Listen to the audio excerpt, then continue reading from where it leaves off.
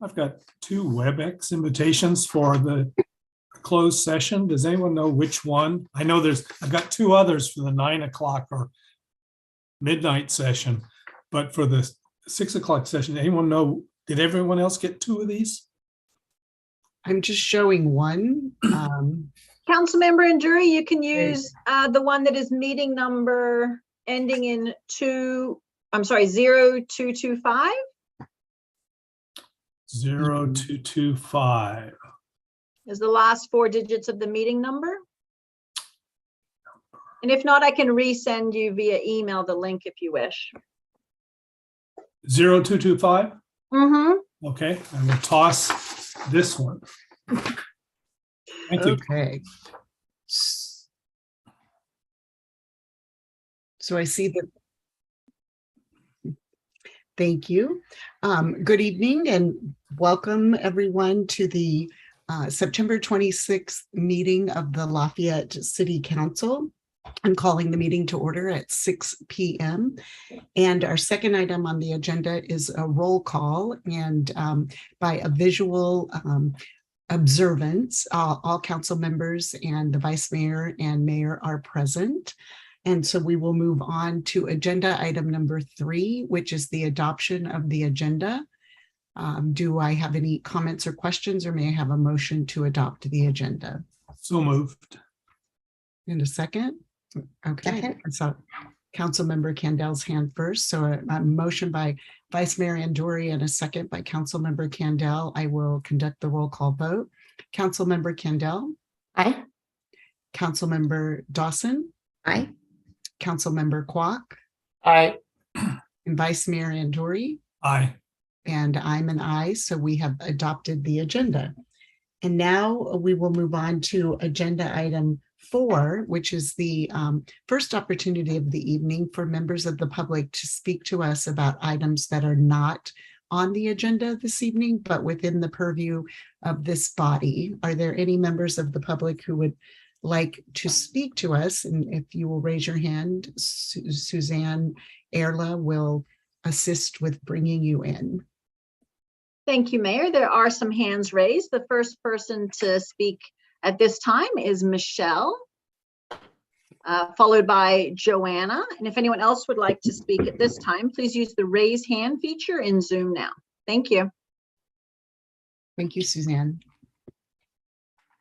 And welcome, Michelle. We see that you're on mute, so if you will unmute, and we welcome you.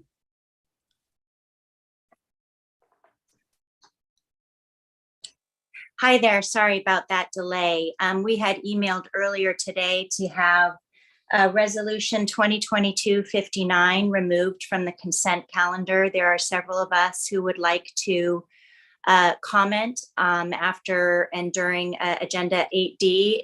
We still see that that is on the agenda. Is that correct?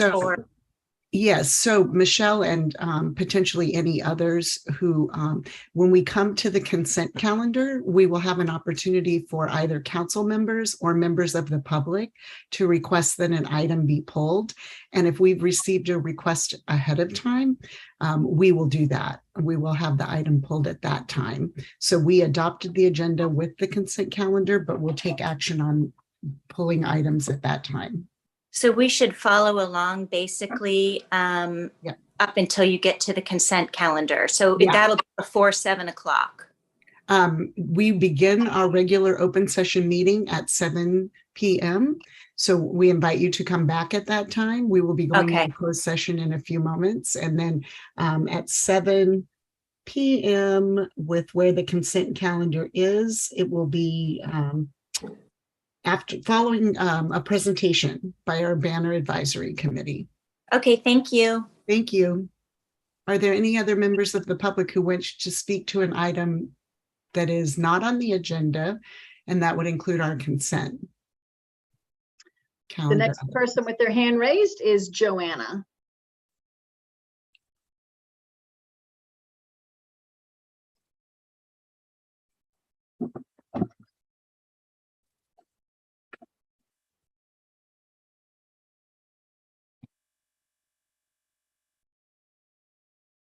Welcome, I'm pretty sure that I remember this, but Miss Gladio. There, I found the place. Okay, And you can hear me now. Yes, Anyway, we can. Michelle and you answered the question, and so we'll rejoin you at 7 o'clock. Thank you. Thank you. I thought that might be the case, but thank Yes, you. thank Good you. to hear your voice. Thank you. All right. Okay, are there any other members of the public who would like to speak to an item that is not on this evening's agenda? Mayor, I do not see any other hands raised at this time. Okay, thank you. And before we go into closed session, are there any members of the public who would like to speak to the items A through C that are on our closed session agenda item? And I see a hand up, Suzanne. The first person to speak at this time is Bill. Anyone else would like to speak at this time? Please use the raise hand feature in Zoom.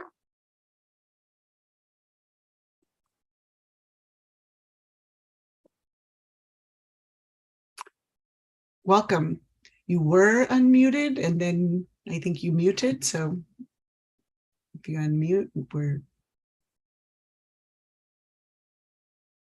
How's that? there you go. We can hear your So voice now. I have a question. I'm just curious, what kind of Halloween and Christmas decorations do you plan to put on those barriers in front of our house? And I will sign off with that comment. Okay, thank you. You're welcome.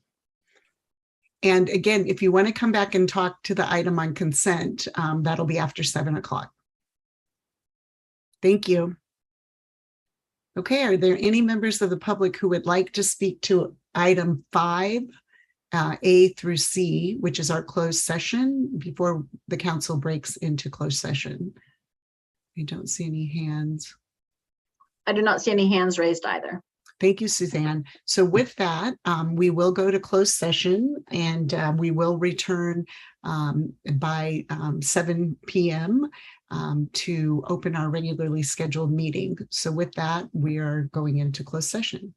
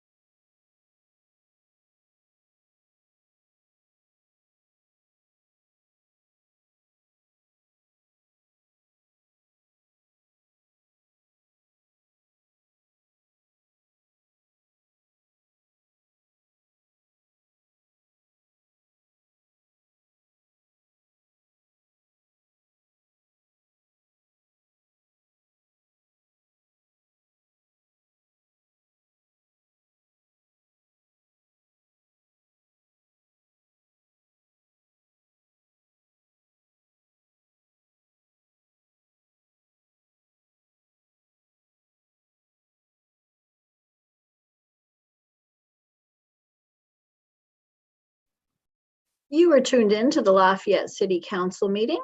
The City Council is currently in closed session and will resume around 7 p.m. for the open session. For tonight's meeting, captions are available.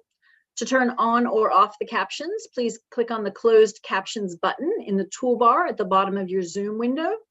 The button may also say CC or live transcript. If you don't see the menu bar in your Zoom window, move your mouse slightly and the bar should reappear on your screen. These controls are only available to attendees who joined the Zoom call and not on YouTube. Thank you.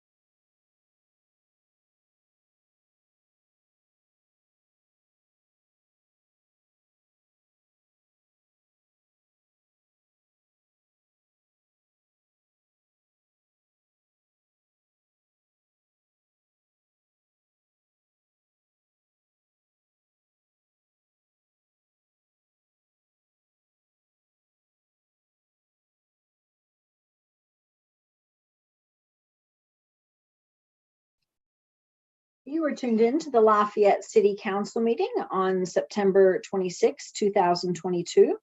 The Lafayette City Council is currently in closed session and will return around 7 p.m. to begin the open session. For tonight's meeting, captions are available. To turn on or off the captions, please click on the Close Captions button in the toolbar at the bottom of your Zoom window. The button may also say CC or Live Transcript. If you do not see the menu bar in your Zoom window, move your mouse slightly and the bar should reappear on your screen.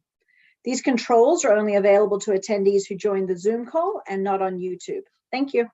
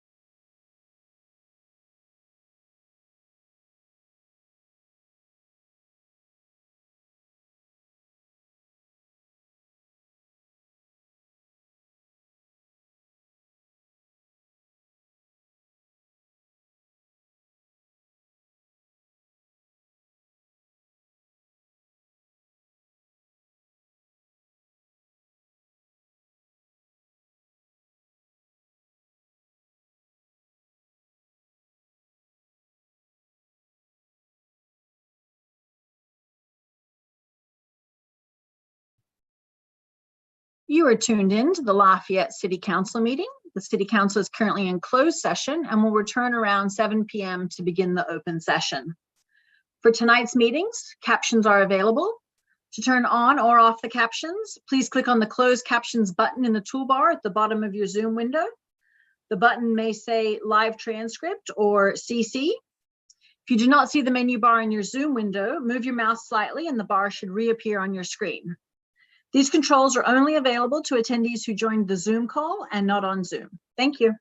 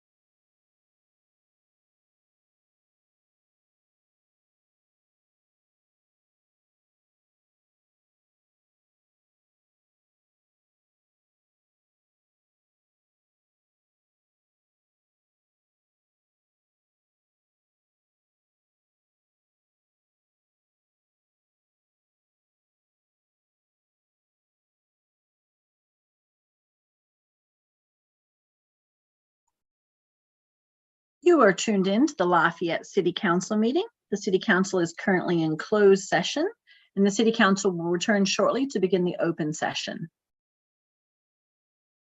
For tonight's meetings, captions are available.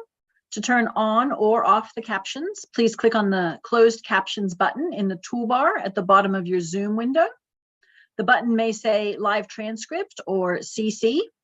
If you do not see the menu bar in your Zoom window, move your mouse slightly and the bar should reappear on your screen. These controls are only available to attendees who joined the Zoom call and not on YouTube. Thank you.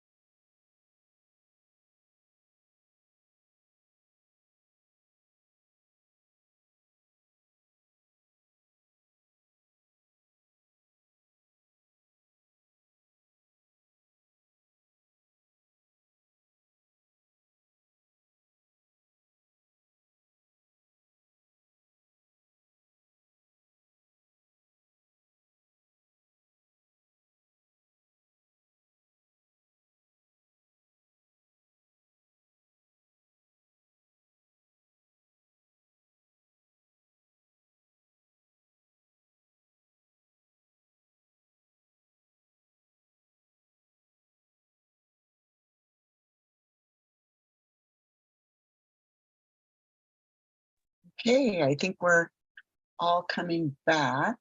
Thank you, Suzanne, for taking that down. Looks like we're finding our way. So.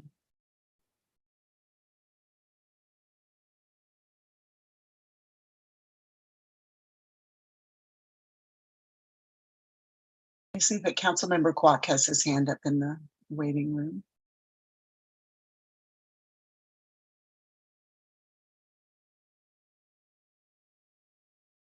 Thank you.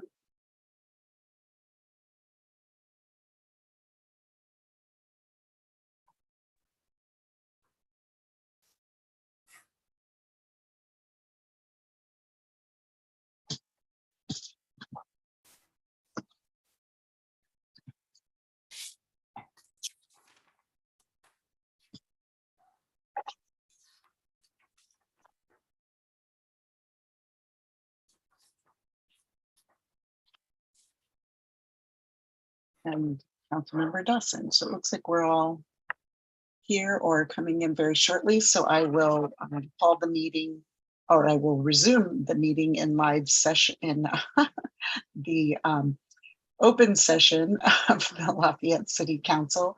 And I will report that the council discussed and gave direction to the Personnel Committee to come back with recommendations and resolutions at a future meeting. And I'm looking at Mala to see if that discussion or that reporting out meets the requirements. Yes, it does, Mayor. Generally, there would be no I can't hear reportable act. you.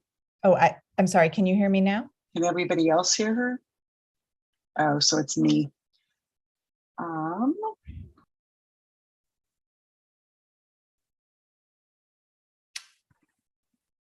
Okay, can we try again, Mala? I think Sure, Mayor. Can you hear me now? No. Can the rest of the council hear me? Okay. Okay. So Mala, may I have you try that one more time? Sure. The report out, Mayor, was correct. So you can move on. Thank you. My computer seemed to want to go to a number of other different devices. So, okay. So with that, we will now move on to agenda item 6, which is an opportunity for public comments for items that are not on the agenda. As Suzanne is getting ready to invite any members of the public who would like to speak to an item that is not on the agenda, I do want to let folks know that if there are any items that are on the consent calendar that you are interested in speaking to, we will be giving that opportunity, as we do in every meeting, for either council members or members of the public to pull an item. And we will be pulling items at the request of the public that came in earlier. So this is not the time to speak to items that will be on the consent calendar or any other agenda items. So with that, hopefully still friendly invitation, Suzanne, will you please bring people in? I see some hands up. Sure. The first person to speak at this time is Abby Bateman. And if anyone else would like to speak on non-agenda items, please use the raise hand feature in Zoom now. Following Abby, the speakers will be Judy, Rachel, and Bill. Okay, welcome, Ms. Bateman. Hi, good evening. Oh, the light will, I guess, adjust. Good evening. It's nice to see everyone. Thanks for the opportunity. I do want to take this moment, a few minutes, to talk about an item not on the agenda, though I feel like it has been on every agenda probably for the last 7 or 8 years, which is a level of civility and decorum, and that is greatly missing, I think, from a lot of our discourse. And I see that amplified in the city posting letters from the community that have misinformation and libelous statements in it. I know that there are requirements around what is posted and what isn't, but I would like to request that the city takes an opportunity to look at what our standards are for posting and amplifying some of these viewpoints. I do want to say that these have a silencing effect, and they're purposefully bullying and having a silencing effect. and other members of the community.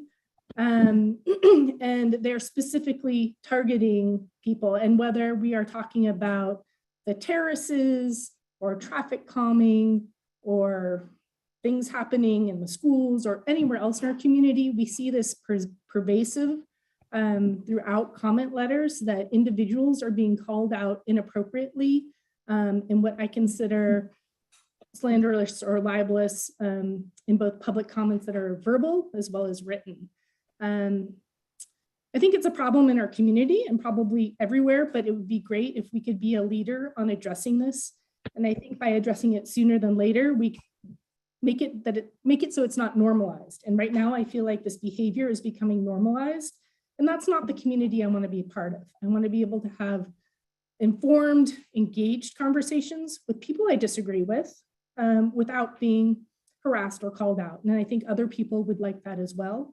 Maybe some people don't care one way or the other, but I do think we should set a standard of decorum and what's expected. And I would ask that the council work with council to develop a policy beyond just promoting be kind, be nice on Facebook and social media events, or just before things. I think we should start calling it out when we see it as inappropriate and out of line. So that's my request as public comment. And I think it would really, I hope that we can slowly change the tone of conversations that we have in this community around things that we have disagreements on. So I'll give you the 30 seconds back, but thank you for your time. Thank you, Abby, or Ms. Vateman. I did make a note too, and actually have heard this message, and so have made notes. And as you pointed out, we are limited and in what we can and cannot do that comes directly into the city and the city council. So, but doesn't mean we shouldn't continue to look at it. Okay, next speaker. The next speaker is Judith Klein Flynn, followed by Rachel Shirley and Bill Hoagland. If anyone else would like to speak at this time, please use the raise hand feature in Zoom now. Welcome, Ms. Flynn.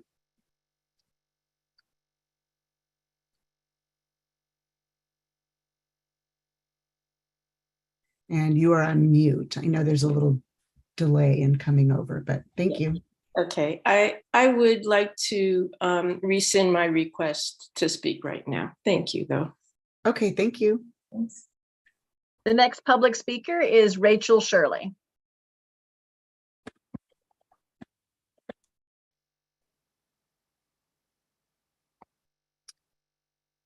Welcome. Hi, I ran into a little technical difficulty, and I'm actually Gwen Bertolami license. So Okay. Good evening to all of you, Mayor Geringer and members of the City Council. I appreciate you taking the time to listen this evening. My name is Gwen Bertolami. I am the owner of Bertolami Engineering. I've been in business for 15 years doing residential construction drawings throughout Contra Costa County. We just recently started Comfort Casitas, which focus specifically on ADUs. I would also like to note I'm a 22-year resident of the city of Lafayette. We are following, because of our business, the push for high density and specifically the ADU laws coming down from the state. We know that ADUs are here to stay. We also know that according to the state, a garage can be turned into an ADU legally. This is removing parking and potentially adding potential pressure for additional parking. We want to be able to build an ADU above a garage with storage, but there's a height limitation from the city of 16 feet that essentially does not allow us to do this with the building code requirements that we need to work with. We have a client in the city of Lafayette who hired us, wanted to tear down their existing detached garage, build an ADU above a garage with storage, but the 16-foot limit would not allow it. Now, it is allowed by the state, however, to tear down this garage and just build a new ADU.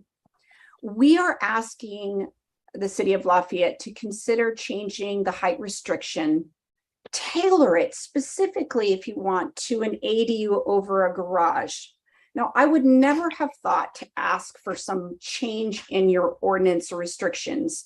That's just not the way I do my business. However, I just found out that Oakland, Berkeley, and San Jose have changed their height limitations for this exact reason. So I'm asking on behalf of my company, Comfort Casitas, and as a resident of the city of Lafayette, to consider changing this limitation to help alleviate both the parking situation and the pressure for high density. And thank you so much for listening to me. I really appreciate it. Thank you. And I'm looking to the city manager for where to direct this. Yeah. I think the first step would be for the speaker to contact our planning director and go over the rules. I'm not sure whether 16 feet is the limit or it's a trigger for design review. So I don't know the code well enough for that. So calling planning director Greg Wolf would be the way to start. Great, thank you. And thank you for bringing the item this evening. So, and our next speaker. The next speaker is Bill Hoagland. And if anyone else would like to speak at this time, please use the raise hand feature. There are currently no other hands raised after Bill.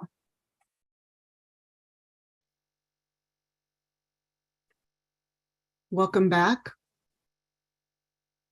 You are on mute.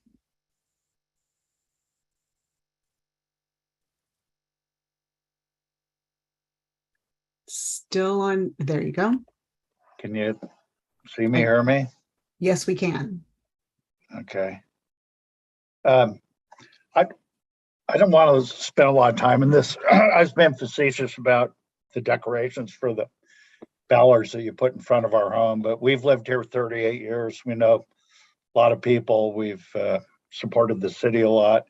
And I just, as a point of reference, I just wanted to let you know that this person walks by our house with a group of people or individually several times a week. And this person owns most of the land in Lafayette and Moraga. And, I'm not going to name the sex or the identity of this person, but this person can't believe what the city is doing. And when I explained to that person the notification and the process, that person was appalled. And that's that. And I'll just sign off here, but I mean, don't kill the goose that gives you the eggs to eat, because you guys are going down that track. And Mala knows like what's coming up in the next conversation about Topper and what you did to us at School Street. She's not smiling because that's not good. So hopefully somebody has deeper pockets than me to correct this. But anyway, I'm signing off. Thanks. Okay, thank you. I did have a quick question. So Yes. at the end of your comments, you Yes. mentioned Topper and School Street. And Yeah. so is that the neighborhood that you're referring to? Well, you know where I live, Mayor, because I live right on School Street across from the Stanley Band Place. Okay, thank you. Yeah, you know. Yeah. You should know. Thank you. And I know Mike Moran lives in Pleasant Hill. He doesn't care what he does to thank you. my house. Yeah, thank you. Bye. Signing off. Mayor, there are no other hands raised at this time. Okay. Thank you. So we will now move to agenda item number 7, and we will invite the members of the Banner Advisory Committee to come in and provide us their annual update.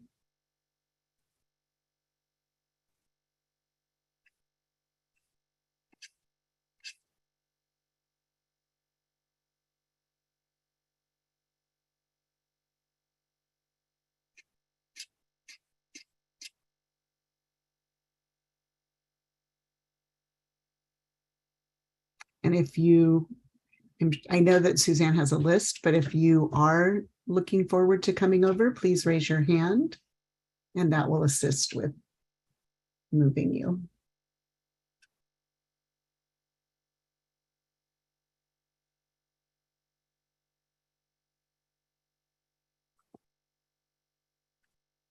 Good evening, Lori and John, and I know that Judith is with us as well. Mayor, my name is Suzanne Erla. I'm the city's communications analyst, and I also have the privilege of being the staff liaison for the Banner Advisory Committee. And the committee is here tonight to give you an annual update, and that will be led by Lori Lane. Great, welcome. Thank you, Mayor Geringer, City Council, and city staff. We appreciate the opportunity to update you on the Banner Advisory Committee.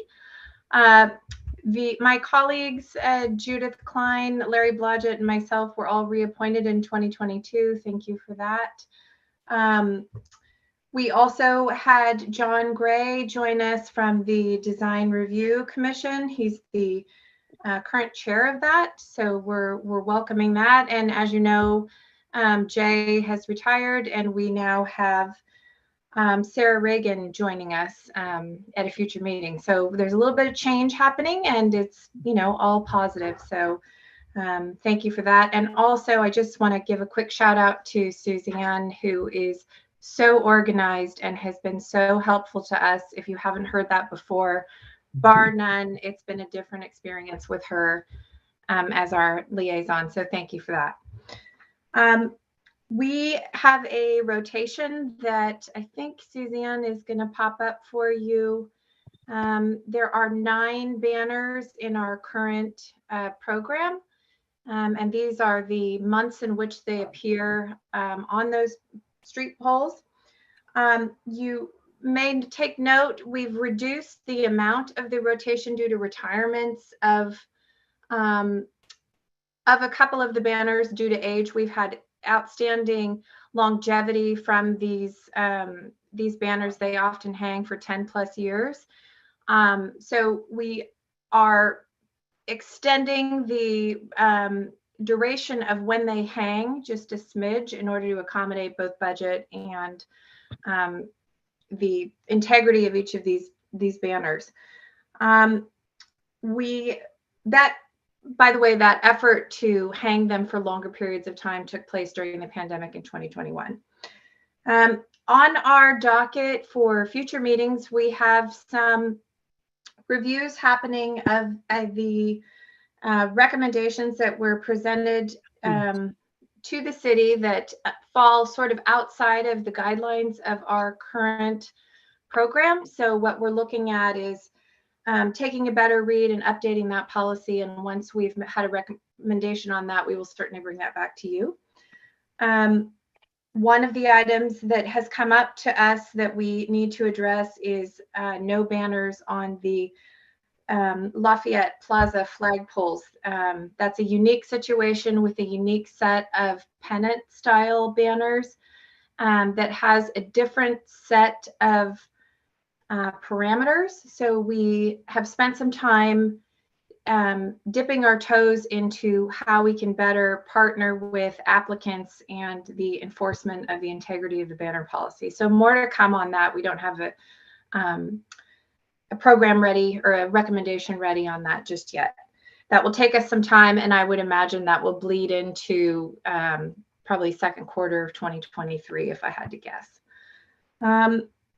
Also upcoming for discussion is a new banner we're looking forward to talking about. That's one of the fun pieces of this committee, is what will replace, what will be introduced, and what that will look like. And I don't even have a reveal for you because we're not there yet. So that's part of the exciting work of this committee, and I look forward to that at a future meeting. And then another item that's been talked about multiple times in recent meetings is how to reuse retired banners, and is there an opportunity to reuse them in a different fashion, like a pillow or a tote bag or a, something along those lines, and how we might be able to reuse them and sort of send them out into the community as part of, take a piece of Lafayette. Again, more to come. That's not finalized and that's not ready for prime time, but it's something that we are talking about. And we've had, members of the public sort of approach us on, hey, what's happening with the retired banners? So something fun to also look at. So that's sort of all I have. If there are any questions, I'd be happy to answer them on behalf of our committee.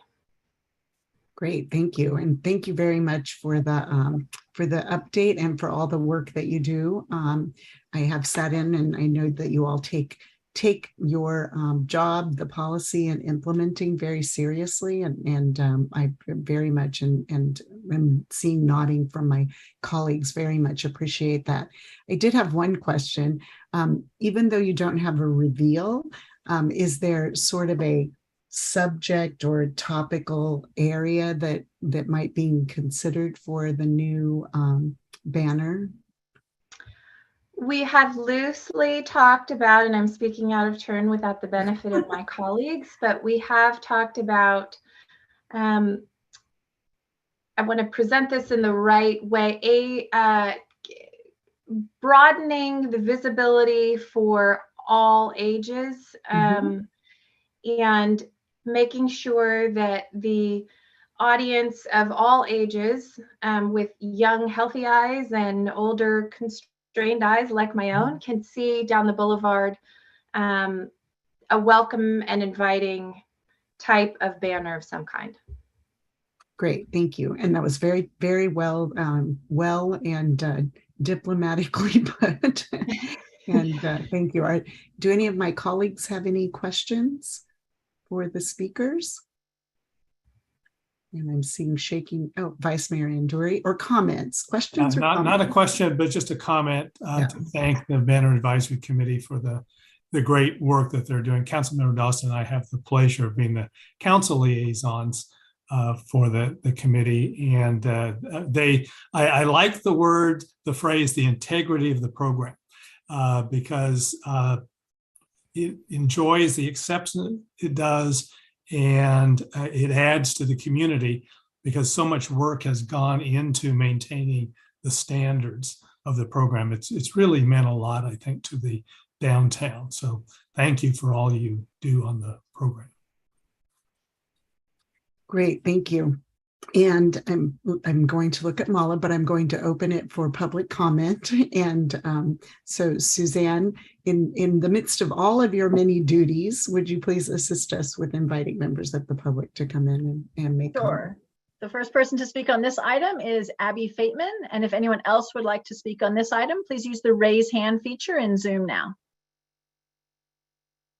Hi, good evening again, Council. Can you hear me? Yes. So it's interesting to be here 1 year later. I assume it's 1 year later because I remember making this comment at the last Banner Committee annual report. So I guess I want to make the comment again, or the request again, that as you retire flags and you're looking at new flags, the request was made last year to think about safe streets, Vision Zero, bike ped safety, watching out for pedestrians in our downtown and throughout our community. There are lots of examples of cities who have very charismatic, beautiful banners that address keeping eyes open for pedestrians and cyclists and all road users. So I guess I would make the request. It sounds like you guys are already down a path, but there was conversation about it last year. I'd like to request that it remains on the topic list. And it even got so far as, what time of year would be appropriate for such a type of thing. And we talked about September, October, when kids are going back to school and daylight savings time, to draw attention to visibility for more vulnerable street users. So I just wanted to ring that bell again. I don't know what the turn of phrase is, whatever the right is. So anyway, thank you for your work and thanks for consideration of this request, and hot topic for our community, but really a life and death issue for many people in our community every day. So thank you. Thank you. And thank you, Ms. Fateman, for, I'm going to actually continuing to raise the flag or raise the banner. So, and I see we have one more public speaker who has their hands up hand up right now. If you want to speak to this item, now's a great time to raise your hand so that we have a sense and can bring folks in. And the next person to speak is Libby Henry.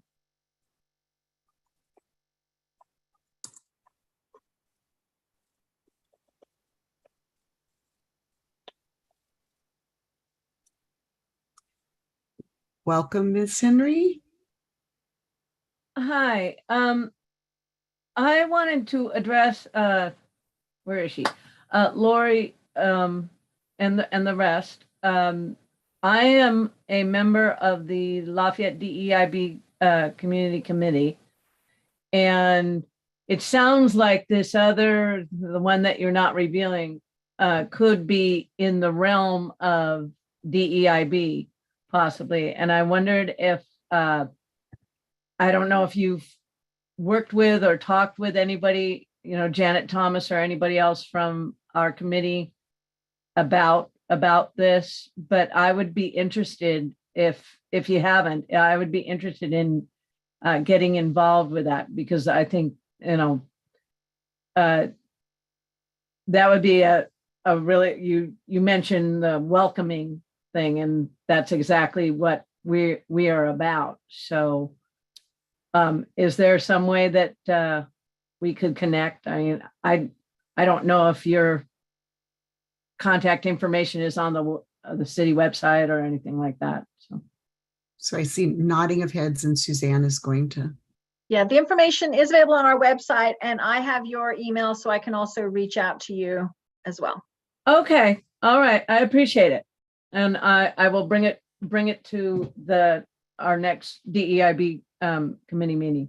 Thank you very much. Thank you, and thank you. Thanks for coming in and making sure that all of our groups are collaborating and talking across that. So thank you.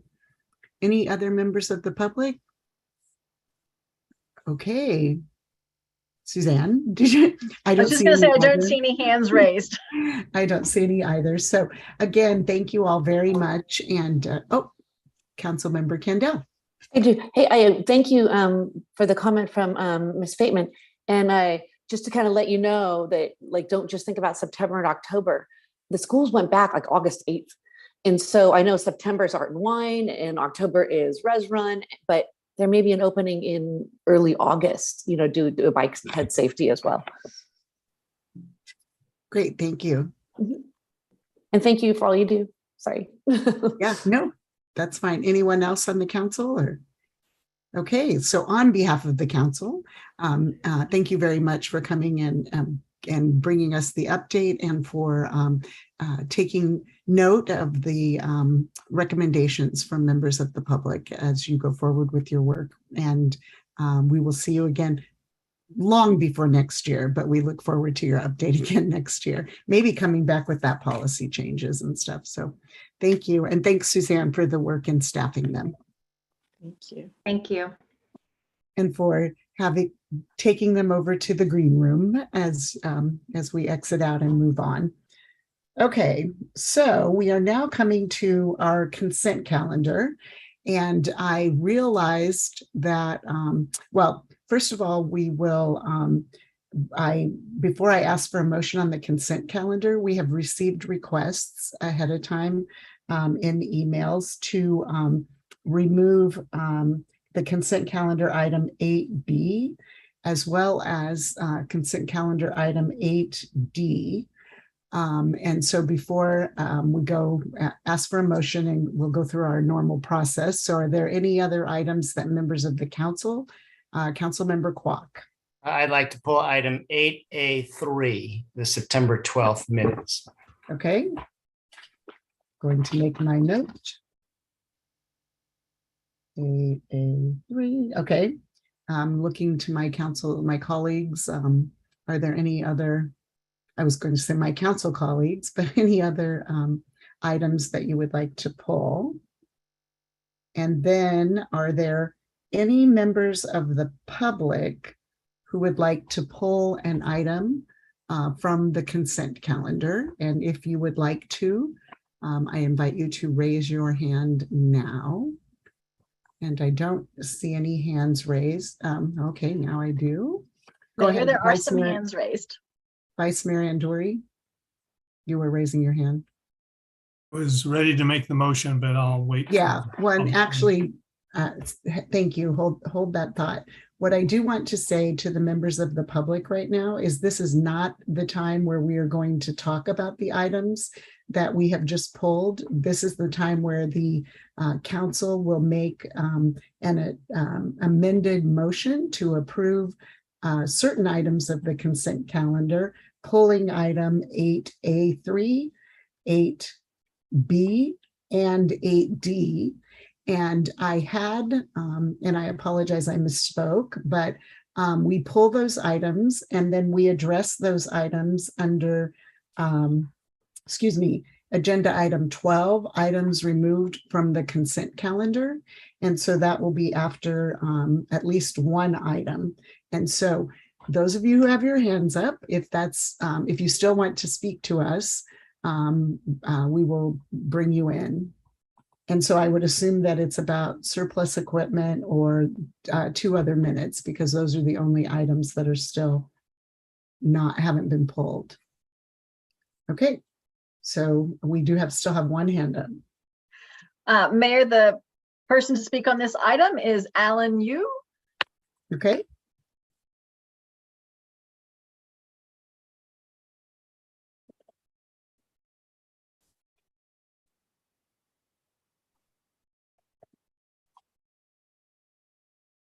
And are they not accepting you? Oh, there we go. Welcome. Seems like Zoom might be a little slow tonight. I can relate. So, okay, so welcome. I see that you're still muted. So we welcome you to unmute and look forward to hearing from you.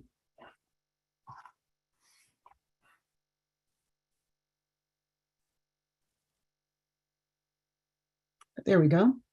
Okay, well, I just heard that you have pulled item 8B, which I was going to address, so I'll just defer until afterwards. Is that correct? Yes, thank you. Okay. Yes, thank you. So you'll be addressing this matter after the other items. Is that how it works? Yes. This is my first experience. Yes, under agenda item 12. And then they will go in order. So we'll do 8A3 and then 8B and then 8D. And that was as much as response to you as it was for everyone else for that clarification. Okay, thank you. Thank you. So I don't see any other hands raised, Suzanne. That is correct. Thank you. I will now take Vice Mayor Andori's motion. Move approval of items 8A, 1 and 2 and 8C. Second. Okay.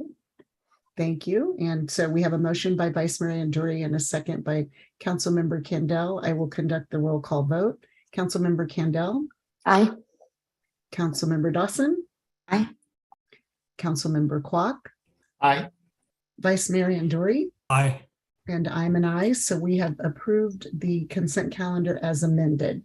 And again, that item will come, those items will come up for discussion and action under agenda item 12. So moving on, we do not have old business or agenda item 10 staff report. So we will move now to agenda item 11, a public hearing, and it will be led or kicked off by Senior Planner Nancy Tran. And I will welcome Nancy to come into the room, into the meeting.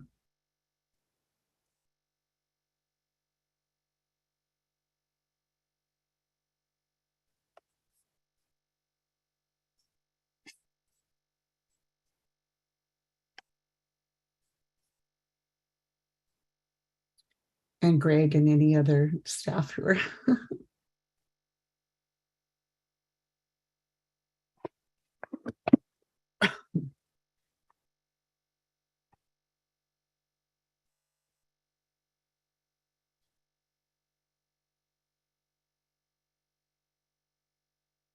there we go.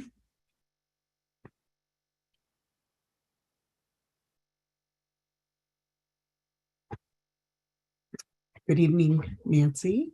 Hello. Let me just share my screen. Okay.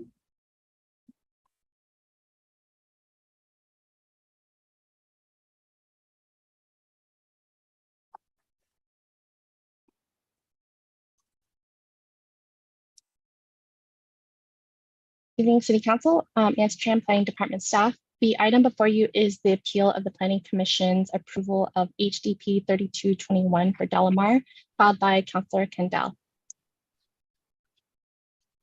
The appeal concerns Planning Commission's August 1st, 2022 Phase 1 Hillside Development approval and associated permit approvals for the construction of a 3,600 gross square foot 2-story home over a basement garage for the on an unaddressed parcel on the western side of Los Erebus Drive.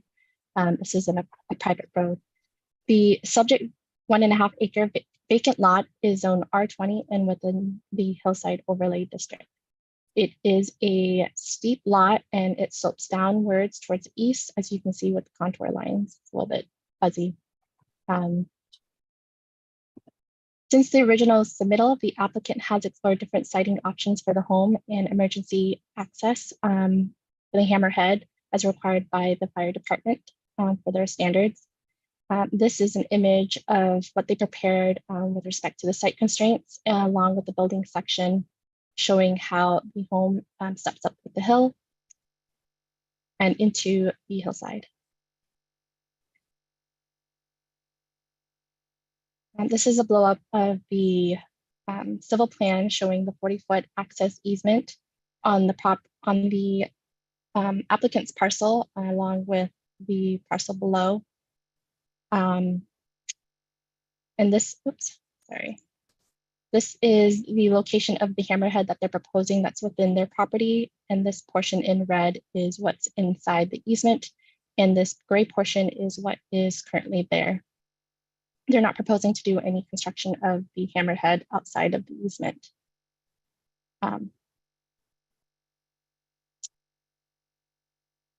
Staff received some public comments since publication of the staff report, and this was forwarded to the council earlier today. Concerns raised by neighbors included a number of different issues, such as the Hammerhead, the amount of tree removal, the proposed massing, and grading and drainage. Staff recommends council conduct a public hearing, review the project, and adopt resolution 2022-56 upholding the Planning Commission's approval subject to conditions. This concludes my presentation, and I'm available for questions.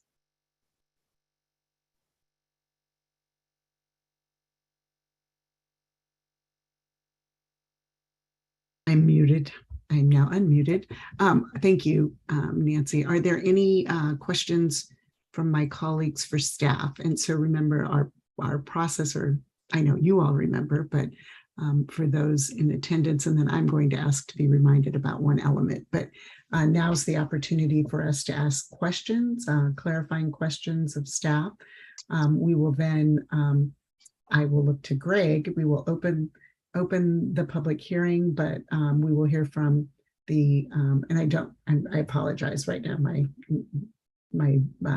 timeline of how we do that is a little fuzzy. So Mala or Greg, can you outline the steps after that and when we open? So applicant, owner, appellant. Anyway, tell me the order. happy to speak to that. And it's also customary before we go into public comment for council members who have visited the site or met with the applicant or neighbor on site, had any discussions outside of the council meeting to so state for the record. But so this will track just like a traditional application in that the matter was elevated to the council by a council member, and thus there's no appellant per se, wherein they would be afforded 10 minutes to present their side and 5 minutes to rebut. So following questions of staff, the applicant is afforded 10 minutes to make their presentation. It is a de novo hearing, so they will make their presentation. questions of the applicant. Following the conclusion of those questions, the public hearing is open. Public comments can be made for up to 3 minutes for each speaker, and then there's the seating of potentially up to 3 minutes by a present speaker. So one speaker who is using their time and seated time can speak for up to 6 minutes. And then at the conclusion of public comments, applicant is afforded 5 minutes to rebut, and then the matter is brought back to the council for discussion and deliberation. Thank you. Question. So this was, you're right, this was not, I brought the appeal. And I guess that's why the residents there, they don't get their time. I guess we've never done this. And I may have, oh, maybe, okay. Yeah, I mean, but we don't do it very often, to your point, which is, why I, probably should have gotten a script ahead of the meeting, but we're working through it now. Right. And so, so just for clarity, then, so the people that would have done an appeal, they lost their time because I did the appeal. If I could jump in, Councilmember Kendall, if the individuals had done their own appeal, they would have been the appellants and they would have received a certain block of time to present their case. But given that you as a council member elevated this to the entire council to hear, it's just treated as a traditional application, and those individuals will speak during public comment and will get 3 minutes or 6 minutes if there's a seated time option. Okay, thank you. Thank you. And then confirming, I wrote down 10 minutes for the applicant, but that's just based on, the way we usually do it. So, and then the 5-minute rebuttal following the public comment and discussion. And so, and I'm looking at Mala and Greg again. I had asked if any of my colleagues had questions of staff. Is this the point in time where also we would do our ex parte statements if we have any? Correct. Okay. So I will I'll open it up to Vice Mayor Anduri, but I will state for the record that I did go out to the site and met with neighbors next door to the site and also across the street from the site. And I'm reporting that for the record. Vice Mayor Anduri, you had your hand up. Yeah, I do have a question, but reporting for the record, I met last Tuesday with Dan Haydenfeld, Dick Dreyer, and Phil Simon. And I went back today to take a look at the site, and Dan Haydenfeld came out and we spoke briefly, and then I continued looking at the site. So that's my disclosure. Okay, so let's just do all the disclosures and then I'll come back to your questions, Vice Mayor. I just want to disclose as well, I met with Mr. Heidenfeld on Tuesday last week. Okay, thank you. Councilmember Kendall. And I met with Mr. Heidenfeld, it was either Sunday or Monday, I can't remember. But I also met with him. Thank you. And Councilmember Kwok. Sure. On Friday, September 23rd, I visited the job site. I met with Dan Haydenfeld, Susan Goldie, and Phil Simon, and I walked the property. Okay, thank you. And so with that, now we will go back to our questions. So Vice Mayor Anduri, you had a question for staff? Actually, I'm going to defer to Councilmember Kwok on the question about the Hammerhead. Sure, I have a question. Oh, sorry. Okay. I just want to know, are the questions from council only to be asked right now or after the presentations? Do council? No, we will be able to ask questions later. So these are our normal process of clarifying questions from the staff report before we go to the applicant. And then we will have opportunities to ask the applicant questions, and then we will have public comment, then we'll have a rebuttal, and then we'll have an opportunity to ask questions and to make our comments and go through our various findings. Okay, I think So I'll lots hold of my time for questions for later then and do more listening right now. Okay, Thank you. Vice Mayor Andori? Well, my questions are most likely going to follow up on Councilmember Kwok, so I'll wait as well. Okay. Although I think it would be useful to get answers to those now before. Okay, I'm happy to pose some questions now. I had a question about the Hammerhead. And the question here is that Nancy Tran said this is a private street. It's not a public street. And so I just want to state that for the record again. And so I wanted to understand who has the jurisdiction to require that the Hammerhead be put into place. Is it the city of Lafayette or is it the fire district? And is, yeah, so that's one, is who has jurisdiction over that requirement? Thank you for the question. So as is practice, when a development application comes in, we refer it out to responsible agencies, including the sanitary district, the fire district, the building department, et cetera. The list goes on. And based on their requirements, they provide us with a set of comments and, if appropriate, conditions of approval that they would place or ask us to place on the project. So the Hammerhead relates to emergency vehicle access and the ability to turn the vehicle around and leave the site. And so we've invited Chris Bachman, who's the fire marshal for Contra Costa County Fire Protection District. He is currently traveling in the Midwest, but was kind enough to make himself available for tonight to answer questions related to that. So, Mr. Bachman, were you able to hear the question?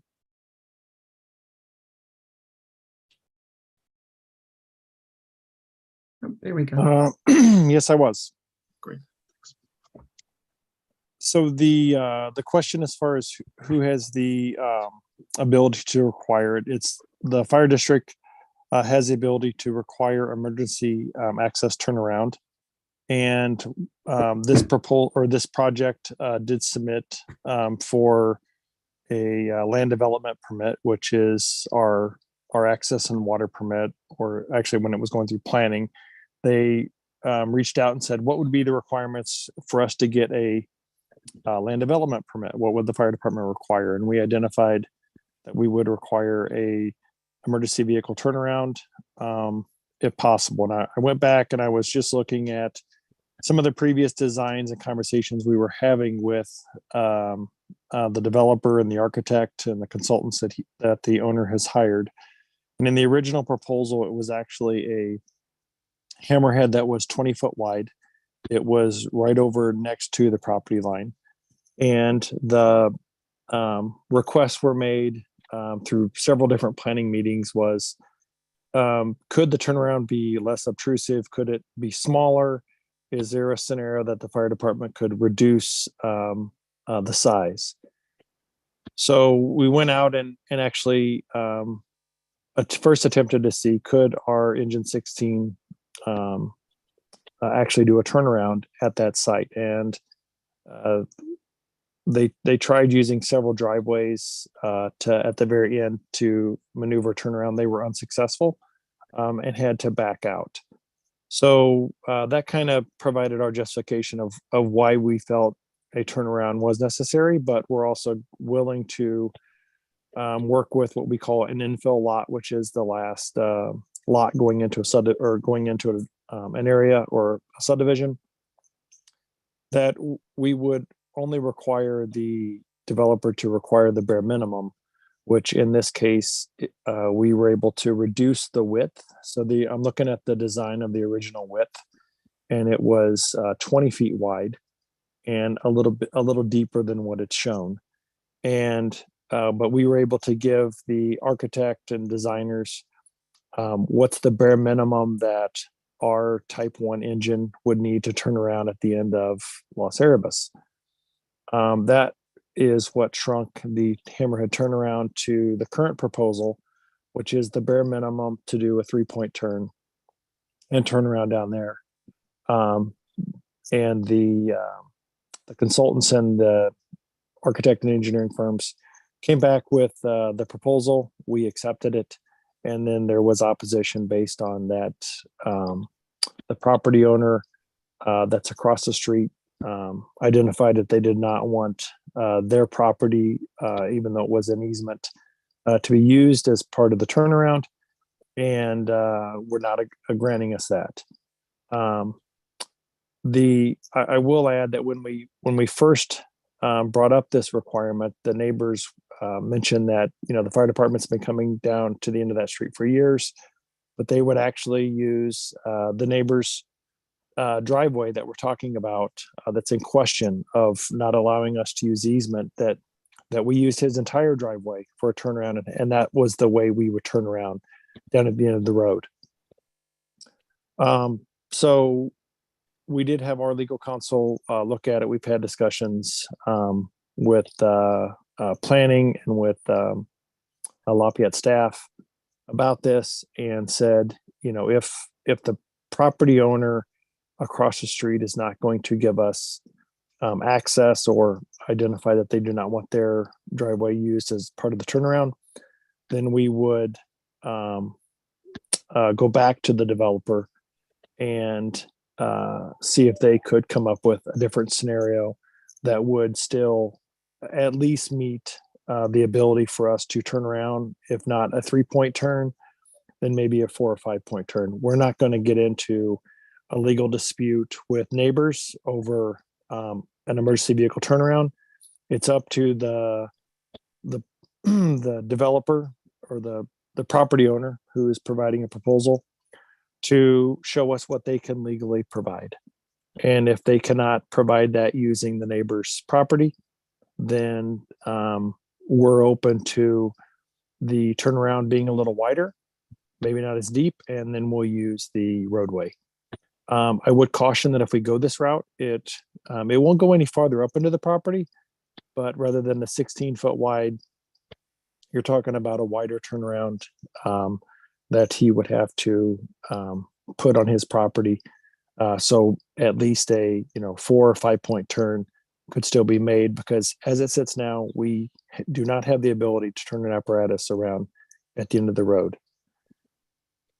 And that's a type 1. So the other scenario is with why I'd be willing to approve a smaller turnaround, and maybe the scenario that it would have to be a 4 or 5 point turn, would be that we still have to consider, an ambulance turning around at the end of the road, which is smaller, our type 6 engines, which are smaller, and our type 3s. So the scenario that we did provide was our type 1 engine, which is the larger one, and is what is housed at at station 16, just down the road.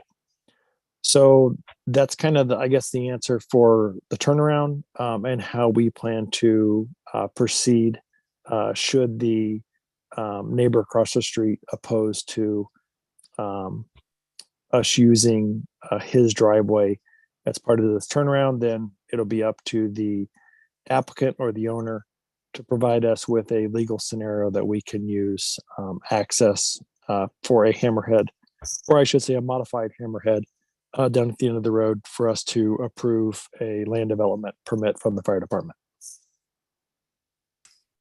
Well, thank you. If I could thank you on behalf of all of us for joining us during your vacation time in the Midwest. We really appreciate your personal time to join us this evening.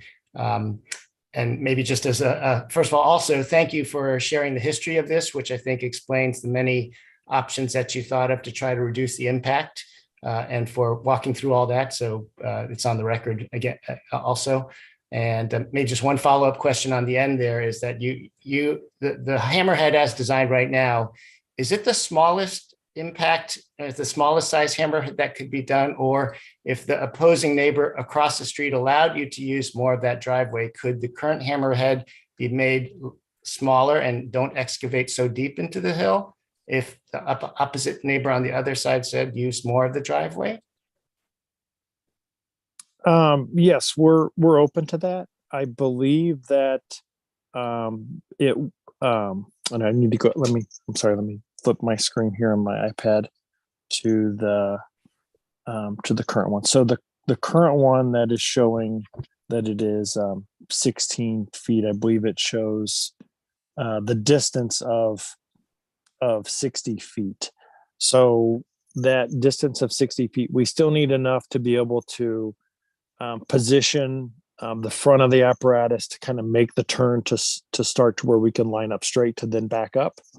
So, I mean, we could maybe reduce it a little bit in length going into the new development site if permission was given to go in there, but we can't eliminate it 100% or dramatically, or we're going to be in a scenario that we're not able to position the front of the apparatus into that drive to then start to back up to, we'll say, attempt the turnaround.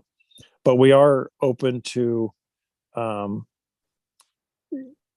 looking at if more of the neighbor's property was used as part of, even past the easement, then we're open to that. But we would put that that responsibility back on the applicant to provide us with a proposal that would meet the turnaround of our apparatus. And we've given them the dimensions of engine 16, and that's how they've reduced this current design to the very minimum, minimum measurements that engine 16 could still turn around at the end of this road, not what the fire code requirements call out. Okay, thank you. And just to hammer this home, so to speak, is there any scenario where a hammerhead could be eliminated and and you could still execute your duties from the fire departments, or the hammerhead is a mandatory? Is that the mandatory, or is there any other option where there's no hammerhead but still complies? So in this scenario, we'll say that a modified hammerhead is required for this development to proceed. It's based on several scenarios. One, it's in a very high fire hazard severity zone rating. So not only is it the issue of one of our engines being able to turn around during maybe a medical call or a fire response, but we are also concerned about having multiple apparatus be able to turn around down at the end of this road should we be faced with any type of wildfire scenario in that vicinity, or that we had to implement structure protection, because it's just over a half mile then that we would have to position our apparatus and back up that road to get in position, because whenever we're doing structure protection, we want to make sure that our apparatus are pointed in the direction that we need to evacuate if necessary. So again, it's going to delay that positioning of resources if they were needed to set up a structure protection in any type of wildfire event. So it's kind of a combination of, we evaluated the area, how that rating that CAL FIRE provided that portion of Lafayette in that vicinity, and with it being a very high fire hazard severity zone, we feel that some form of at least a modified hammerhead needs to be added if we're going to add additional occupants or houses down these roads. And that's how we're looking at all of our cities as we get requests for additional houses, is what's their hazard rating, where's the nearest turnaround, and what's the likelihood if we would have to do structure protection. Thank you so much. Thank you. Vice Mayor Anduri. Just a couple questions. One, would this requirement be triggered if one of the existing homeowners did a remodel or an addition? It would be, no, it would be triggered if they were putting in an ADU where you're adding potential additional residents or occupants to the property. So in an ADU, we're given a lot of the same regulation from the state that we cannot deny ADUs but we do identify that ADUs still need to meet our requirements for access and water, meaning that we've had scenarios where an ADU goes into a neighborhood and the hydrant is too far from the ADU, and the hydrant will need to be moved, or a new hydrant would need to be added, or that we don't have the width or the access to get to that ADU, that road improvement would need to occur. So we're not saying that we do not approve ADUs, but it's kind of the condition that they must meet access and water requirements as we're adding additional residents or occupants to a parcel. Okay, and then back to the Hammerhead, just to make sure I understand, given the current proposal with the 16-foot wide Hammerhead going into the hill, are you saying that it's not possible to do the turnaround using the full 40-foot easement, road and easement? No, well, so it's my understanding that what was provided at the 60 feet was the minimum. I would have to defer that to the engineering firm that drew up this scenario. We provided them with our spec of our apparatus and said, if you can, you need to be able to assure us that whatever you're designing will meet a 3-point turn with this size apparatus, and it will be confirmed prior to final inspection. This is what they came back with, was a 60 foot in length, 16 feet wide Hammerhead. Okay, so if it's 60 feet long, so I think it's 20 feet on the applicant's property, 20% the width of the road, and then 20 feet on the downslope, which would mean it would go 10 feet beyond the easement. I think the easement is 40 feet. So you've got 10 feet on one side of the easement and 10 feet more on the downside of the easement. So I believe it is actually only going, so we show the where the easement lines are, and the drawing to where that's at is only at is within that line. So I do believe it's within the 10 feet easement. I don't believe it's going in past the easement of what was identified. And that's why when you look at it, it appears that it's going farther up into the applicant's property than it is the neighbors, because they were, if you'll notice where you see the easement lines on the diagram, that it's staying within the easement lines on the neighbor's property, but it's going well beyond the easement line onto the applicant's property for the new construction. So when you were referring to Mr. Simon, the neighbor on the downhill side, not agreeing to use, were you referring to not agreeing to use of the easement? Yes. Okay, and so if he doesn't, so you're not taking the position that you can use the easement. You're saying we're going to put that we're going to put that responsibility back on the applicant and have them confirm that, and the city support us that because it's a private road, we would have that ability to use that easement area. If we do not, then that was a scenario I was mentioning, that we would go back to the applicant and say, we're open to a wider Hammerhead, that we would use more of the road. Yeah. And that 16 feet wide is going to be a lot wider than that, and it will require a multi-point turn. Okay. But so when we look at these, we'll say infill lots, or the last lot of a developed subdivision, then we'll say we are open to what's called an AMM, an alternative means and methods, which is what this applicant would be applying for, to say, here's the best case scenario I can provide to meet your Hammerhead or your turnaround requirement.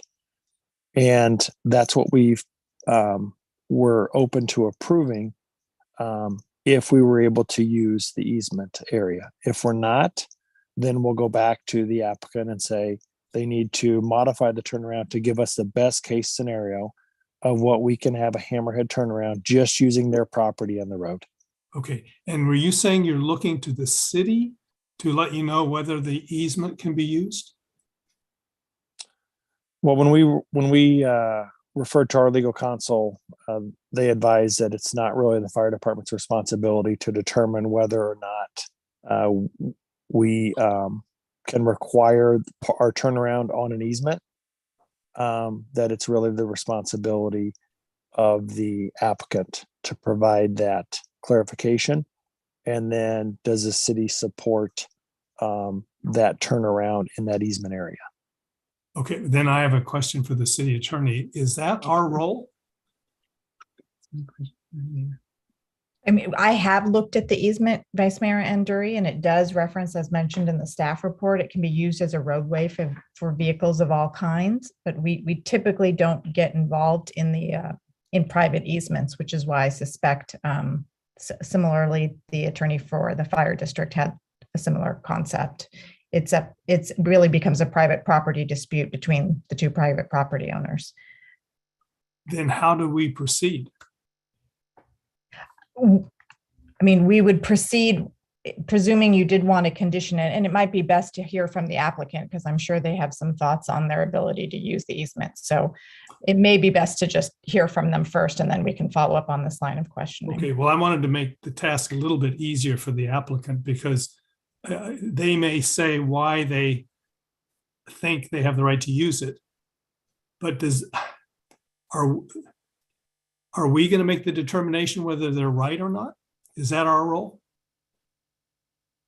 I don't think so. I think our role would be to review the application and decide if we wanted to condition it accordingly on a Hammerhead or not.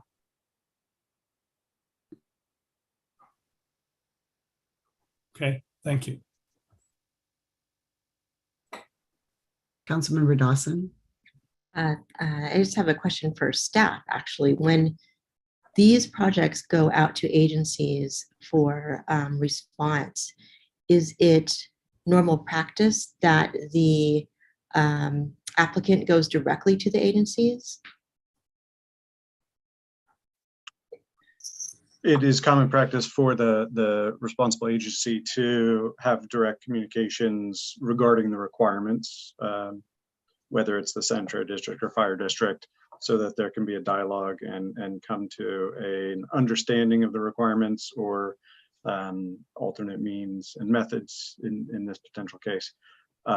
So that, but again, we that receive the comments back from the commenting agencies and include those with the staff report. Thus, the hearing body has the ability to review those and factor those into whether the findings can be made. So, and just following on the city attorney and council member, Vice Mayor Indura's question of how do we move forward from here? What we heard from the Fire Marshal Bachman was that there is if the district isn't interested in having a property dispute with respect to the use of the easement, and so would entertain an alternate design which is bigger, wider than currently shown and proposed. And I'm happy to bring up the current on screen so you can see it, which would have a multi-point turn solely on the subject property, so that it would obviate the need to use the neighboring property, which is currently paved and within the easement, but it would kind of set aside that issue. Councilmember Kendall. Thank you. That was very helpful. There was a mention in one of the planning commissions saying that the closest fire hydrant isn't within 600 feet. So it has to be moved, but I didn't see it where it is in the new plan, or did you guys get to that point, or just know that it has to be moved? That was probably listed in our planning letter. just identifying that it is a condition that it would need to be within the 600 feet. As I mentioned earlier, a very common comment that we have with new parcel developments or even ADUs is that we pointed out that they need to be within that required distance. If it's not, then it would just, the line would need to be extended with a new hydrant added onto that existing underground line. And who pays for that? The applicant? Yes. Great, thank you. That was my question. Well, Vice Mayor Anduri. follow-up question to that. My understanding was that the hydrant that's there across the street from the subject property was installed when 4146 Los Erebus was built as a condition of approval for So that. there is one close then. Okay. I believe that's a fire hydrant right across the street. Okay, great. Yeah, I didn't think this property needed to add a fire hydrant, but if it was called out in our planning letter, then the potential could have been there. But if it's within 600 feet of the property, then it's not required to add one. Okay, thank you. And I also observed one right across the street from the property. Are there any additional questions? And particularly for Mr. Bachman, even though I think we, as Councilmember Kwok said, we very much appreciate you being here this evening. And we'll likely have a few other questions as we look at that. And I know it's later there than it is here. So are there any other questions before we invite the applicant to come in? Councilmember Dawson. Just one more question I might be familiar with is on the fire marshal inspector's report, he did ask the applicant to make sure that the water meter that exists cannot be a dual purpose water meter. And is that in relation to just like the utility of that, or is that in relation to, you know, also your fire protection services? Does that? No, we call that the dual meter out more as a precaution that they understand the timing that it takes to install the appropriate size meter to support the sprinkler system. Oh. And typically what the local water company requires, if they're able to get the water company to approve their install with that not being a dual meter, we're okay with that, but most water companies will not approve that. So we like to kind of give that as a heads up or a warning that you're probably going to need to change your water meter. That takes an extensive amount of time. You got to go through an application process, and to make sure you're aware and you're starting that, because what we see happen is that they apply for that request or that water meter change because it will require a larger opening in the meter to support the sprinkler system, and your standard meter usually won't meet the supply.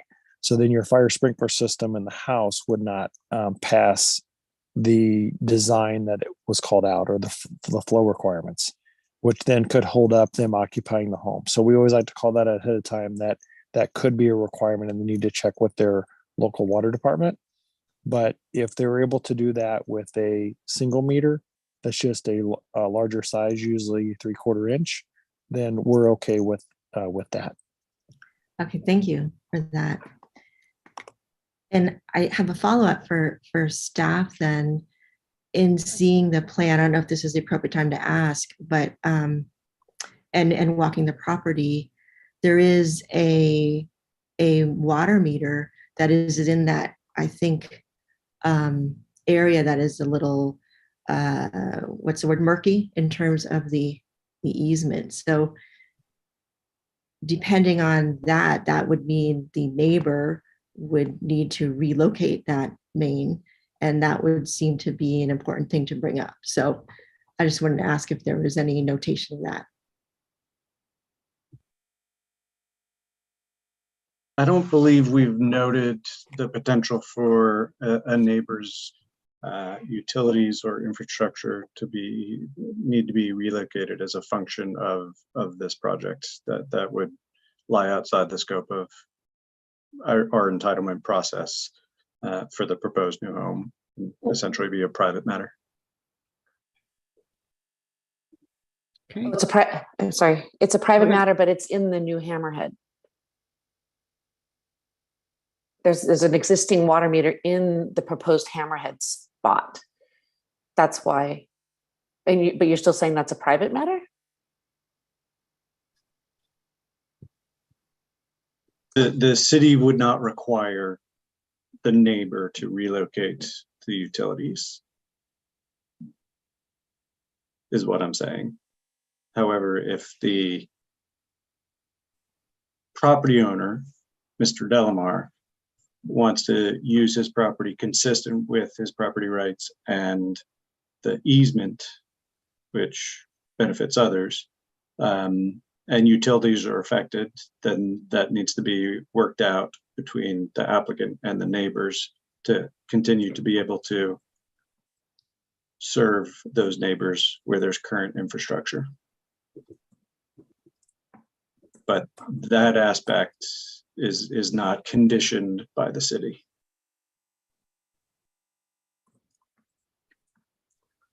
Okay, any follow-up or other questions?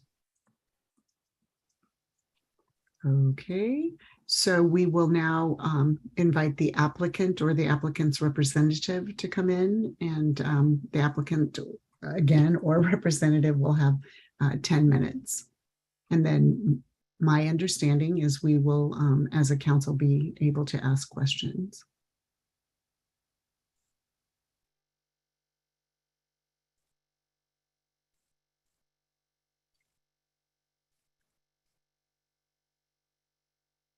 Thank you, Mayor. I am promoting Alan Moore and Donna Chivers. If anyone else needs to be brought in, if someone could verbally let me know, that would be great.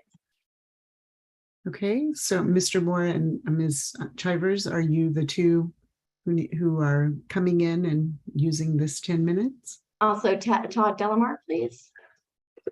Yes, go ahead, Donna. You can start and I'll continue. Okay. Good evening, City Council members. My name is Donna Chivers. I'm the architectural designer for the proposed new home on Los Arborist for the Delamar family. I am joined tonight along with Alan Moore, the land use attorney, and also Todd Delamar, the homeowner. Over the course of the phase 1 planning, we've consistently discussed and addressed several areas to include siting, massing, privacy, tree removal, and of course, fire safety. Am I able to share my screen? Yes. And while you're doing that, I have a question. So Suzanne, I'm sure got the list ahead of time, but is Todd McNeil Todd Delamar? Todd McNeil is the arborist. Okay. And we also have a hand raised for Kevin Monty. Is that someone who should come in now? Yes, he can come in as well. Thank you. Thank you. And I thought I recognized Todd as the arborist, not the owner. Okay. Okay.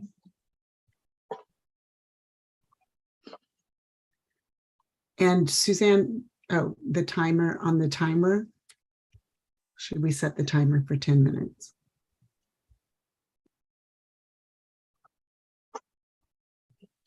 Yes, that just takes a minute for Joanne to reset it from the normal 3 minutes. So if you don't mind giving her a moment. Okay, and thank you all. But we'll just make sure we have everything all set up, and then we'll get going. Donna, I'm not sure you're showing your presentation. You're just showing a Zoom thing. Thank you.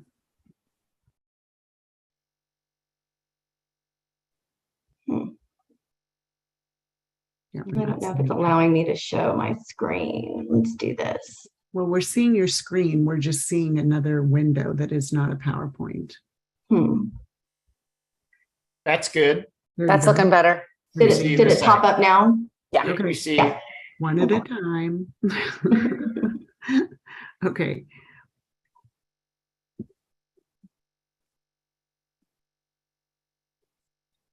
Are we almost there on the clock? Thank you for your patience. We just need another minute. Okay, thank you.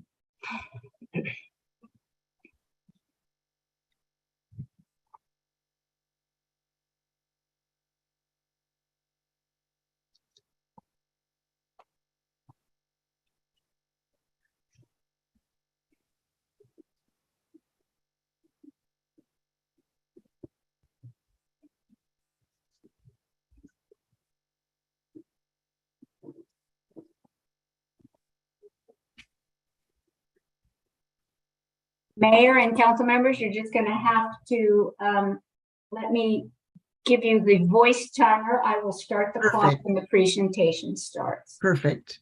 Thank you. Thank you, Joanne. Thank you. Okay, so Ms. Chivers, I'm going to take it away. Okay, all right. As this graphic shows, the house as depicted here in the white area and along with the driveway is sited in an area as close to the shallowest or least steeply sloped area of the site. It is also placed where the upper right-hand corner is in a natural tree canopy clearing. And it is placed on the site to allow the Delamar family to take advantage of the view of Mount Diablo that the site offers. It is 53 feet away from the south property line and approximately 91 feet away from the north property line. And it is placed as close to Los Erebus in order to minimize the driveway length. The house is also well below the maximum allowable height of 35 feet. It is 31 feet in total height as per the design guidelines for the city of Lafayette. As you can see from the red hatched area, we have adjusted the angle and the location of the house to angle away from the neighbors, and we've shifted the house down towards Los Erebus in order to provide some privacy. We also have reduced the windows or eliminated windows and made them high on the south property line, so the views from inside the house are reduced. The tree canopy that surrounds the property line will also be left in place in order to provide privacy. This is a tree map, which information is taken from the Arborist Report provided by Todd McNeil. And the purple dots represent the trees that we are proposing to remove as part of the construction. And you can see that most of the trees that are proposed for removal are in the area of the driveway and of the required fire safety turnaround. We are proposing to remove 2 trees as part of the home construction. However, this graphic also shows that we've placed the house on the site in order to preserve 2 of the largest oak trees on the site. If we were to shift the house over, these trees would be in danger as the root systems would be very close to the foundation. I will go back to this graphic here. Human Company and myself have worked closely with Chris Bachman on several ideas for design of the driveway and placement of the hammerhead and placement of safety turnaround. We've considered placing a hammerhead on the right-hand side, which is depicted here in the green. This is a very steeply sloped area of the site, and this would require a massive amount of grading in order to complete the hammerhead. We could not get the slope to come within the 20% maximum allowable for the hammerhead or for the slope of the driveway. We also considered doing a circular driveway, which would provide a turnaround. You can see here, this is a 60% slope. Also a lot of grading. We were not able to design a driveway or a turnaround that would fit with the requirements for the fire department. So the current design and location of the fire safety turnaround meets the requirements of the fire department. And as Chris Bachman mentioned, we've also been granted an exception to make that constructed portion of the hammerhead smaller than required to try to reduce the impact and the footprint. These designs have all been approved by the Planning Commission, and the City Planning Department supports that approval. And I ask that the City Council also support the approval. And I will hand the discussion over now to Ellen Moore, the land use attorney for Todd Delamar.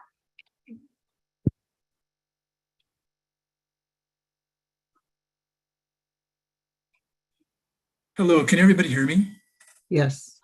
Okay, my name is Alan Moore, and just before I start my minutes, if you will, I want to let you know that our client, the homeowner, Todd Delamar, is actually under Kevin Montee's name on the list. So after you contact me, if the Ms. Robbins or whoever brings Kevin Montee in, that would bring Todd in. Thank you. I'm sorry, they're at the same office.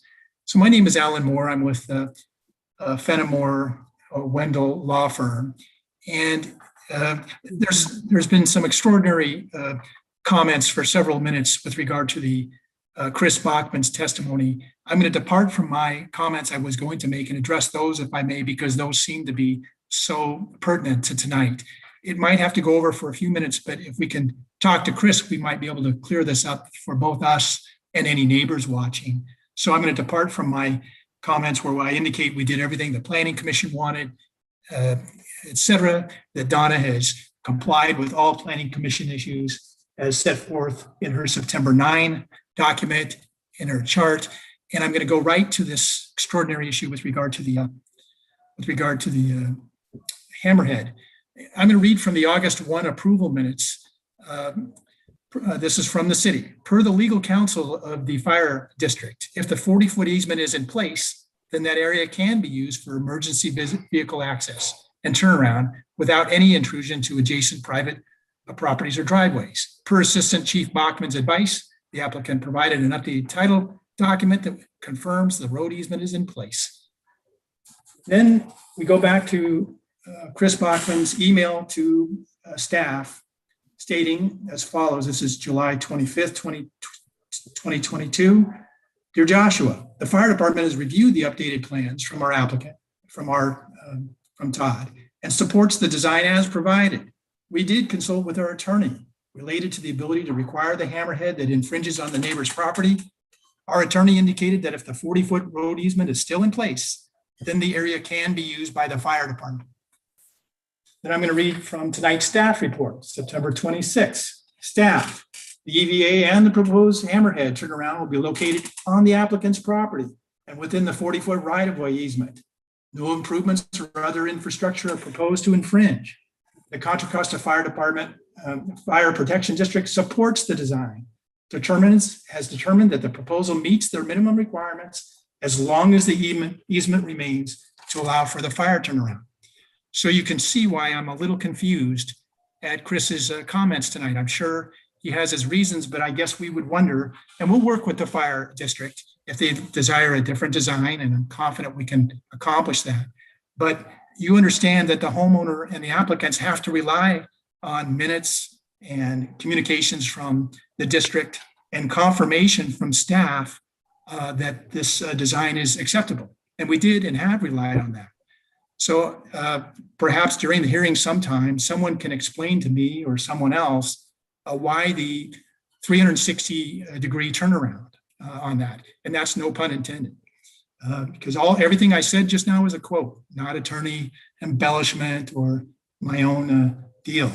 Now, with regard to again, we would work with the fire district to put anything they want on our property. It could, there could be other issues raised, but we'll work with them.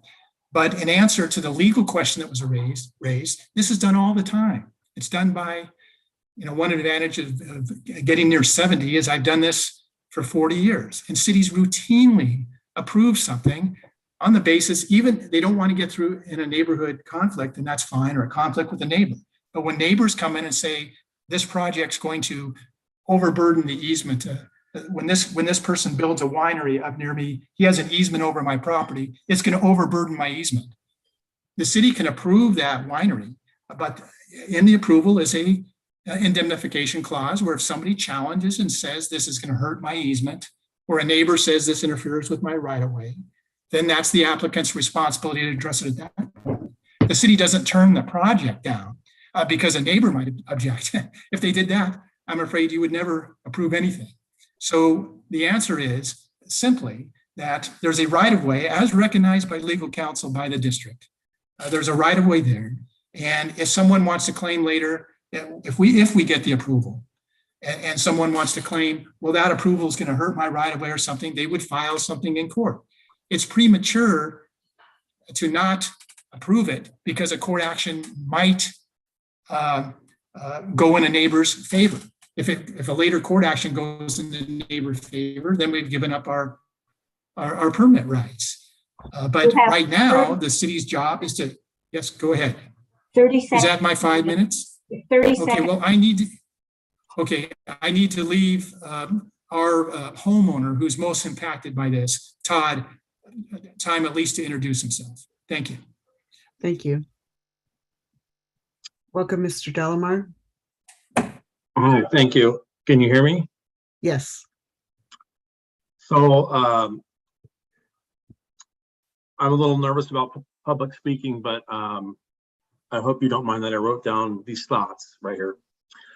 I own the property on Los Erebus. I have a wife and an 11-year-old son. I bought this property 10 years ago when my son was a baby with the dream of building our family home here and allowing him to grow up in this community. I have worked for 10 years to save enough to be able to build that home. It's a modest home and a modest in size comparison to some of my neighbors' houses, but it is our dream home. I have worked with the city and my neighbors for over 1.5 years now to address all of their concerns and modify our dream in every way possible to address the various concerns. With regard to the Hammerhead, this is not something like a pool or a vineyard I'm requesting for my own use. The Hammerhead is required for health and safety to protect folks from fire and personal injury. The new Hammerhead area is entirely on my property and within my legal right-of-way on Los Erebus. It has been fully approved by the staff, the fire district, and the fire district's own legal counsel and my legal counsel. The planning commission and the planning staff have recognized I've done everything required. The planning commission approved the project and the staff has strongly recommended the project and recommended the appeal be denied.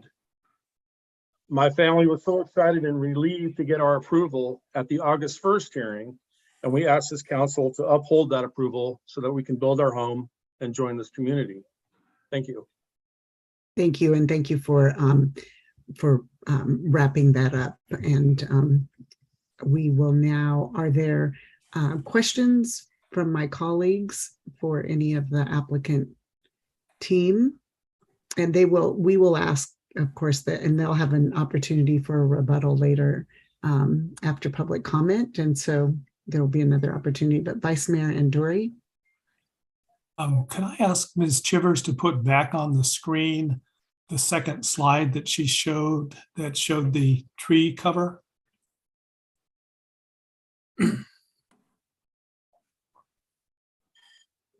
Thank you. Okay, so thank you for putting that up. My question is, you mentioned that the house is in a clearing in the canopy. 2 trees, 839 and 840, will be removed. As it appears on the screen to the right, there appears to be another fairly spacious tree canopy. Did you ever consider, instead of having what looks to the layperson to be a 3-story house, a garage with 2 stories on top, to taking that top part and putting it into the open space to the right, so that you take advantage of that open spot, and then the house presents to the neighbor, to the neighborhood, as a 2-story house, and part of the privacy concern of the neighbor to the south is relieved. So you're asking to move this portion, the upper portion, which is the master suite, the primary suite, over to the right this way? This is just to be technical. I'm not addressing the function. I'm addressing the mass. Would you consider, did you ever consider moving the mass of the 3rd floor over to the right on the screen? The primary suite here has a view of Mount Diablo.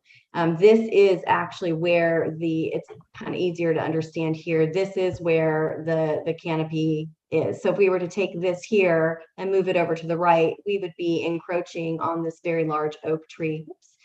Oh, could you go back to the tree cover for that statement? Here? Yeah. Which oak tree are you referring to? Right here. Okay, well, no, but the reason, if you moved the mass that's now the primary suite to the right at the end of so it's at the same level as what is now the floor above the garage. So you've got a linear one-story house basically above a garage. That would still be in the tree canopy, right? And no tree here. Yes, exactly. This is a 60% grade right here. And it would require a massive amount of grading, a lot more. Right now we are built up into the hillside. This hill follows the natural grade and minimizes the grading that we have to do in order to build this house. If we were to shift this over and build a linear house, we would be doing a lot more grading and foundation work in this area. In addition, my clients would lose their view of Mount Diablo, which is this way from this floor here.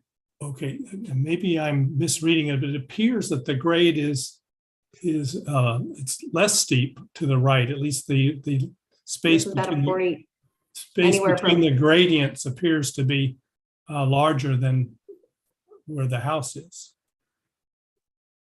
And where am I here? Here, this is the least sloped right here, and this is a higher sloped area in here. This is about 40%. This is about 30% in here.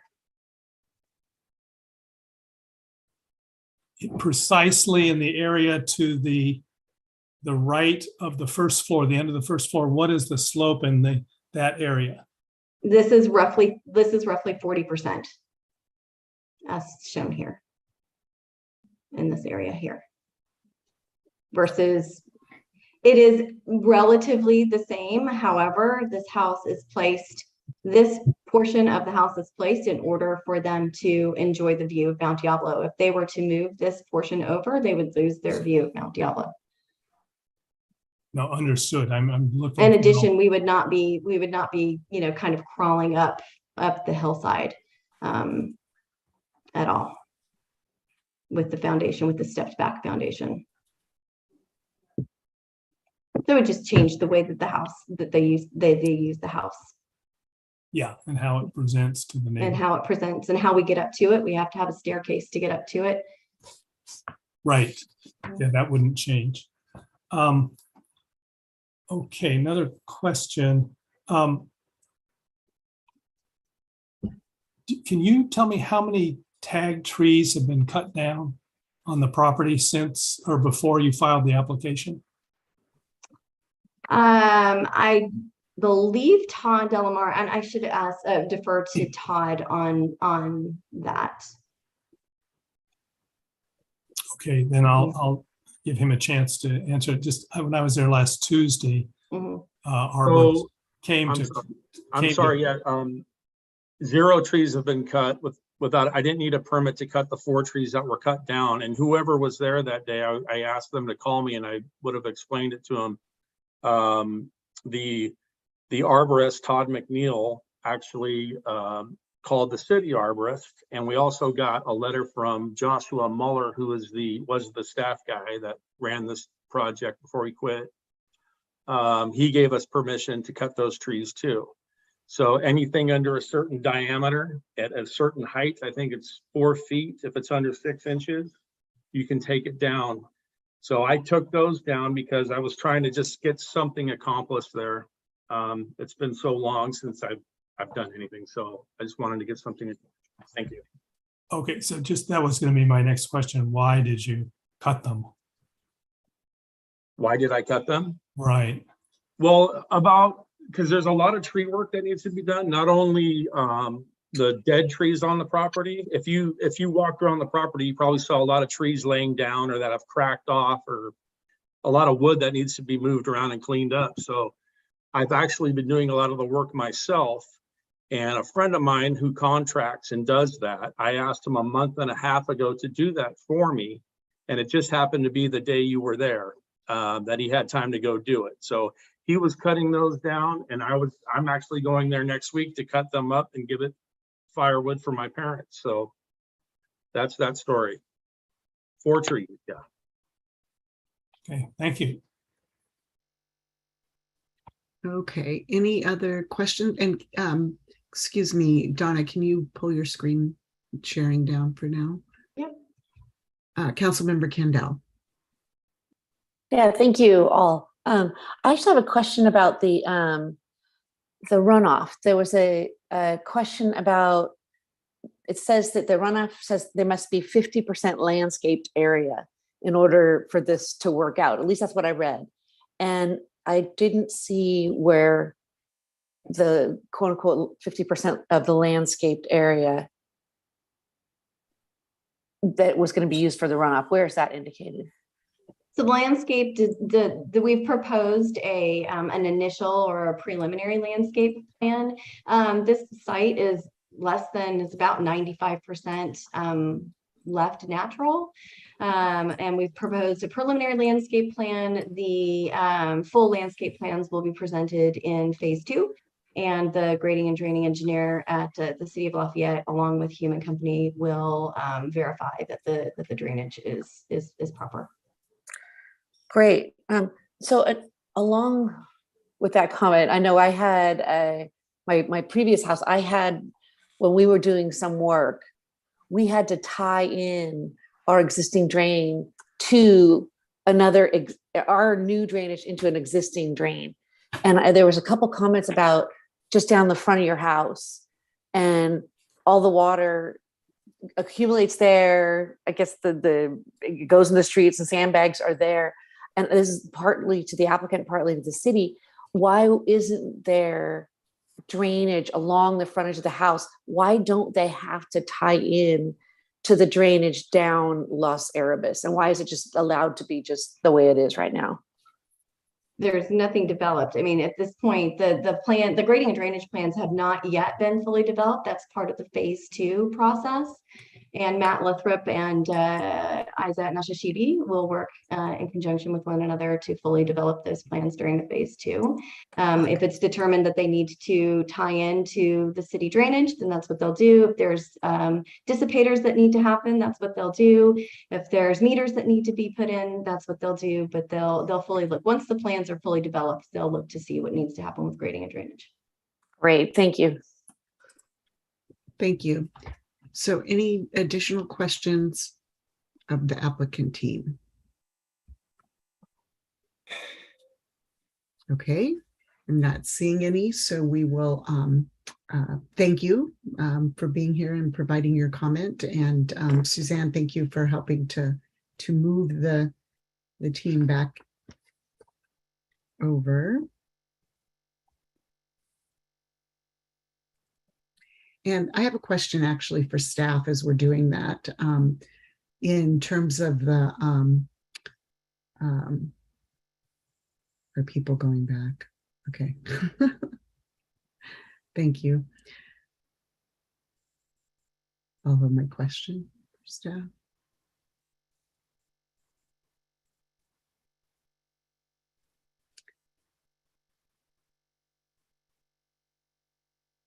Thank you, Suzanne.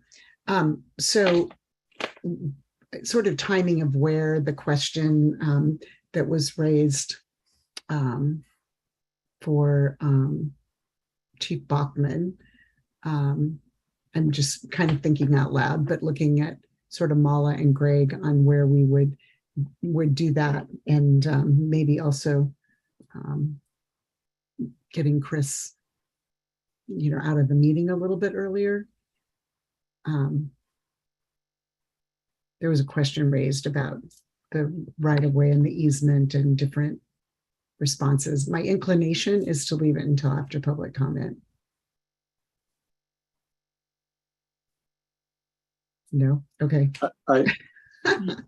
So Alan Moore raised a question, and part of that would be more under deliberation and discussion following public comment. But if it was something that could be addressed now, is my question.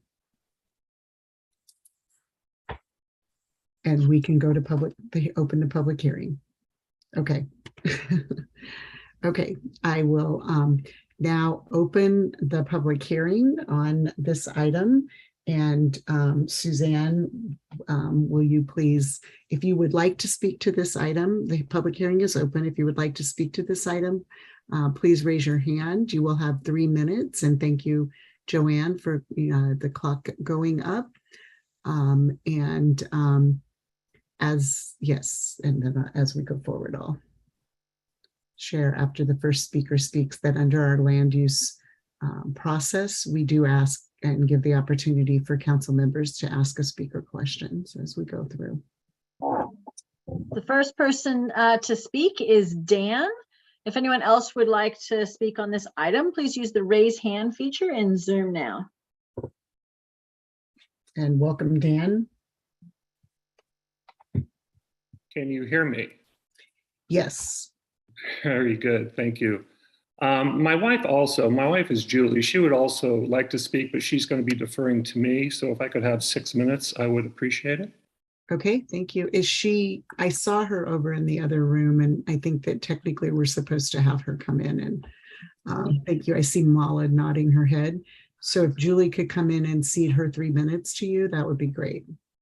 Can you see Julie? Yeah, we're good. All right. Yeah. All right, just 1 second. If I could share my screen very briefly. I defer my 3 minutes to Dan Hayden. Thank you, Julie. Okay, Mr. Heidenfeld, you have 6 minutes, and I'm sure that staff has allowed you to share the ability within Zoom to share your screen. I am trying to get that done right now. Just 1 moment. Okay. Let's see here. Screen sharing. Share screen.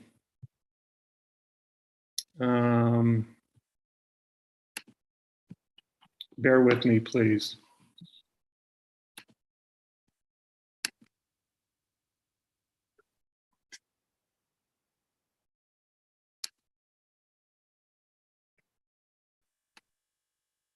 I'm attempting to share.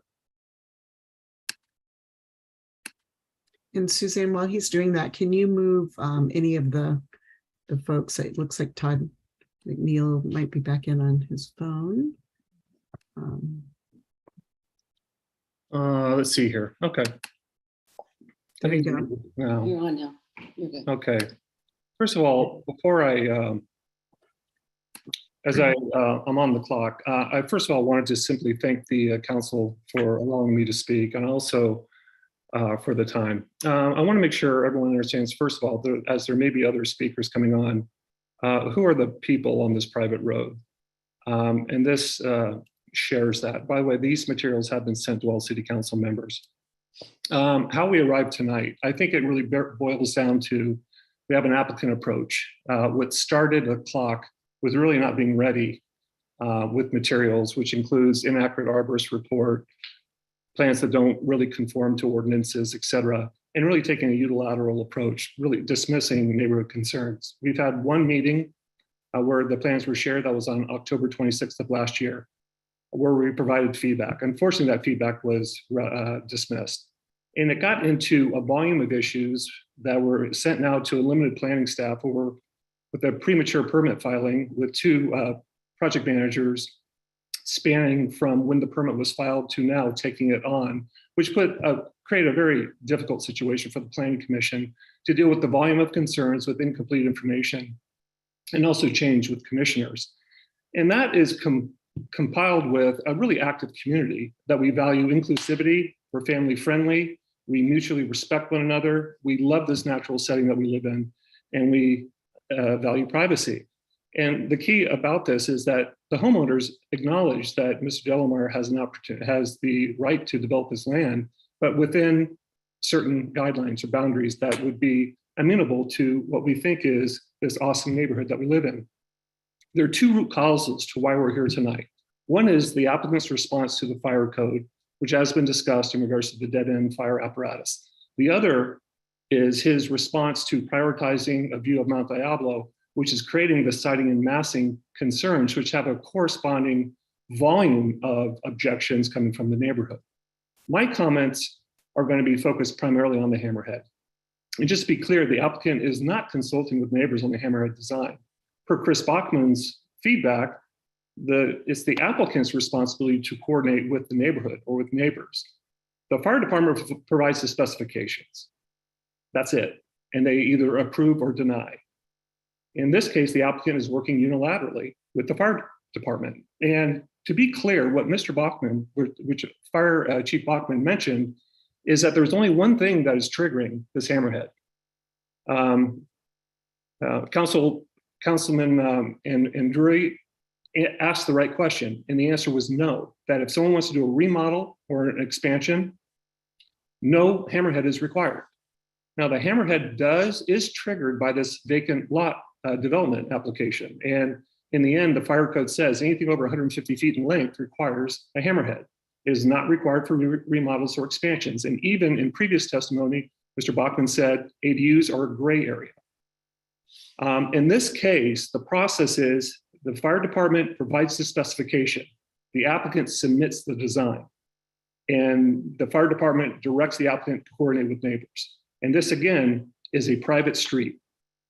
In the applicant's response, I'll give you a moment to read what the specification and what it creates. And as all councilmen have been, or council people have been to the site, you can only really appreciate just how invasive this Hammerhead is when you see it in person. And yes, it does bisect my driveway, and it does require the relocation of a water meter. And it's really kind of surprising that that's now a private matter. So it does infringe, we believe, not only on the legal rights of the downhill neighbor, Mr. Simon, but infringes upon all of us as a neighborhood on our ability to enjoy this private street. And as we see here, there are three components to the Hammerhead. One component is the applicant's property. But what's missing from the understanding from staff is there are two other components, the width of Los Erebus Drive and the private driveway of a neighbor. To give you a sense, the Hammerhead retaining walls, and there's two of them, one is located 37 feet away from my front porch, and another is 16 feet away from my side yard. Mr. Bachman has stated in the May 16th Planning Commission meeting, verbatim, that the 60 feet is required, and that will require 15 to 20 feet of the neighbor's driveway.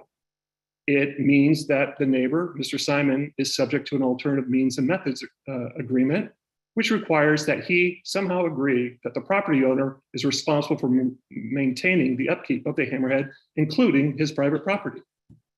The thing that we have a concern with as a neighborhood is fundamental information is missing from the applicant. The applicant is, he's suggesting his title report is the basis of the justification for the use of Mr. Simon's driveway. And notice that the title report does describe a right-of-way of the applicant as an opportunist to his property. But he has no right to burden an adjacent property. And as that's the first 3 minutes, I hope.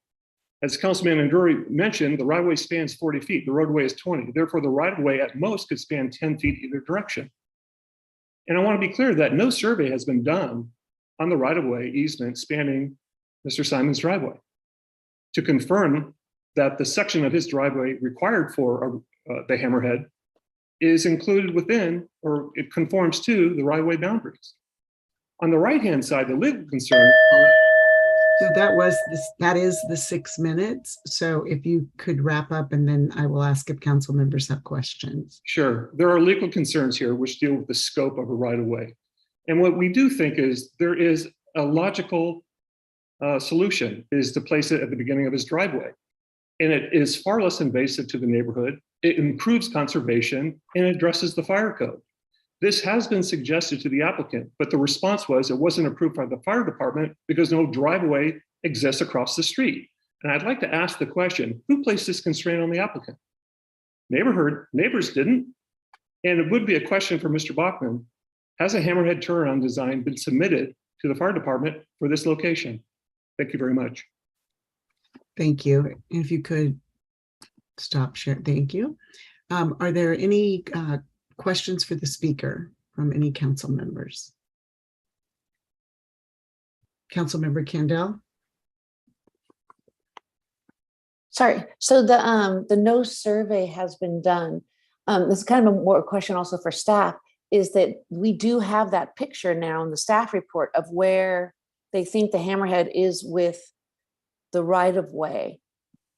How did we get that if we didn't get like a survey? How do we have that?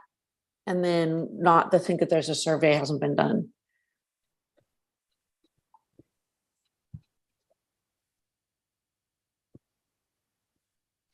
The image from the staff report was taken from the applicant's response.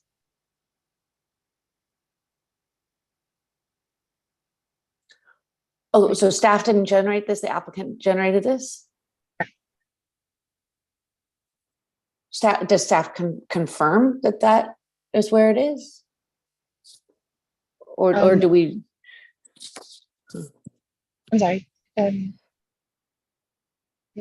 What was your question? It's the one on page 6 of 97 of the staff report, right? The one that shows the green line and the hammerhead fitting within the right of way.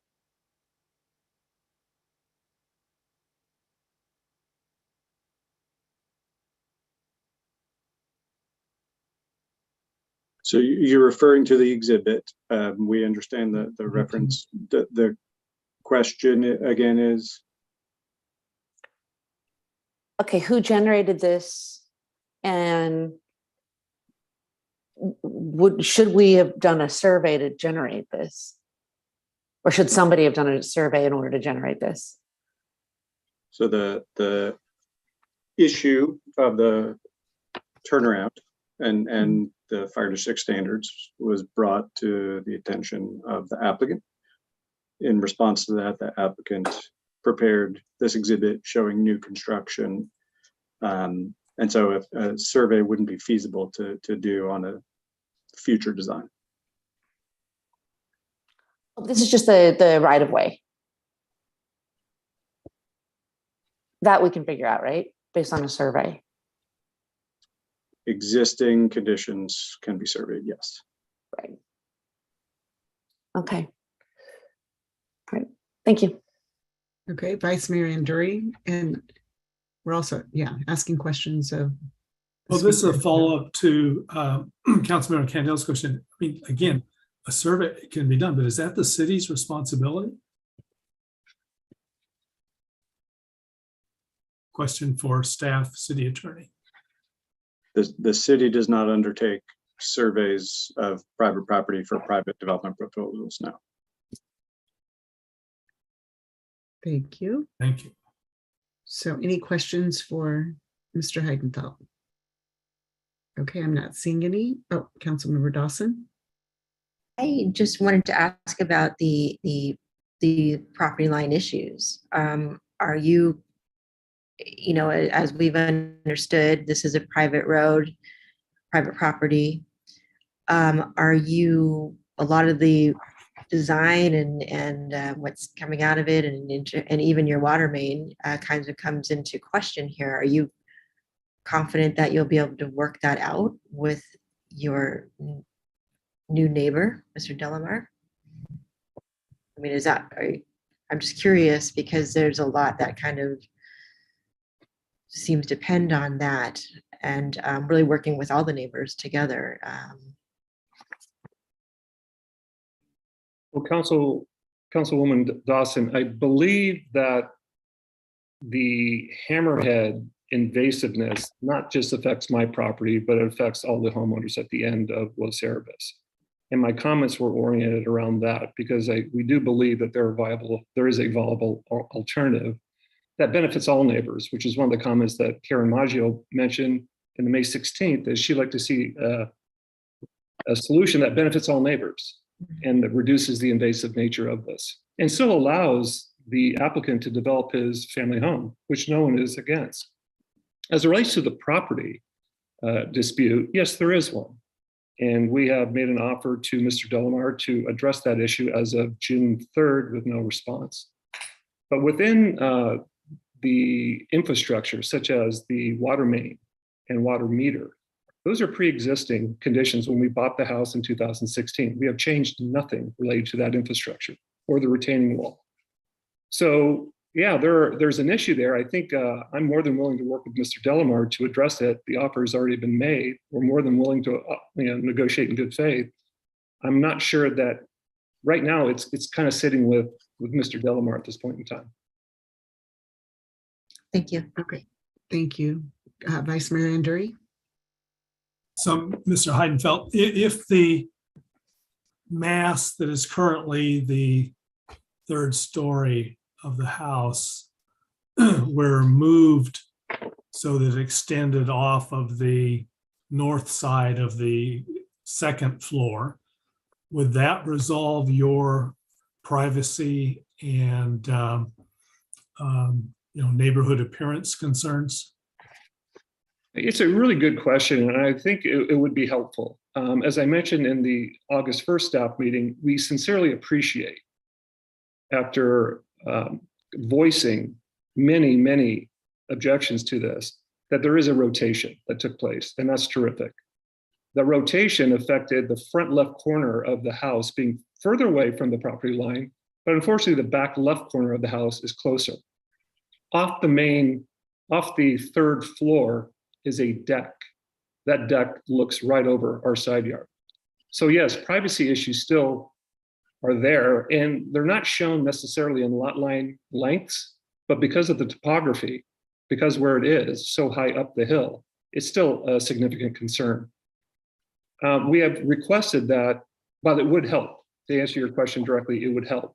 We have asked the applicant to simply center it on the property. We don't agree with the Donna Shivers that there is all of a sudden steep slope introduction beyond which is already there, which you can see from the topography lines. There's no additional steep slope. And that by centering it on the house, you can also shorten the driveway, because the driveway length of 150 feet is the primary cause of the excessive tree removal, and also creates light pollution for at least 100 feet, shining directly into my side yard, living room, kitchen, and upstairs bedrooms.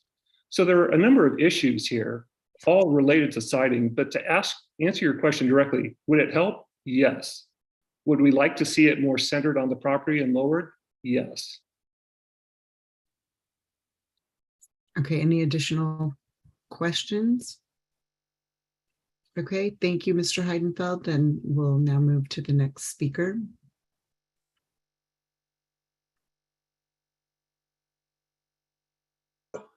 The next speaker is Matt Jaros, followed by Phil Simon and Lavelle Yano, then Marcia. Thank you. Then, okay.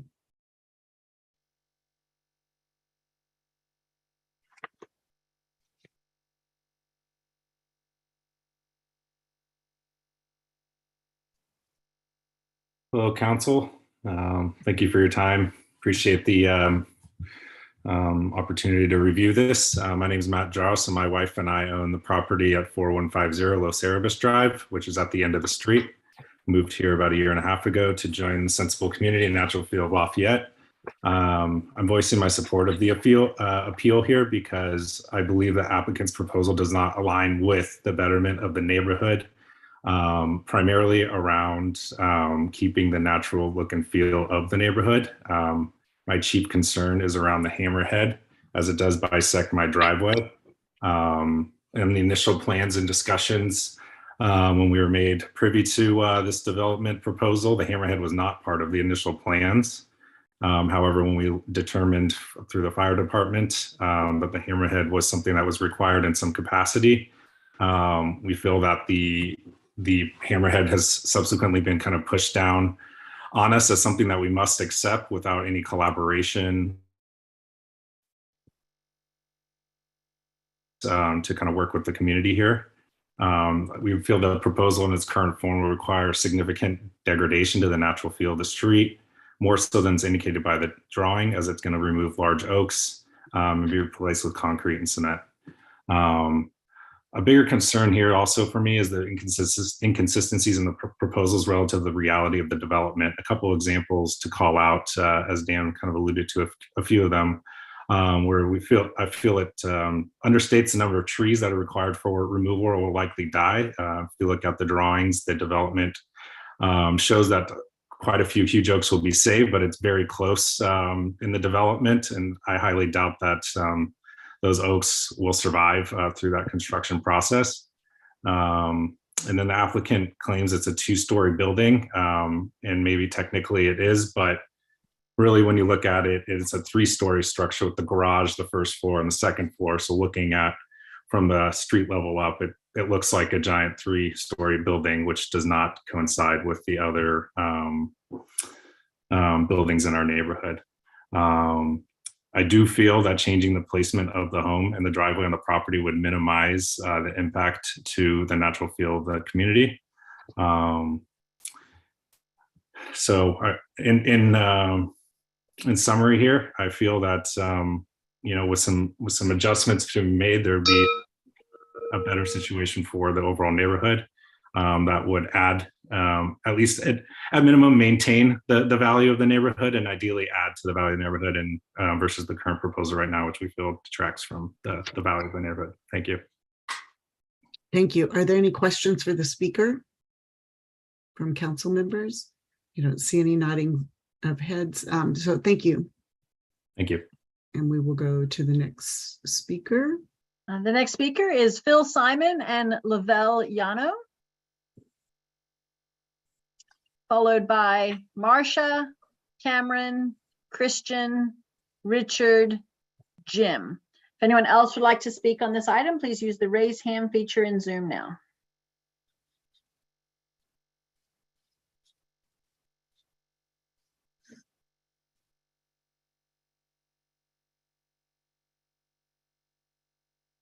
Okay, welcome. And I think you just muted yourself. There you go.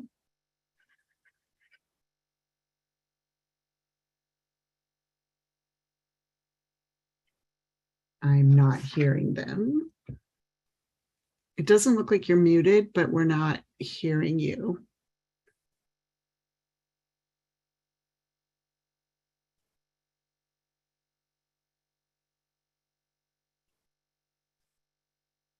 Okay.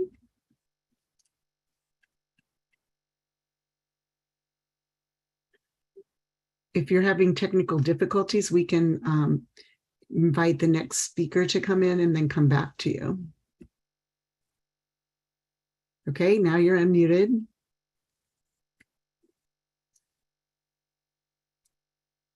Okay, I think we'll go to the next speaker and then invite you to come back in. There are a couple of speakers ahead that we can circle back through. So the next person I'll bring in as a speaker is Marcia, followed by Cameron, Christian, Richard, Jim, and Phil again, or for the first time. Okay, thank you. Welcome, Marcia.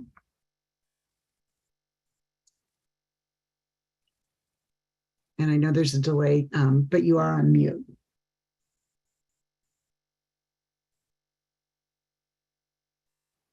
Hello? Yeah, there you go. We can hear you. It's Garth, my husband, is going to speak about the trees, and I'm wondering if you could do let me do screen share. Yes, and are you asking that you're deferring your time, or you want the 3 minutes? I'm deferring my time to Garth. Okay, so we'll set the timer at 6 minutes. Great. And you may share your screen. Okay.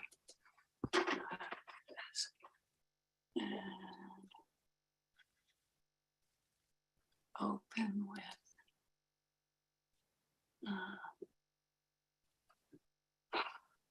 I'm not sure what to hit to open the screen share.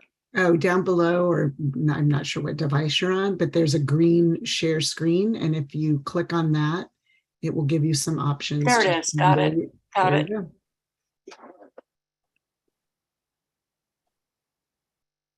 go. Are you seeing it? No, but you, do you? And you also have to pick a have your- window Yeah, it was and just. then press another button. Yeah. It'll give you a couple of options. I thought your screen came on, so. To choose your. There you go. There you go. Okay. Over here. Okay, go ahead. Good evening. My name is Garth Jacober. I live at 4105 Los Arborist Drive here in Lafayette. We've been in this house in 1965. I have worked in the green industry for about the last 40 years. I am familiar with tree work, tree removal, and landscaping. I'd like to talk briefly with my time about the tree removal that's going on at the applicant's property. There has been a couple times where the trees were cut prior to any arborist report that I was aware of. There was tree removal going on Tuesday of this last week, I believe the 20th. And I was concerned about the trees being cut. One or two of those had already some arborist tags attached to them. I'm trying to figure out the sequence of events on how this all would happen without the arborist report being honored by the applicant. And I was aware that possibly that prior to any construction or permits being applied for, that the arborist report would be one of the first things that would be done, and that there'd be evaluation on all trees that could be removed or wouldn't be removed. My understanding at this point right now is that there'll be 19 to 22 trees removed on the site. Some of those have already been removed. As I said, 2 prior cuttings. I am also concerned about trees that will be in the building area that are very close to foundation work and excavation. And my experience in the field has been the oak trees are very fragile to root disturbance, i.e. construction and grading. So trees that were not tagged for removal could actually decline and die. So I think that would up the ante as far as what trees would be left on that property at the end of this project. After reading the Arborist Report, who had outlined a few things, and then the words that came up for me were, the report was incomplete, missing information, contains numerous errors, and the following misinformation was noted. A lot of remarks are vague and unclear and dubious. My concern was the trees that were removed, and they were noted here in this Arborist Report from the Inside and Out group, and mentioned that the removal of existing trees constitutes the following mitigations, and that there were some trees that were removed that were stumps of 9 to 20 inches across, an 8-inch oak. An 8-inch oak stump was between 6 and 3 inches across. So there's been tree removal done after this report was done, and I wasn't aware that this could happen. And my concerns are exactly what the vice mayor brought up, that there was tree removal going down the day he visited there. And a couple of those trees had tags on them. So my concern is tree removal, excessive tree removal, and how this is actually being done. And is this actually legal, what's being done up there right now? And from what I've read about the tree ordinance to say Lafayette, this tree removal that's been going on here sporadically is not okay. It's not legal as far as I can tell. So that's my main concern. And the follow-up would be and Dan had mentioned before, and a couple other people, that I am not opposed to the development. I just like to see the minimizing of the tree removal, and if the house can coexist with what we have on the hillside right now.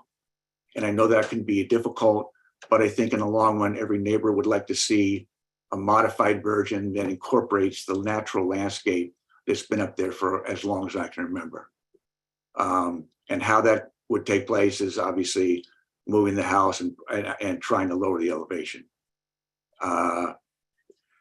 That's about all I have to say. I appreciate your time, and hopefully we can move forward and everyone can be happy at the end of this.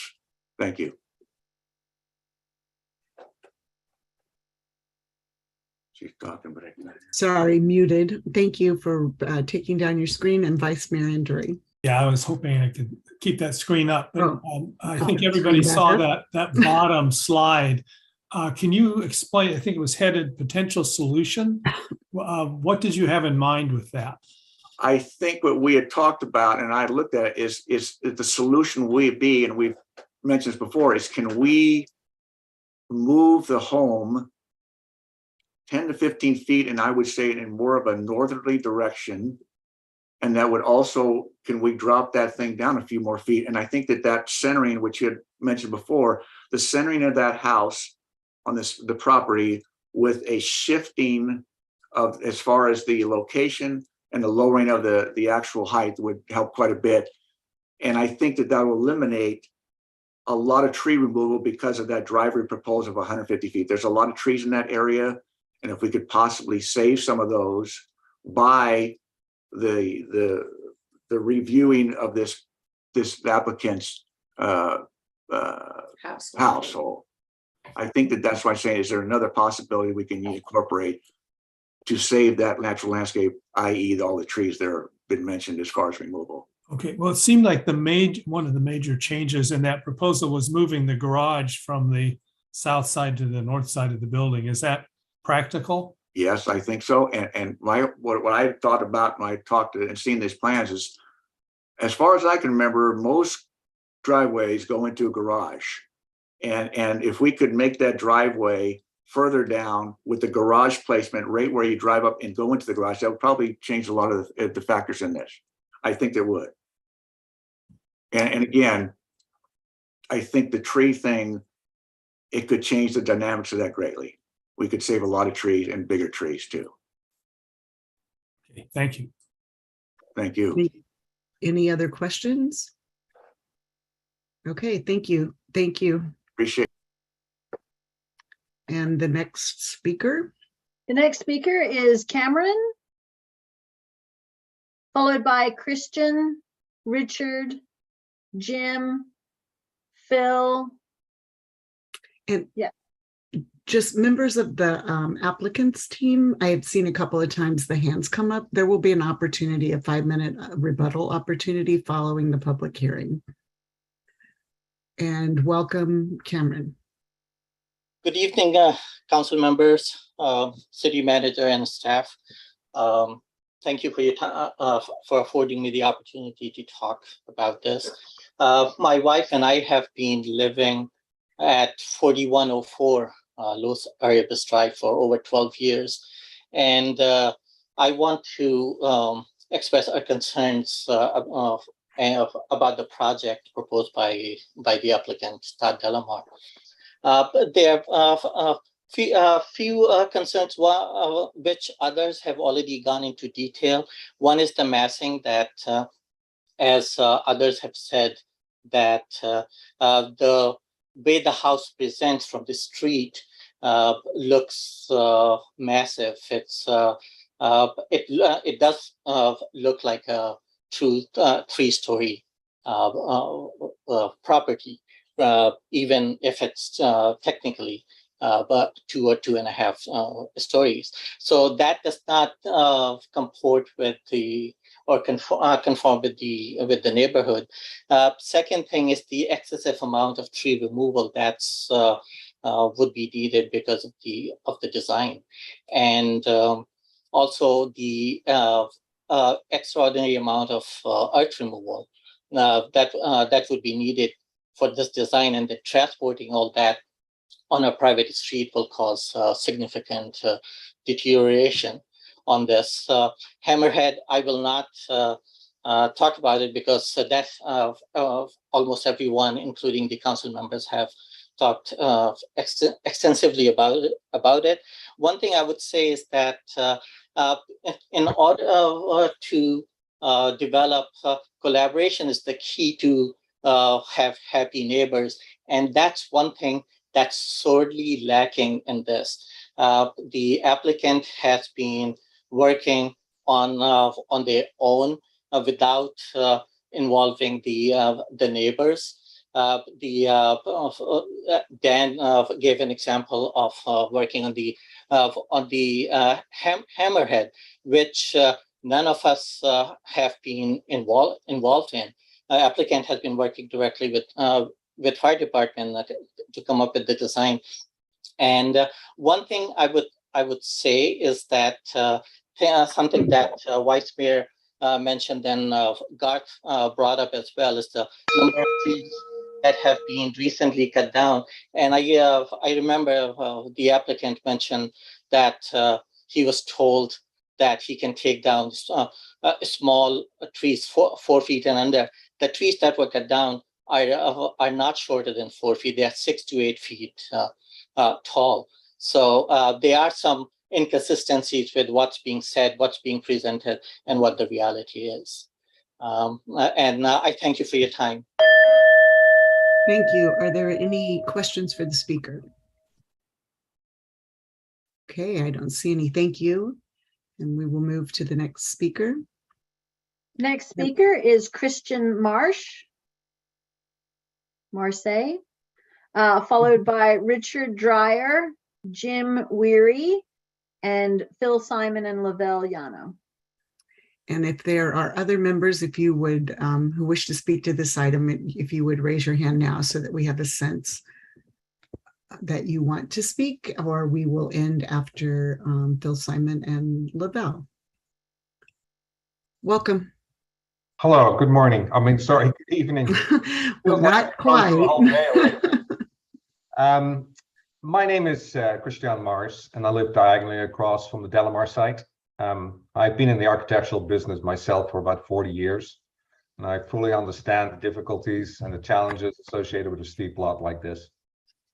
Last October, the Delamars, and I'm going to repeat myself here a little bit because everybody seems to have brought this up, but last October, the Delamar design team sort of introduced this project with a site walk to the neighbors. The initial take was a total shock. The proposed 3-level house will be the second largest house in the neighborhood, not one of the smaller ones. And the 3-level appearance is inconsistent with 1- and 2-story existing homes.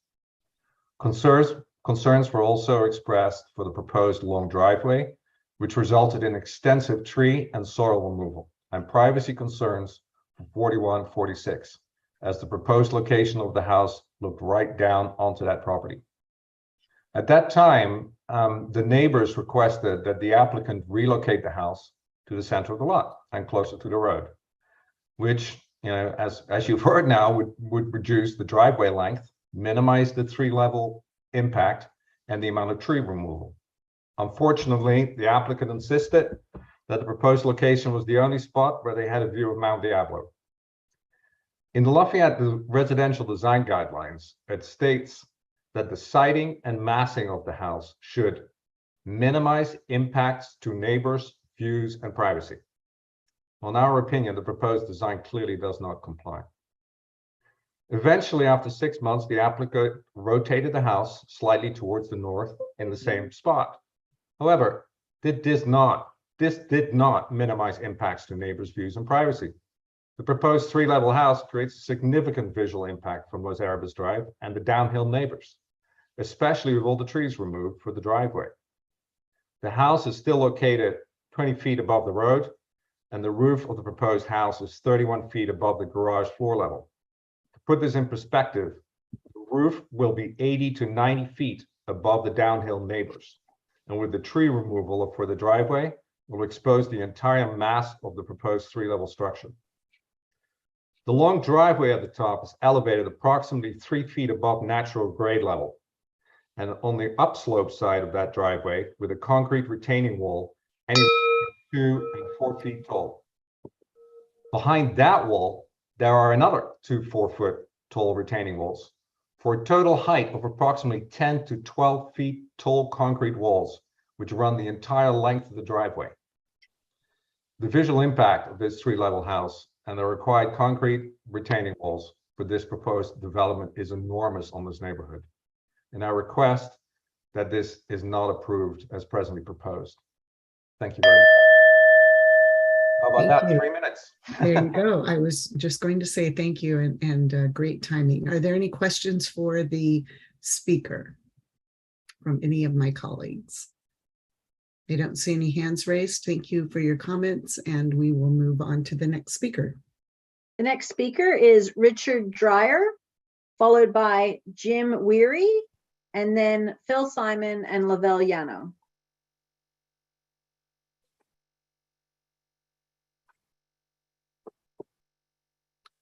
Welcome. There you go. Hi, yeah, no, I finally got in here. Yeah, good evening, Mayor and Vice Mayor and City Council. It's really kind of an honor to talk to you guys. Before we start the clock, I want to share my screen. Can I do that? Yes. Okay. All right, let's pick that. Let's see if you can see it. Do you see it? Not yet. Oh, okay, push share. Okay, there we go. Now do you see it? Yes. Well, Okay. yes. Yeah. Okay. there you go. All right. All right. My name is Richard Dreyer. I am the neighbor across the street at 4139 Los Cerberus. I live with my wife. I'm a registered civil and structural engineer in the state of California, also an architect, but we had our architect talk tonight, and that was Christian. I just want to talk about drainage, and I'm going to put my cursor up here because it's a real concern to us, probably more than anybody else in the neighborhood. This is a gully right through here, and this is a very heavy loaded catch basin right here that then feeds a pipe that goes through the Hammerhead. That's going to have to get relocated and redesigned. Crosses Los Cerberus, goes over the Simon property, and then winds up going down to the creek between my property and the Simon property. Okay. And with the increase of impervious pavings around the area here, it's only going to add more load to an already at capacity system. But one of the bigger concerns that we have here at 4139 is that there is no ditch along here. Everyone down this street on the north side, on the uphill side of Los Cerberus, has a drainage ditch right along their property. I think that used to exist here, but since it's an undeveloped lot, it's probably filled in with fill, and we're not getting the right drainage. But anyway, what happens during a storm, as did last October, water comes down off this hill, and we'll actually have more because of the impervious materials. It falls down here now onto the road, and then cuts down here, and then somehow, because of a warp in the pavement, comes down our driveway and winds up in our yard. And actually last year we had damage. We had an erosion damage from it. So I've looked at some of the applicants' proposed drainage drawings, and they don't address this. They don't address the fact that we need to have a continuous drain along here. All uphill properties have this, and it's a pretty substantial ditch. So really, that's our main concern. A little bit better fixed steel. I mean, we got a lot of, this driveway is going to drop a lot of water down onto the driveway, onto the roadway. And really, that's my biggest concern. I'm probably going to yield back some time. Okay, thank you. Are there any questions from council members or vice mayors? Okay, I don't see any hands raised. And so thank you for your comments and for unsharing your screen. And we will move on to the next speaker. Where do I unshare? Oh, here we go. That's where we go. The next speaker is Jim Weary. And then the final public speakers for this item will be Phil Simon and Lavelle Yano. Great, thank you. Welcome, Mr. Weary.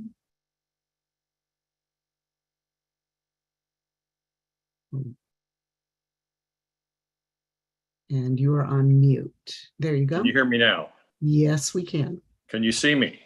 I cannot. And I see shaking of heads. Well, I regret that, but I'll start right now. Okay. My name is Jim Weary. I live at 4132 Los Cerberus Drive, adjacent to Mr. Delamar's lot. I submitted my email input for this meeting, which I hope you've seen and thoughtfully considered. My remarks tonight focus on the 3D renderings prepared by Ms. Chivers, intended to show how the house and the land improvements would look on the lot. I think some of these renderings are inaccurate and misleading. From my home's view, just one of Ms. Chivers' renderings shows only a partial view of the planned house, masked by a large bush or tree that does not currently exist. A comparative view today should show the sloped lot and reflect the eliminated oak trees. In late July, I asked Ms. Chivers to send me such a revised CAD drawing. What I received was another 3D rendering view of the home as shown from the bottom of the proposed driveway, not the clear view I would like to see from my home. Ms. Chivers' renderings provided are not color photo renderings that I had requested last October. They are merely rough CAD drawings that don't accurately show the land's topography and the trees that would remain after construction. A qualified architect, when requested, could provide color photo renderings that show the new structure as placed on the lot. I think they should not include new landscaping like non-existent trees or large bushes that mask a view of the home. Any new plantings will take years to mature. What we should see in color photo renderings is a clear picture of the new home as developed, shown alongside a photo of the land in its current state. That's what I had requested, and that is not what the applicant's representatives have provided. The attachments to my email submission for tonight's meeting shows other inaccuracies in the 3D renderings submitted by the applicant. In summary, I cannot support Mr. Delamar's plans and project unless and until I can see professionally prepared color photo renderings or equivalent that give us a clear picture of how the home would look on the lot. Thank you for considering my suggestions and objections. Thank you. Are there any Vice Mayor Andori questions for the speaker? Mr. Weary, I've got 3 questions for you about suggestions that have been made by other neighbors, just to get your sense of them. The first suggestion was moving the Hammerhead from the south end of the property to the north end, which means it would be bordering your property. How do you feel about that? I've looked at that as an idea. What I would like to see is a drawing or a rendering that would show how that would work. But I don't think at this point, based on how that might be done, that would affect me. I really don't have a clear view of the lower part of the driveway. So as long as it doesn't disturb the land that I own, I don't think I have a problem with it. Okay. And then let's see who did that. There's another suggestion that the garage be moved from the north end of the house to, sorry, from the south end of the house to the north end. Would that impact you at all? I don't think it would. But again, I'd like to see a drawing or a plan that shows how that's going to be done. Okay, and then finally, the suggestion that what appears as a 3rd floor mass, if that mass were moved to the north of the existing, what appears to be 2nd floor above the garage, oh, sorry, end of the existing 2nd floor, which would move it closer to your house. Would that be acceptable to you? Would it? Well, if it's going to be at the same height, at the very high level, then I think I would have some concern about that. But if it would lower the mass of that house, I don't think I have a concern about that. Okay, thank you very much. But I would like to see a color photo rendering that shows what this looks like. Okay, thank you. Any other questions of the speaker? No, thank you. Thank you, Mr. Wary. The next speaker is Phil Simon and Lavelle Yano. Great, thank you, Suzanne.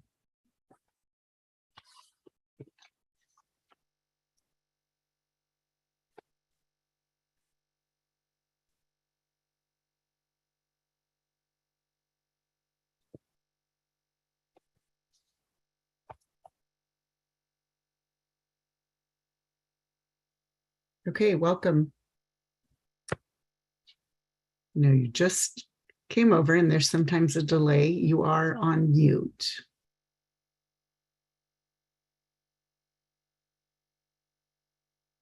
Now you are not. Welcome. Oh, now you're back on mute. Pesky buttons.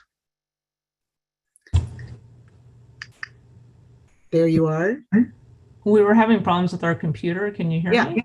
Yes, we can. Welcome. Phil actually went up to a different computer, so I'm hoping he can get on because he actually has all the notes. Okay, and then are you I can give him my 3 minutes. Okay, so we'll set the timer for 6 minutes and we'll welcome Phil.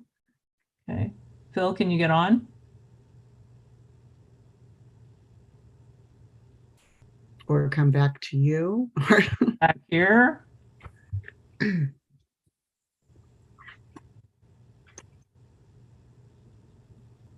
Sorry for the delay. And thank you. Lavelle, I have a technical question. If he's joining the call from a different device, may he be under a different name in Zoom? It could be probably under Jim, probably under Dan.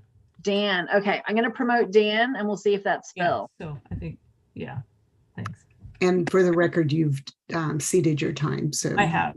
When Phil gets here, he'll have 6 minutes. Okay. So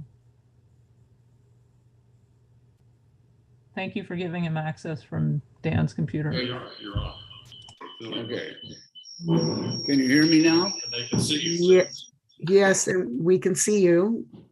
And hear me. And there's an echo. So somebody else has their computer on and needs to turn that off so that we only hear one. Okay. Well, my name is Philip Simon. My wife is Dr. Lavelliano, and we live at 4141 Low Service Drive. The house was designed and built by my parents in 1947 and 48. And I just have to say that my experiences in this neighborhood have been one of neighbors communicating with each other and collaborating and cooperating with each other. My chief concern is that the turnaround, as it is proposed, is going to interfere with my driveway in such a way that it's going to encumber my property and the title and add unnecessary complexities, to the way we take ownership or any future ownership that might come in the offing. The subject of our private property being maintained or taken responsibility for by a third party is very objectionable to both myself and my wife. And the Hammerhead and the way it's proposed and designed would make it so that we effectively lose control of our property, our private property, because it's going to encumber the property in perpetuity. And that is not something that we could tolerate. And so, as far as I'm concerned, I'd like to be collaborative and cooperative with Mr. Delmar, but that doesn't seem to be in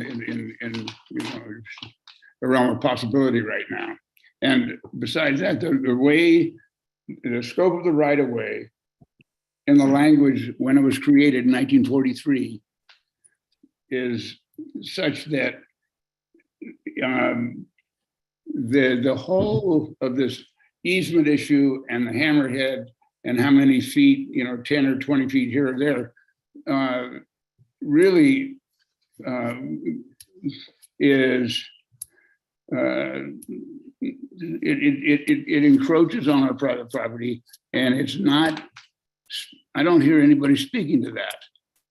With this, the legalese that goes on, and so my wife and I would use every means available to not allow or not have this happen. I don't want our property to be encumbered, you know,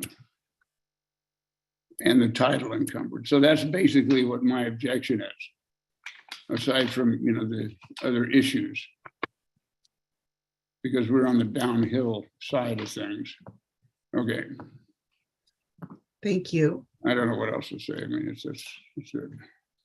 Thank you. Are there any questions for the speaker? Councilmember Kendall. Thank you. We just heard from your other neighbor about the drainage issues. Since you're on the downward side, do you have any problems with drainage from that property? Absolutely. And what's the nature of that? The last significant rain that we had, it was coming down my driveway as a river of rock and mud. And you know, I haven't seen anything in the plans that really adequately deal with or consider the drainage issue, and it's a major issue, right? Thank you. Mm-hmm. Thank you. Any other questions for the speaker? No. So thank you. Okay. Thank you, Mr. Simon and Dr. So I see Mr. Wary's hand up. Is that just because you haven't because you get one chance? So I'm going to assume that's just because the hand hasn't gone down yet. And so with that, and thank you very much for all of the public speakers who came this evening to share and to speak with the, excuse me, with the council. And so now we will close the public hearing and we will come back, and as stated in our timeline at the beginning, we will give the applicant, Vice Mayor Anduri. Since we've been going since 6 o'clock without a break, I'm Yes. wondering if we can give the applicant some time to organize their thoughts and maybe take a 5-minute break. What a very gracious way to put that. So I was considering that. I do want to, when we come back and after this item, just in terms of time management, I want us to, after we're done with this item, but I want us to maybe look at your calendars to look at a time in later this week where we can continue one of the items, because it's going to be a late evening anyway. And if we could move to another item, another meeting later in the week, that would be great. Continue the item. I'm getting my blah, blah, blah. Okay, so we will take a 5-minute break. So that looks like it's about 5 minutes. So about 9:45 or 9:49, I'm sorry.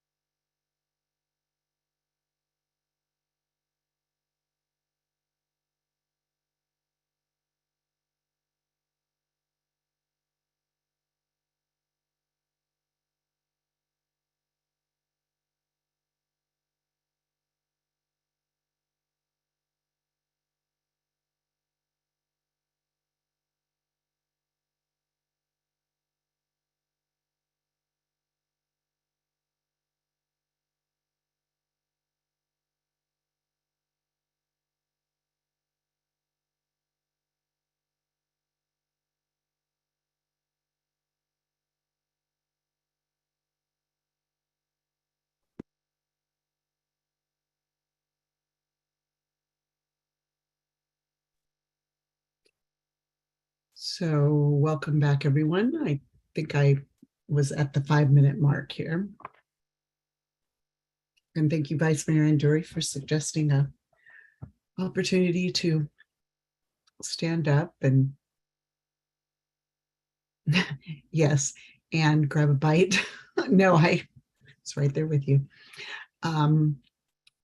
Okay, well, we have all the council here. So now is the opportunity for, the applicant or the applicant's representatives to, and there he is. So Mr. Moore, you're going to be taking the 5 minutes. Okay, I'll try to take 2.5 and leave 2.5 for Donna. But I have to say this is just extraordinary because there were so many comments. There'd be no way that we could get close. We must remind the council that the neighbors did submit a lengthy letter with new claims and new information on Thursday night at 7 o'clock that we got 13 pages that we got this afternoon. You'll understand that it would be difficult and we think improper for the council to rely on that type of testimony to deny the project. We would ask respectfully for a continuance. It's extraordinary because we had read the staff report and earlier to understand that the fire district did not have a problem with our current proposal with the Hammerhead. If there are issues that they want to confirm, we will work with them. I would offer, I've been a planning commissioner for Walnut Creek for about 10 years, and I do work with neighbors well. I wasn't involved at the August hearing, but I would offer pro bono to my client to work with the neighbors as we move forward with a continuance to see if we can, one, iron out the Hammerhead issue, which may be able to be ironed out by everybody's satisfaction in the fire districts, and we respect that.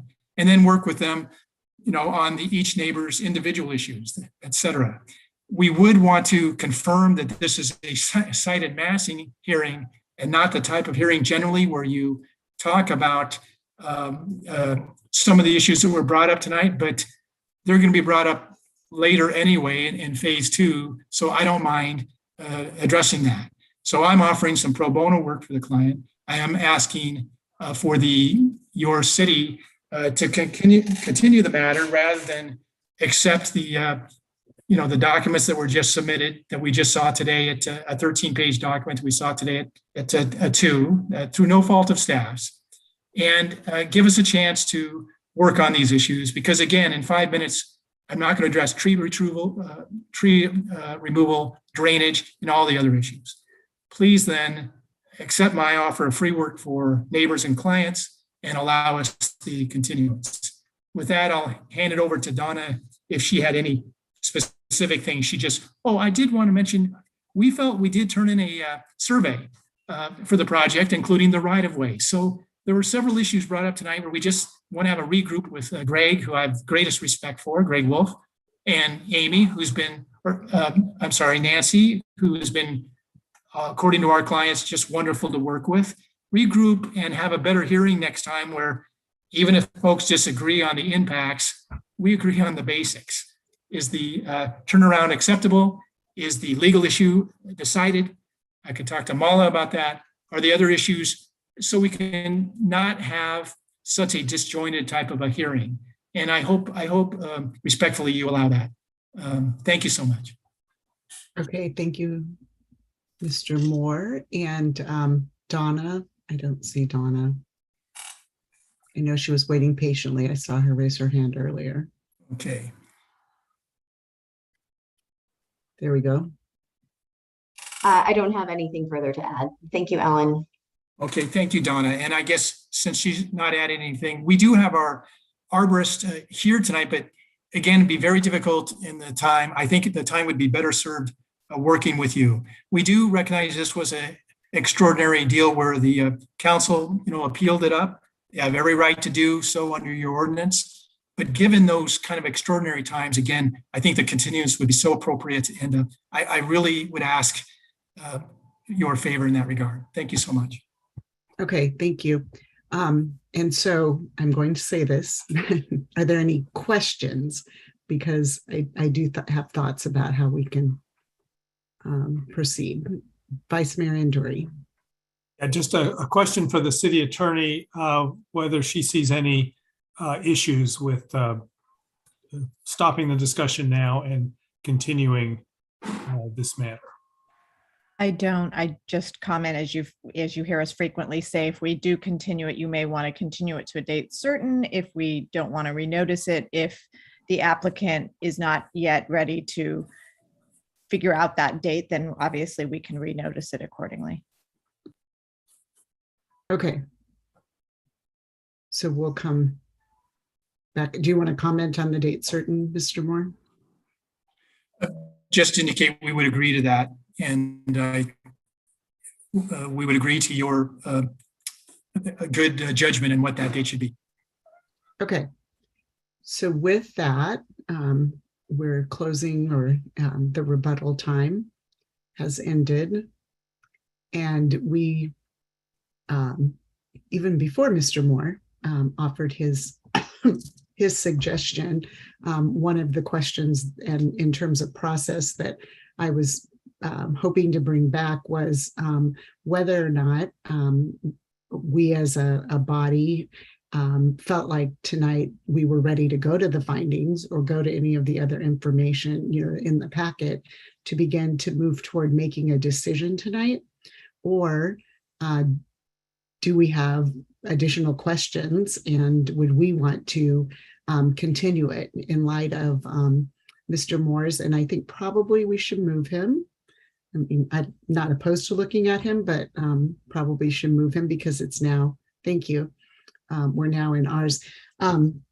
So anyway, I think that I personally, still have questions. I also was the way that and it's our process, the way that the questions and answers did go more to the public comment than, to the applicant. And so having us continue this to have an opportunity to get some questions answered, and then with Mr. Moore's offer to work with the neighbors, because always that's one of the questions is, it feels like in many ways very far apart, but also opportunities to come together. And so I want to thank Mr. Moore for offering that opportunity to do that.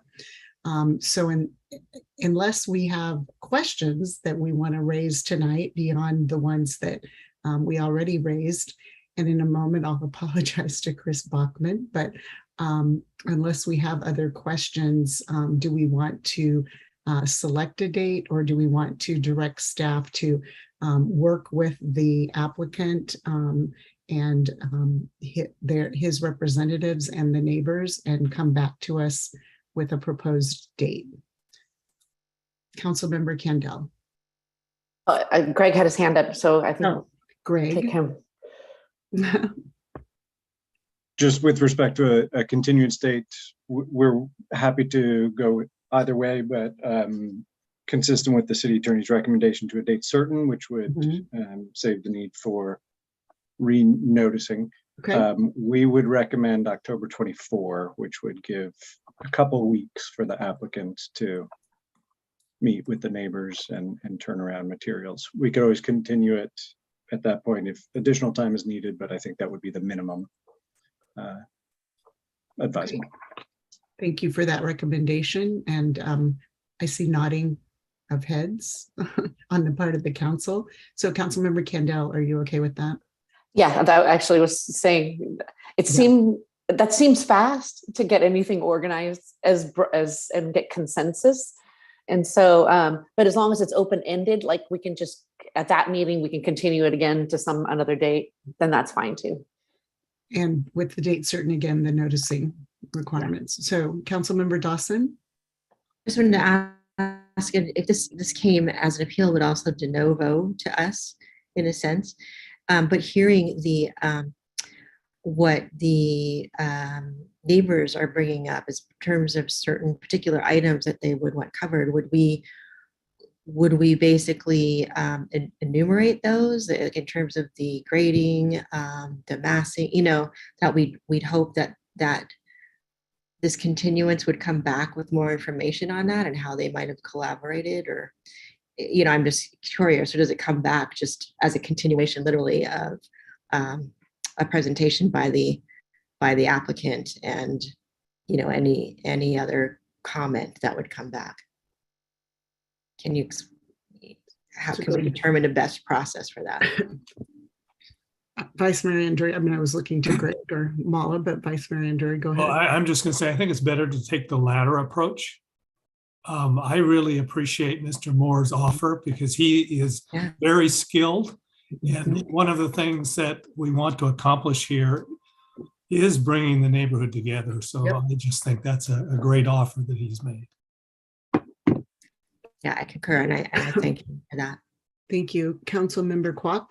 Yeah, I concur. I appreciate the attorney's offer to act as to work together with the neighbors. I would suggest actually a date in November, 6 weeks out, because 4 weeks to try to organize meetings, redo drawings, look at legal issues. I don't want them to feel pressured.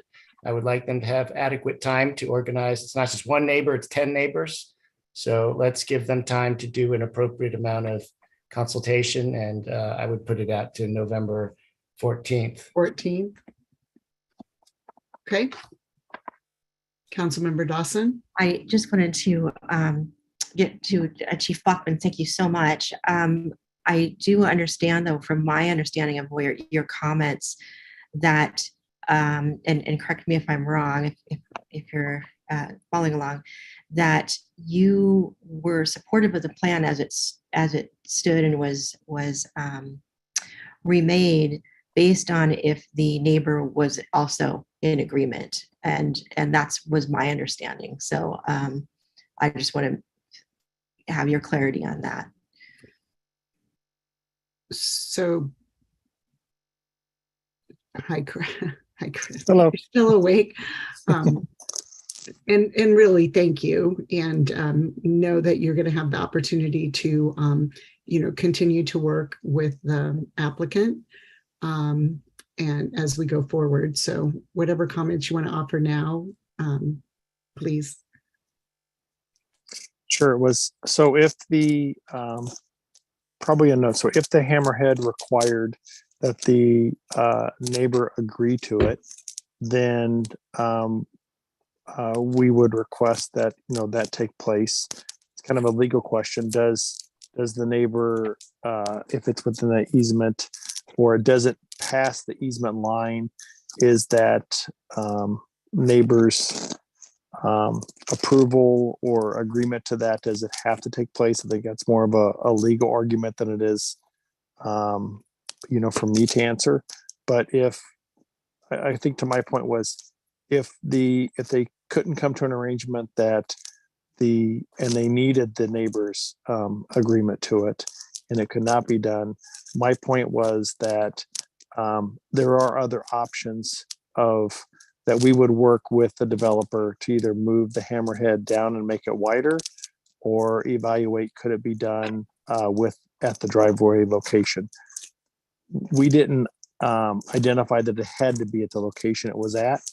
This was the proposal from their design and engineering team that felt it was the least evasive and took out the least amount of dirt work and the least amount of tree removal to put it at its current location. But we've identified what the bare minimums are. We provided them with our apparatus spec turnaround, not the fire code requirement, that we'd be willing to work and evaluate additional proposals if they feel that that's an agreement that they make with the neighbors, or they feel that condition would meet the needs of the city. Thank you very much for that clarification. Thank you. Thank you. And if there are no other questions for Chris Bachman in particular, again, we would like to thank you very much for taking the time. And now we've given you plenty of time so that you don't have a vacation scheduled on November 14th. But anyway, thank you very much, and rest well.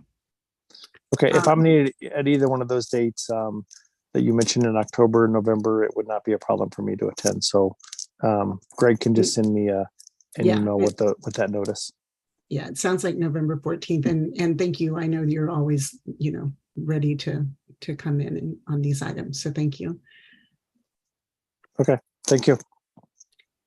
And now back to us. So we're continuing it. So I believe that I need a motion to continue it to November 14th. Unless there are other questions or comments from my colleagues, I would like a motion. I move that we continue this item until November 14th. Second. Okay, Councilmember Dawson. Sorry, Councilmember Kwok, we should have given it to you since you pushed it back out for them, but it's okay. So we have a motion from Councilmember Candell and a second by Councilmember Dawson. I will conduct a roll call vote. Councilmember Candell. Aye. Councilmember Dawson. Aye. Councilmember Kwok. Aye. Vice Mayor Anduri. Aye. And I'm an aye. And so we have continued the item to November 14th. And again, thank you very much to staff. Thank you to all of the neighbors. Thank you to Alan Moore for your offer to also, work with everyone. And thank you to the applicant and the applicant's team. So we will now move on. Before we move on to our next agenda item, which is items removed from the consent calendar. Because of the current time and because of the anticipated length of a couple of the items, I would like to propose that we continue again to something, but try to hopefully we would have a date maybe tomorrow night or Wednesday evening where we could continue the housing EIR to give that item, and then also continue the discussion of the minutes to that item, those two consent items, 8A.3 and 8B. We would then hear in just a moment or take under consideration 8D, the grant, which was on the consent calendar. We have a time-sensitive item on 13C, which is the time capsule letter that needs to go. And so I would like to get to that. I think we can also then table item 13D, which is the discussion of the 175 years. And then just as a matter of reference, in order to, I'm doing part of this, recommending it and asking for council consensus or approval so that we can get to the second closed session item before maybe midnight. And so that, because that's time sensitive as well. So if there, I see nodding of heads. And so is there a date? And Mala, is there anything that I need to be aware of in moving that forward from a? I don't know everyone's availability on the housing element EIR. So I would just want to make sure if you were continuing that we had the relevant staff and consultants. And I know I'm not available on Wednesday night or Thursday night if that's something. So that one I would want to make sure we had. Okay. And what about, so council, let's start with tomorrow night. Not Vice Mayor.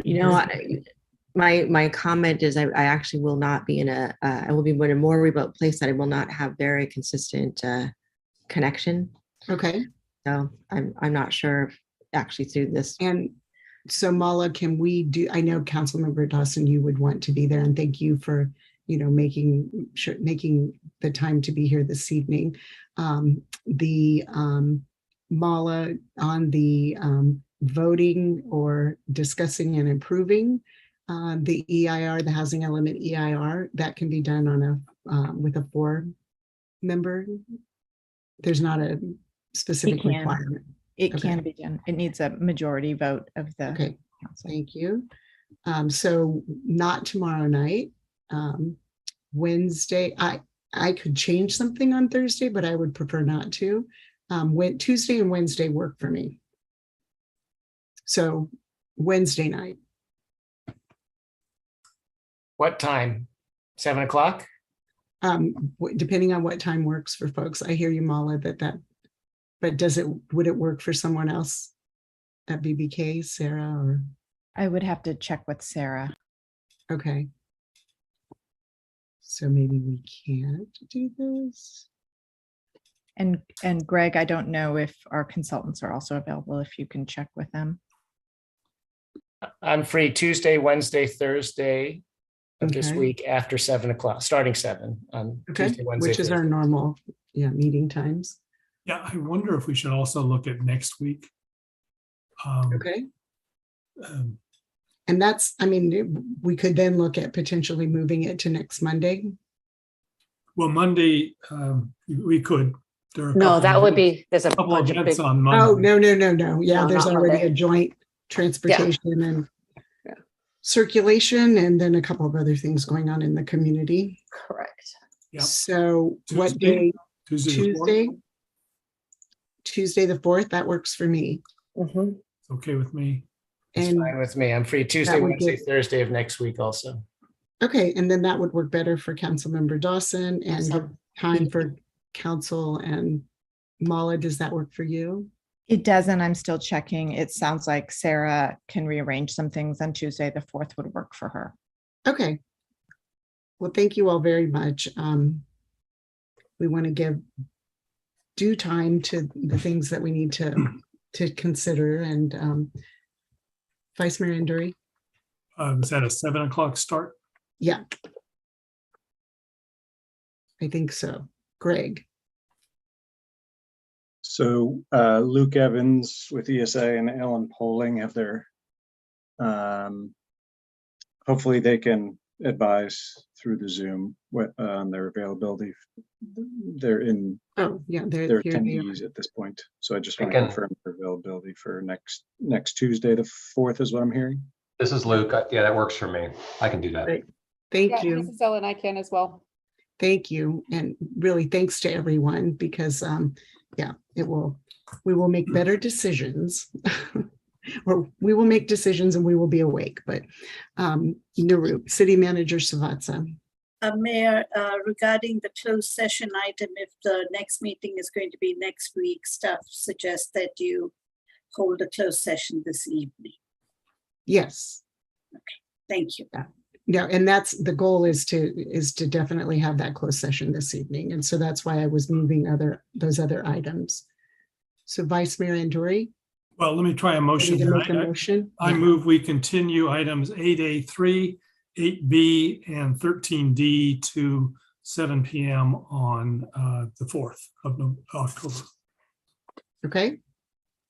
Second. Okay, Councilmember Candell, I think, had her hand up fast. So that's okay. Councilmember Dawson, since you're here on your vacation, you get all the. Okay, so we have a motion by Vice Mayor Anduri and a second by Councilmember Dawson. I will conduct a roll call vote. Councilmember Candell. Aye. Councilmember Dawson. Aye. Councilmember Kwok. Aye. Vice Mayor Anduri. Aye.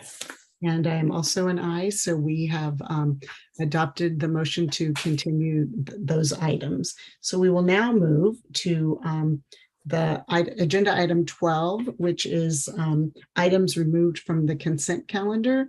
And the item that we have remaining for the consent calendar this evening is item 8D, which is the grant, the filing of a, letter of support, but a filing of all project applications for funding for OBAG funding. And so do we have Mike or Patrick to discuss the item? Mayor, they're both here. Okay, if we could bring them in. And if they want to speak briefly to the item as they're coming over, yes. And so to speak, to give a staff report or just kind of a quick report to set up the item, and then we will go to public comment. But I do want to, as we are opening this, I know that I believe that in response to some of the questions in the comments, we can ask Patrick and Mike to address that. This is an opportunity to express support for, excuse me, for these projects going in on a grant application. If we were, fortunate enough to get the money, the design would be an element, would be part of that, and also public input and the public engagement process as part of those projects would happen at that time. And I'm sure Mike and Patrick can be much more eloquent in that, but I did want to just make sure that we were all on the same page about what's moving forward here. So Mike.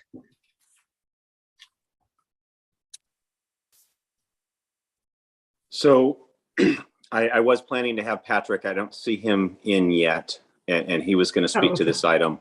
I was just tuning in. Welcome. I mean, I can speak to it, but I think Patrick knows more about it than I. Yeah, he does. So, I mean, yes, Mike, we would love for you to speak to it, but I do know that Patrick has been working on this and making sure and getting it through the process. So you can go, you could stay on. We'd love to see you, but Patrick, welcome. Thank you very much. And thanks, Mike.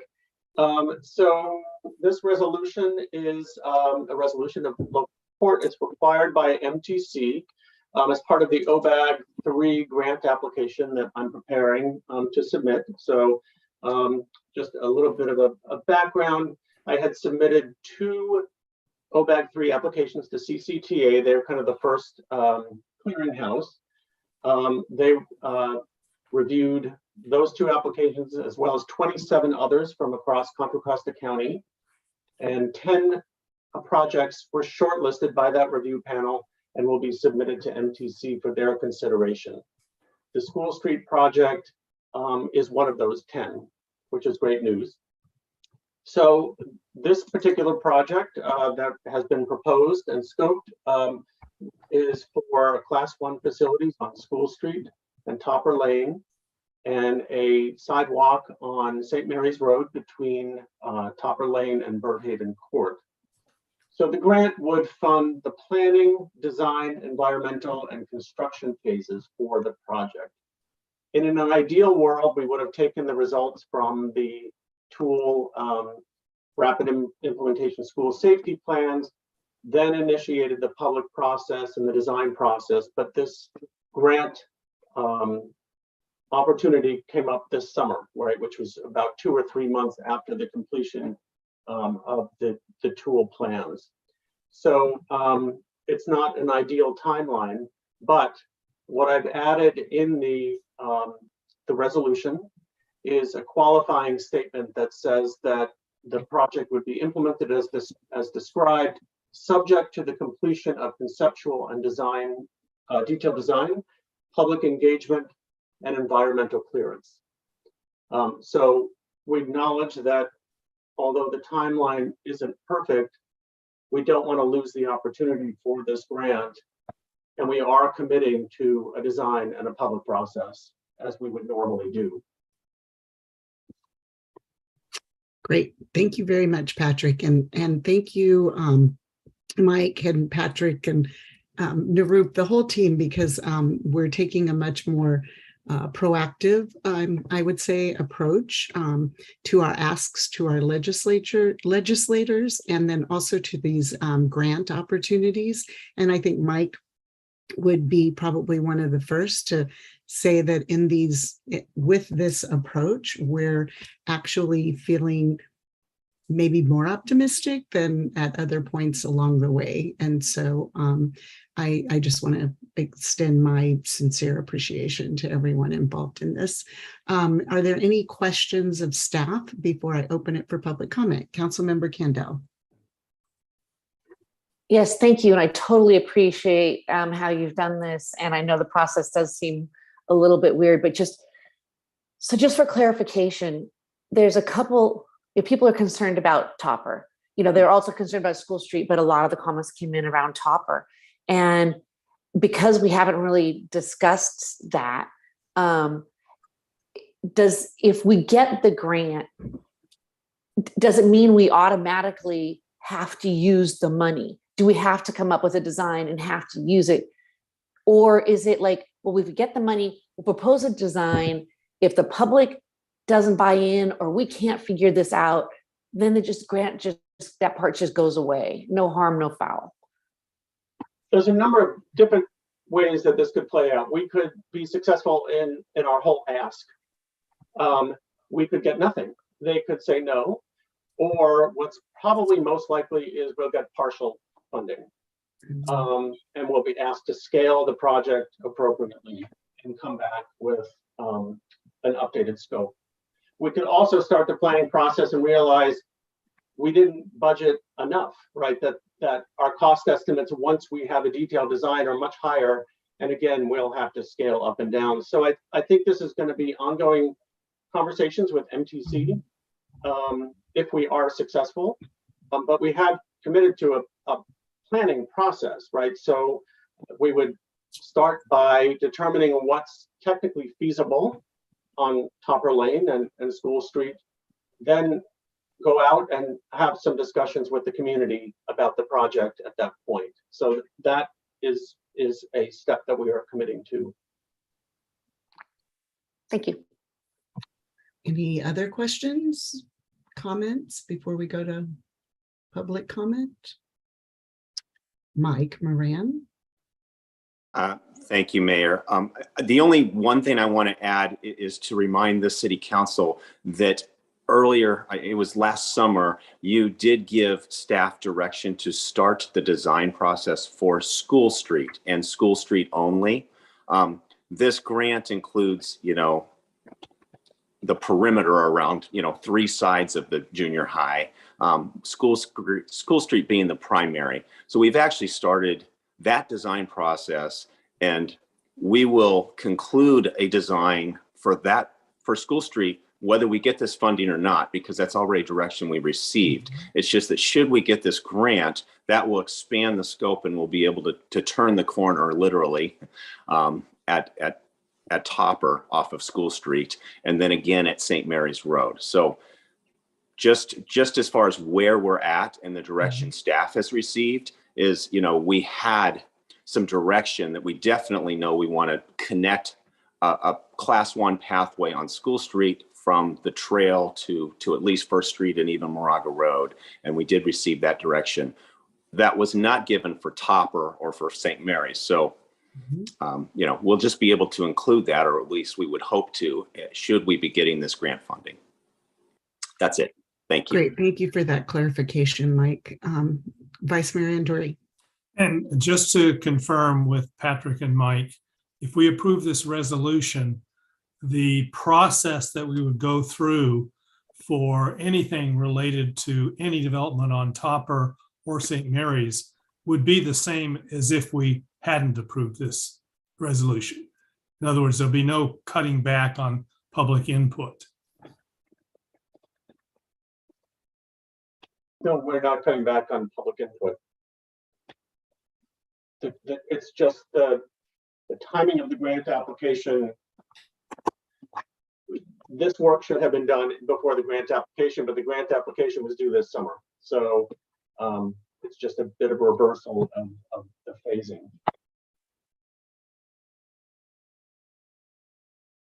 Okay, any other questions? Okay, if there are any members of the public who would like to speak to this item, please raise your hand. And Suzanne Erla, please provide those instructions.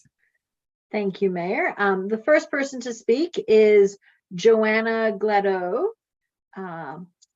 Anyone else who would like to speak on this item, please use the raise hand feature in Zoom now. Following Joanna, there is Mark, Connor, and Scott.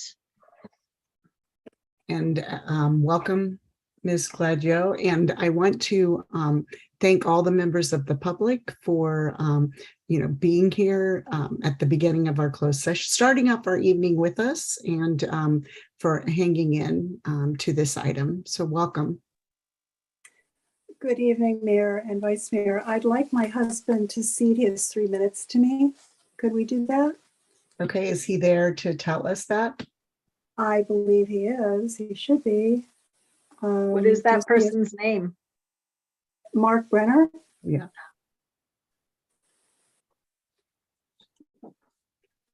Mr. Welcome, Brenner, Mr. you are unmuted. I hereby cede my minutes to Johanna Gladio. Great, thank you. All right. Good evening, Mayor, Vice Mayor, council members. You know, your question about would we get full discussion on this issue, I'm sorry, but I can't believe that that's true. What I understand is I keep being told there's no plan, but there is a plan. There's a plan to put a Class 1 pathway on Topper Lane. And we are told that there are 3 options. We take the east side or the west side, and even the one way has been taken off the table, it sounds like. So the options that were given for discussion, now I'm seeing your face, Mr. Moran, so I may have it incorrect, but it sounds to me like there have been decisions made about a Class 1 pathway and what that entails on Topper, and that we have had absolutely no input on that whatsoever, that either we lose the west side or the east side, and a one-way option is not an option, and there is no option for other discussion about how to make Topper safer and put money and applications toward where they're really going to matter. We really feel that this application was, and this idea was lobbied by 2 people who have connections and have caught the attention of a few people and have excluded us. We have in the neighborhood no agreement, no discussion on this issue, and we feel that it's a breach of participation requirements for MTC. And in fact, there's already been a complaint filed, and there are several homeowners who are willing to pursue legal options. We do not feel we're getting a straight story. We feel that this pathway is going to go to give options for Birdhaven to have a Class 1 pathway to the trail and School Street. This heading south will only add to congestion in the one option that Stanley has for offloading students. This Class 1 path heading north would have absolutely no real function except to lead people to Birdhaven on that one paved block of St. Mary's.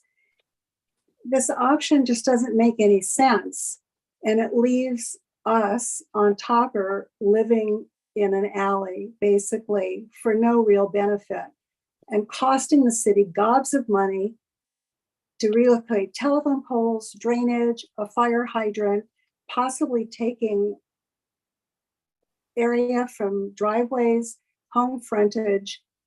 We just don't see why any of this makes any sense whatsoever. What we all do feel, and I'm speaking on behalf of everybody, I have canvassed everybody on School Street and Topper, and we hope School Street gets the money. We want to see them have a beautiful walkway. But we all feel it's time to get extremely serious about asking for funds and doing serious planning to remove congestion and improve traffic flow at the drop-off at School Street.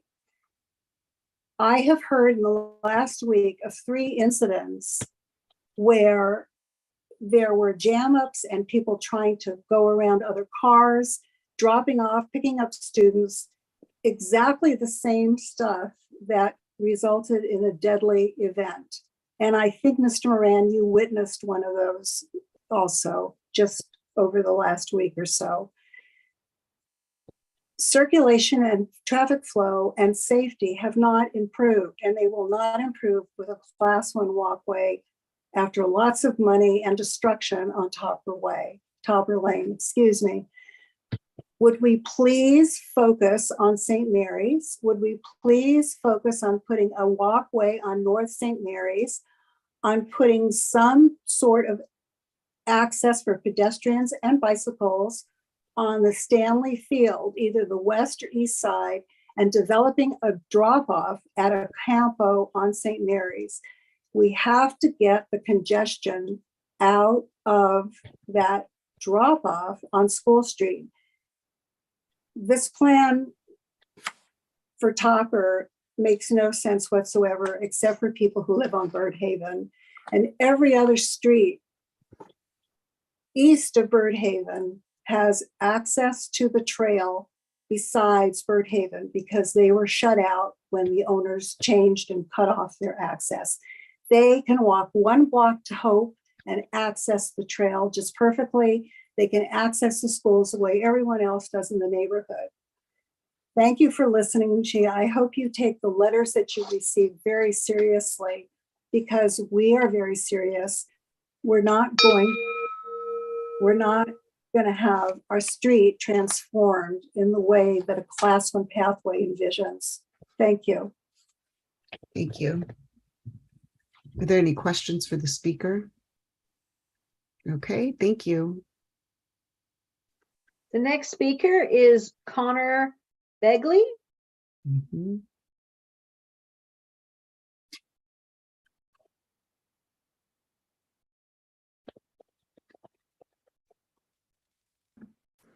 Hi, everyone.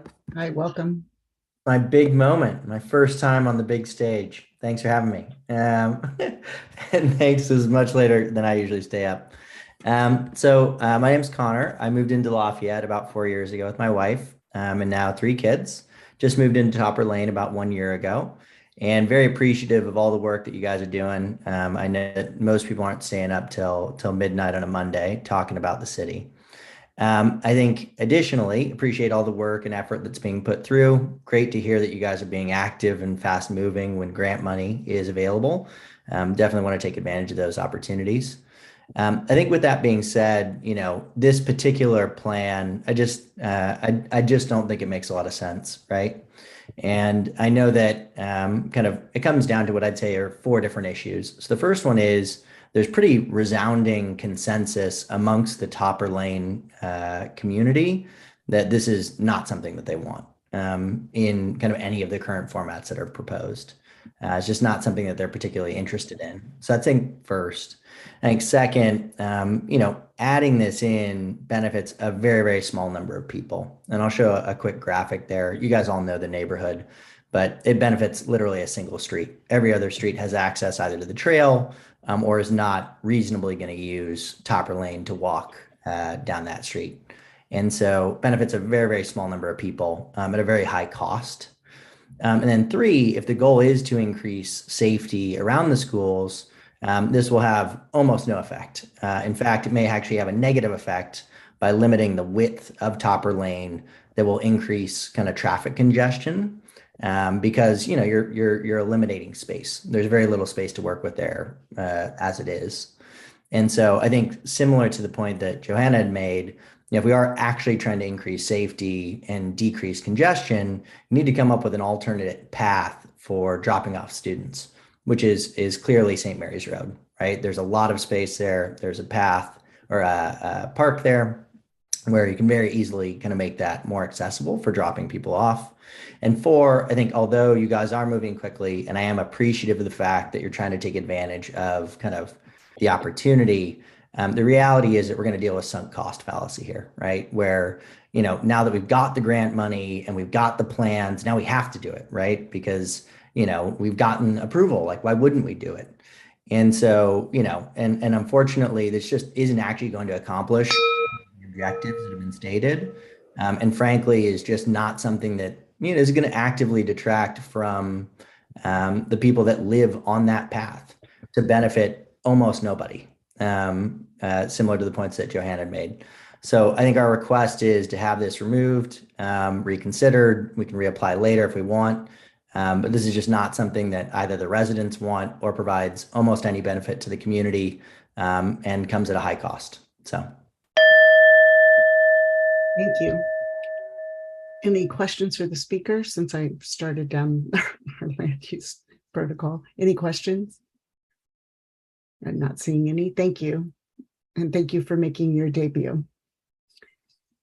The next speaker is Scott Ellis, followed by Michelle, and then Gary and Patricia Risky, and then Jenny Ellis. Thank you. And if you are interested in speaking on this item, it's always very helpful to raise your hand as soon as you know that you're going to want to speak on it so that we can gauge. Welcome, Mr. Ellis.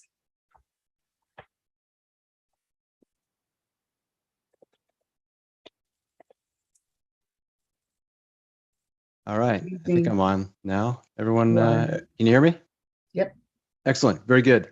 Thank you for the time, City. My name is Scott Ellis. I'm at 821 Topper Lane. I submitted one of the letters that you have reviewed, hopefully, to document my strong opposition to the inclusion of Topper Lane to the resolution that we're discussing. And so, similar to the comments by Connor and by Johanna, I'd like to think that I'm in complete alignment with the neighbors, as you'll undoubtedly hear. I have just 3 quick points in addition to the letter that I submitted. So first is the proposal for Topper Lane sidewalk, as was already mentioned, appears to have been surreptitiously added very, very late in the process. And it's also completely unnecessary. It's going to be utilized by a handful of families. It won't make the street or the community any safer. And instead, it actually increases risk because you add pedestrians to a very narrow and busy roadway for school drop-off, as I'm sure everyone is aware. So that's point 1. Point 2, I'm very disappointed in the city in the level of resident engagement. And I know we're moving quickly and it's important to secure the funds, and I get that. But my expectations are much higher being engaged for something that's so important.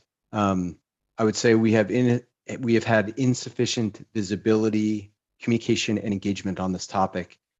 This is a topic that will have a huge impact on residents of Topper Lane, and in particular, my family, my property, and my quality of life. And then lastly, this is too important an issue to have this lack of transparency. And again, I understand why, but I'm asking you to take a pause and really think about it. Lastly, I'm respectfully requesting, similar to other neighbors, as you'll hear, that the Topper Lane component be removed from the resolution. And let me be really clear. If Topper Lane component is not removed, then we will be compelled to explore legal options. I don't take that lightly, and I wouldn't say that with passion. This is a really important thing, and it's too important to chase the money without a full understanding of the plan and the neighborhood. And this is not something that is going to be utilized or is needed, requested by the residents of Topper Lane. I'm happy to engage in any reasonable approach to make the streets safer, especially around the school. But what we're talking about on Topper Lane is not that. This is not that solution. So thank you again for the time, and I will cede time back. Thank you. Any questions for the speaker? Okay, not seeing any. Thank you very much, Mr. Ellis. The next speaker is Michelle, followed by Gary and Patricia Risky, and then Jenny Ellis. And there are no other hands raised after Jenny.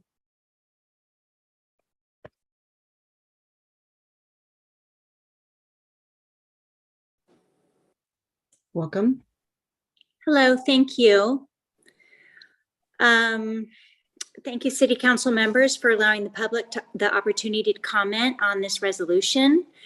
I want to start by reading a statement in an email from Patrick. Thank you for your work, by the way, on September 26, where he writes, to be very clear, there is no project on Topper Lane. To date, I have applied for funding through the OBAG grant program for a project on School Street, Topper Lane, and St. Mary's Road. And if successful, the city will start the planning process with the community.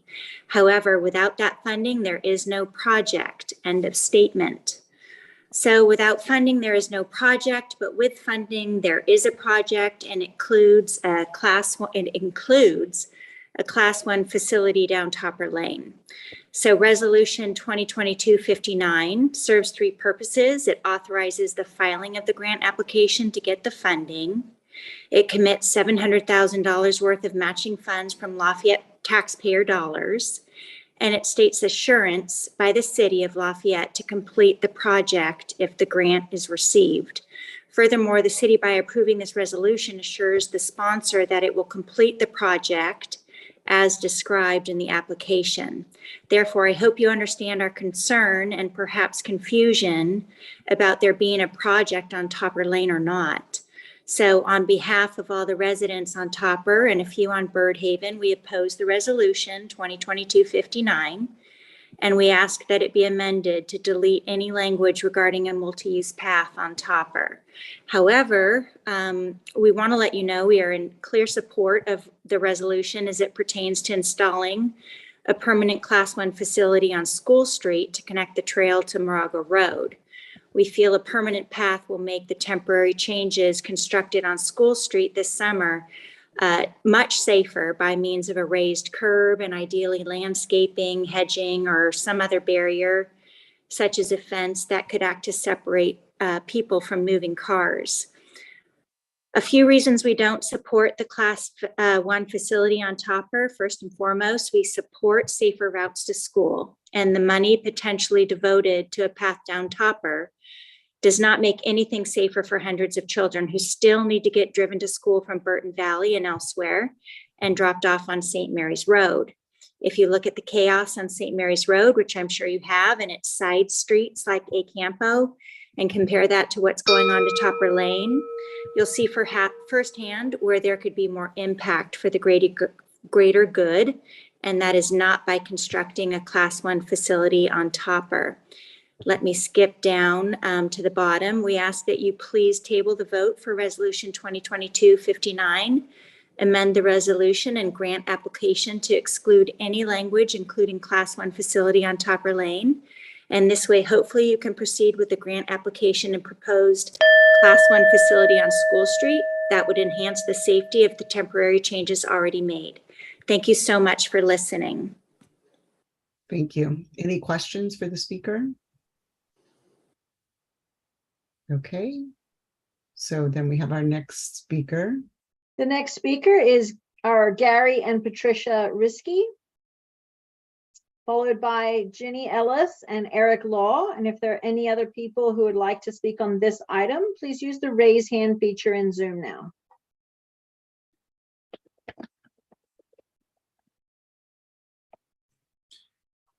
Hello, this is Gary Risky. Can you guys hear me? Yes, we can. Thank you. I am resident at 843 Topper Lane. You've heard a lot of the same issues, but first and foremost, let me strongly ask you to amend your proposal, your resolution, delete the reference to a Class 1 pathway on Topper Lane. That was never discussed back in the fall or back in the summer when all of this discussions in the spring, when all the discussions about the School Street efforts, which again, I strongly support. We want to try and encourage the safety of students coming in and out of Stanley. The Class 1 pathway on Topper Lane does nothing about safety and security for those students. It benefits a couple of people from Birdhaven that instead of walking to the left when they come up to St. Mary's and going down Hope Street, which does have access to the pathway, to try and add something onto Topper Lane, which is properly named a lane, not a street, and to take any of the available facility, available space off of Topper Lane makes no sense. So again, I strongly encourage you, ask you to amend your proposal, amend this resolution to delete any reference to Topper Lane. There's been no outreach to the citizens. You've heard that a number of times tonight on Topper Lane. We're the ones that are being affected by this, but and none of us are asking for this, are in favor of this. You have a couple of people from Birdhaven that are looking for this, and there are other alternatives for them to be able to get to the pathway. I'd also encourage you to say, look at St. Mary's Road. If you want to amend the proposal to say, let me extend a pathway from Birdhaven all the way down to, I'm sorry, did I just get cut off? No, you're still here. Okay. Extend a pathway all the way down St. Mary's from Birdhaven to the back of Stanley and have access from St. Mary's onto the Stanley facility, because there you're going to get the benefit. You're not going to get any benefit from extending a path one down Topper Lane, because it basically doesn't provide any benefit. So again, please delete any language in the resolution that refers to Topper Lane from your resolution 2022-59. Thank you. Thank you. Any questions for the speaker? Seeing no hands raised. Thank you very much. The next speaker. Oh, okay, go ahead. Sorry, Mayor. The next speaker is Jenny Ellis, followed by Eric Law and Abby Fateman. And I'll ask again, if you are planning to speak to this item, if you could raise your hand now, or I will assume that Abby is the last speaker after Ms. Ellis gets done speaking. Welcome. Thank you. Hi, thank you, everybody. My name is Jeannie Ellis, and I live on Topper Lane. As you can see by all the feedback received tonight, there is significant objection to the addition of a Class 1 pathway on Topper Lane for a variety of reasons. But as you may recall from reading my letter with my husband, Scott, the most concerning issue for us has been the lack of transparency in the addition of this component to the OBAG 3 grant application and the resolution. I will say that my concern has only increased as I've had the opportunity to read through the rest of the letters from all of our neighbors, and I'd like to highlight some observations. First, you can probably see there is very clear surprise from all of us to learn about this resolution, tonight's vote, and the inclusion of Topper Lane. Quite frankly, we have all been shocked at the lack of transparency and the speed in which the city is pushing this item through without requesting any input from the residents that would be most impacted by this change. I will also say I'm a bit disappointed to hear how the timeline and the process for this grant application is being positioned. As stated, there have been no public purview on including Topper Lane, and yet the city will be approving a resolution that commits them to complete the project as described in the application if they receive the funding.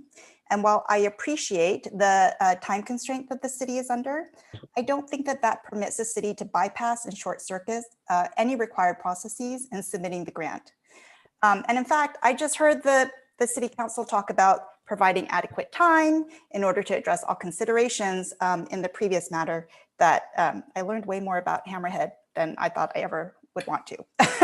And while I understand that the tight constraints that we were under, I looked at the timelines that were provided on the CCTA website, and I think that there was some general awareness in January. The CCTA board adopted the OBAG 3 program application in May, and applications were due in July. It is now September, and we as residents only heard about this literally days ago. In addition, you might have I was actually a little bit surprised to read that we have current and past transportation circulation commissioners who are certainly more savvy on city routines, and they were also caught off guard at how this didn't seem to follow proper communications. Given the lack of public discussions and how normal processes were not followed, I actually am very interested in understanding how Topper Lane got added to the resolution. And I firmly believe that the city cannot, in due faith, approve a resolution of local support for School Street that includes Topper Lane when there has not been adequate transparency and given the very strong objection and potential legal litigation that the residents are willing to pursue. In addition, as we have mentioned, we will notify PCTA and MTC of our broad-ranging concerns and intentions on this. Thank you for your time. Thank you. Are there any questions for the speaker? Okay, thank you. And thank you. And our next speaker. Our next speaker is Eric Law, and the final speaker on this item will be Abby Fateman.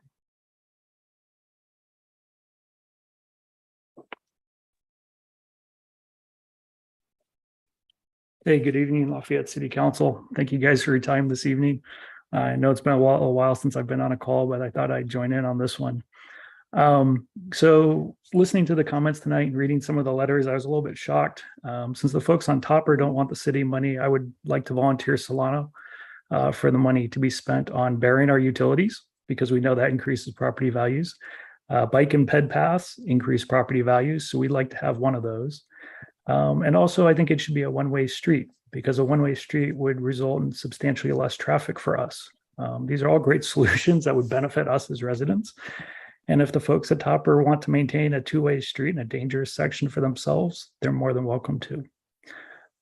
There's a lot of opportunities for improvement, obviously, in this area. We get a lot of traffic because we're wedged in between a middle school and a private school. And there's a lot of opportunities for improving all the streets around it. And I think we all need to focus on those and realize that these are public streets that are shared by everyone. They're shared by pedestrians, they're shared by bicyclists, and they're shared by drivers. And unfortunately, listening to tonight's comments, there's not a lot of sharing going on. There's a lot of mine. And that is not what occurs on public streets.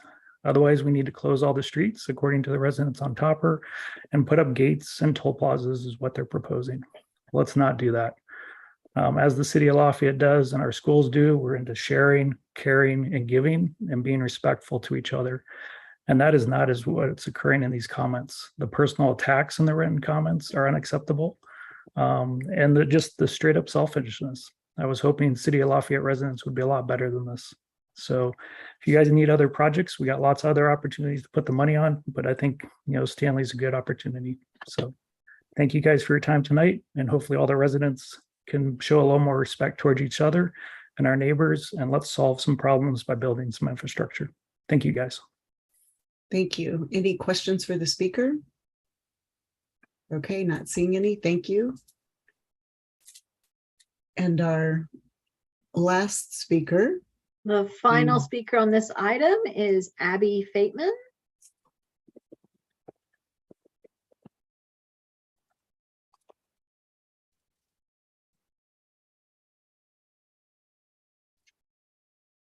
Welcome back, Ms. Fateman. Good evening, council and members of the public and staff who are still on the call.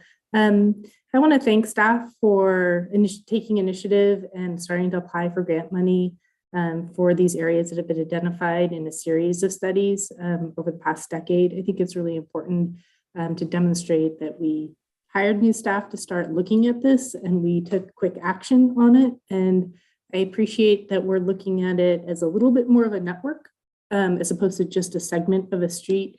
I think that's an important part of looking at safer streets, more complete streets, and pulling together networks for people to move, whether it's just to school or within the community.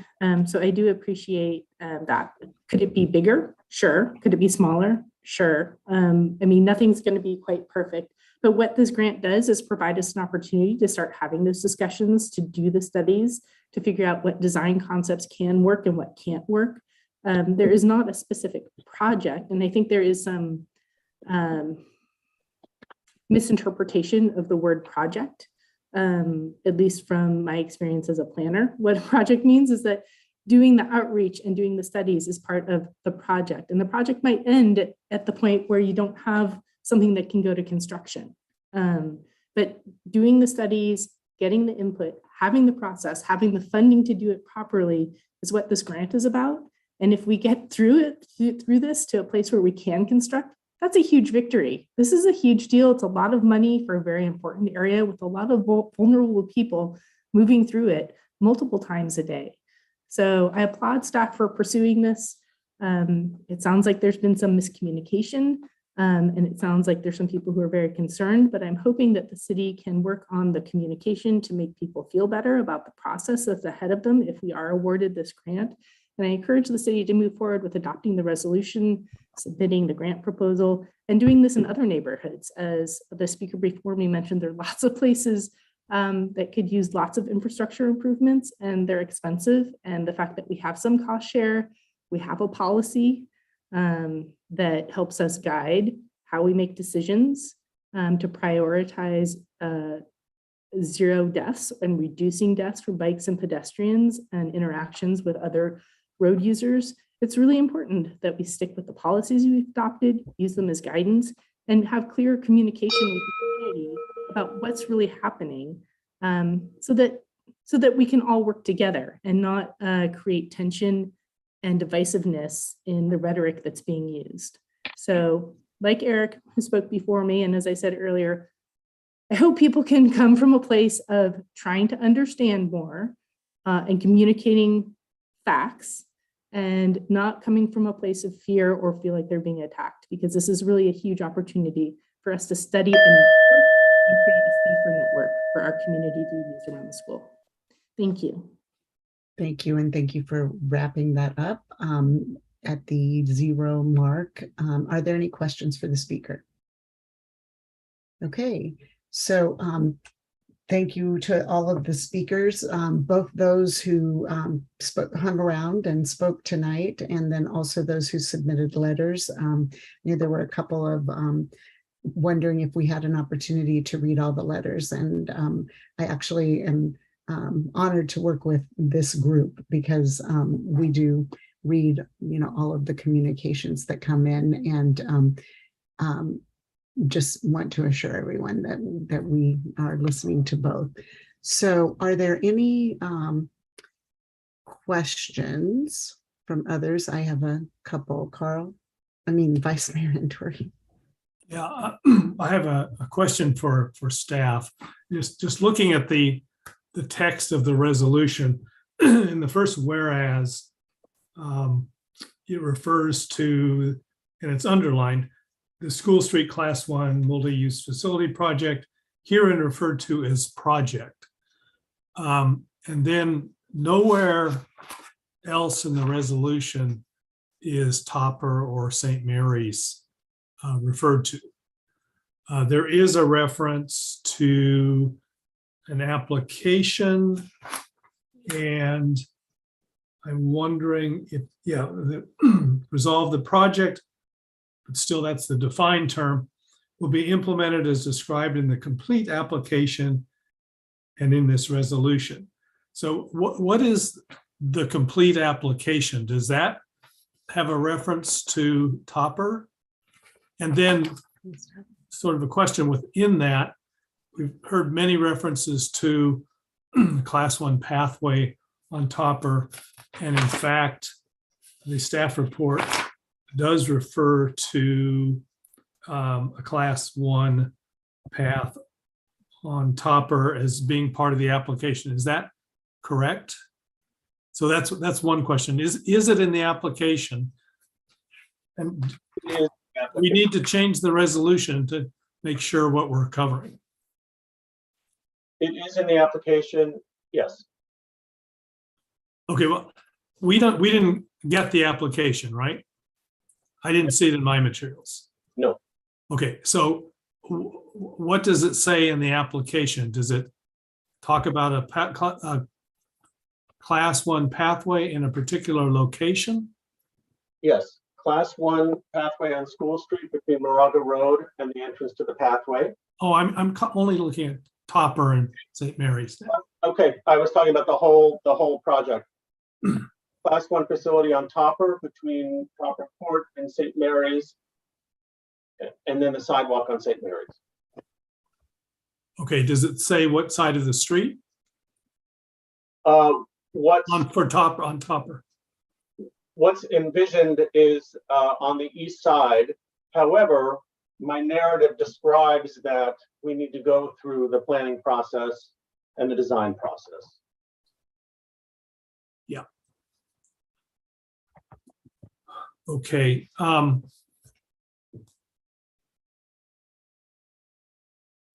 Let me just ask this. Does including Topper in any way harm our chances of getting the grant for School Street? I can't answer that question.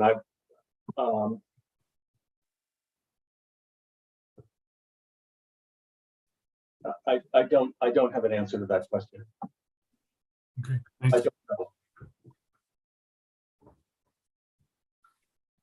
So Councilmember Kendall, actually, I was The trying city of to- Lafayette has their hand up too. I don't know what that is for.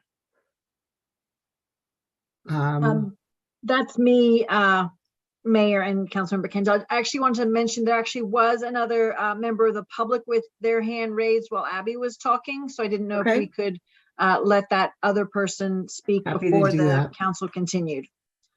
So sorry for the interruption. No, happy to do that.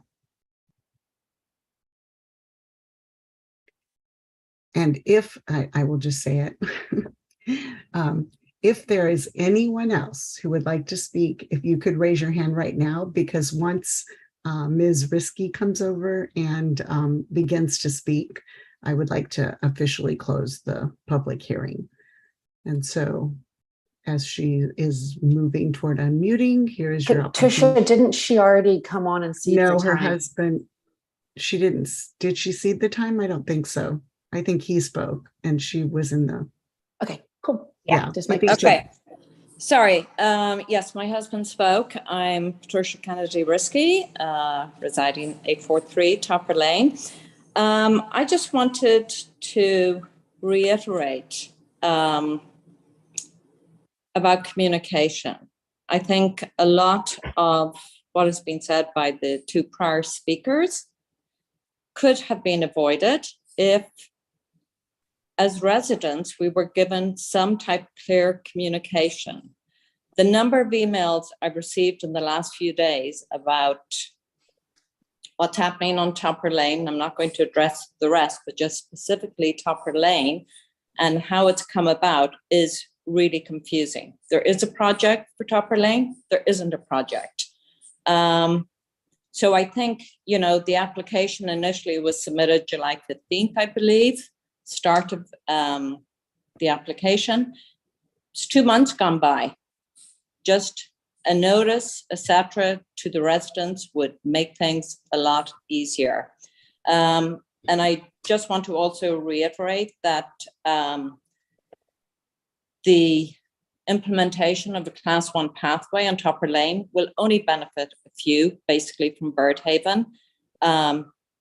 Much more cost effective to have a pathway going from Birdhaven, yes, cross over the top of Topper, down St. Mary's Road. Because Topper Lane, if you put in a pathway, is going to become more of a nightmare during school pickup and drop off.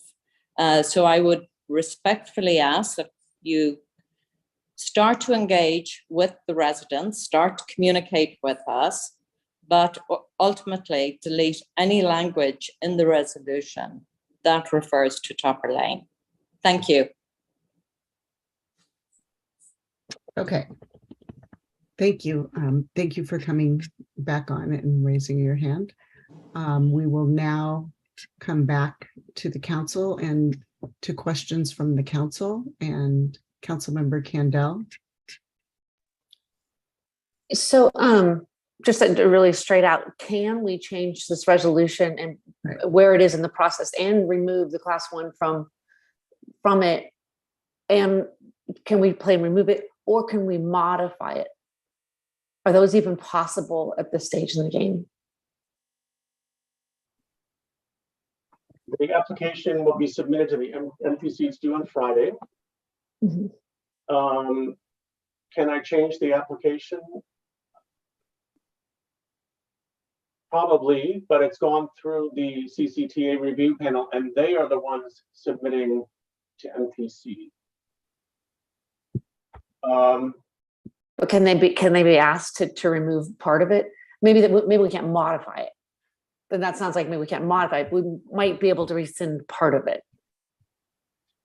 Is that possible? That's just a question.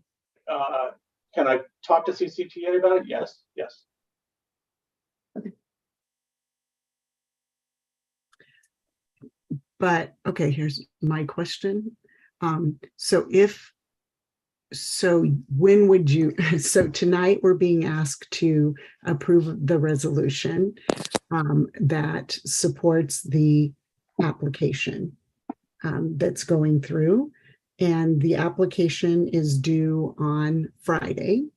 So we could pass, I'm just, one option would be to pass this, resolution for the resolution for support, contingent upon, so it would be School Street, and I'm not moving this or anything right now. I'm just trying to see where we're going with this discussion, but take out the topper, the class 1 on topper,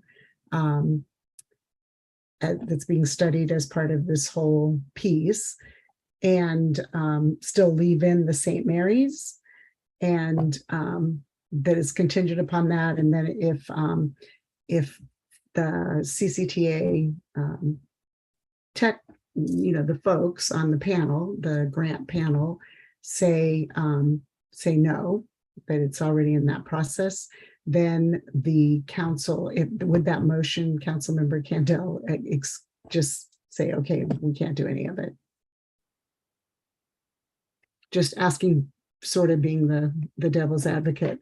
And also, and then I'll come back to a piece that also says in the resolution of local support, well, I'll just say it now, that we're looking at, the number of requirements in the whereas for regional, adopted by the implementing language, commitment of matching funds, fixed at the program amount. There can't be a cost increase. So if your costs go over, all of that implied.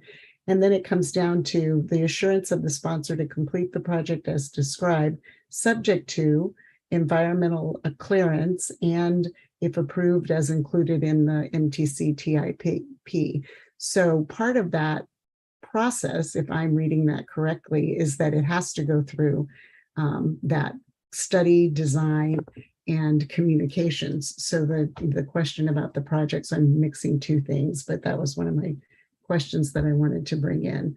But I guess, Patrick, there's not a way for us to tonight approve or remove, to approve it, or to approve it subject to the topper class 1 coming out and still not have another meeting and still bring it to CCTA. And there's one more option. Okay, thank you. Which is that this resolution is technically not due to MTC until they are ready to issue funds. So I wanted to submit the whole thing as one package, but technically it's not due until they are ready to provide funds, whatever that is. And so previously I'd mentioned that maybe we'll get full funds for what we requested, or partial or none. There is the possibility that if the application goes through as written, we don't get the full amount, we get partial amount, and we'll have to scale down the project, if that makes sense. Yeah, thank you. Which would make this resolution add some clarity to what it is the city's agreeing to. Okay, Councilmember Dawson. You're on mute. Sorry. Gosh, I guess it is getting late. Okay, so thank you for that, Patrick. I have a question. I backing up a bit. One of Tool Design's aspects of study, at least I thought, was Stanley and Topper Lane. So there was some study. It's just that it hasn't been.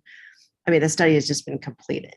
So is that what factored in, though, in you including it in this grant application? The fact that that was being studied?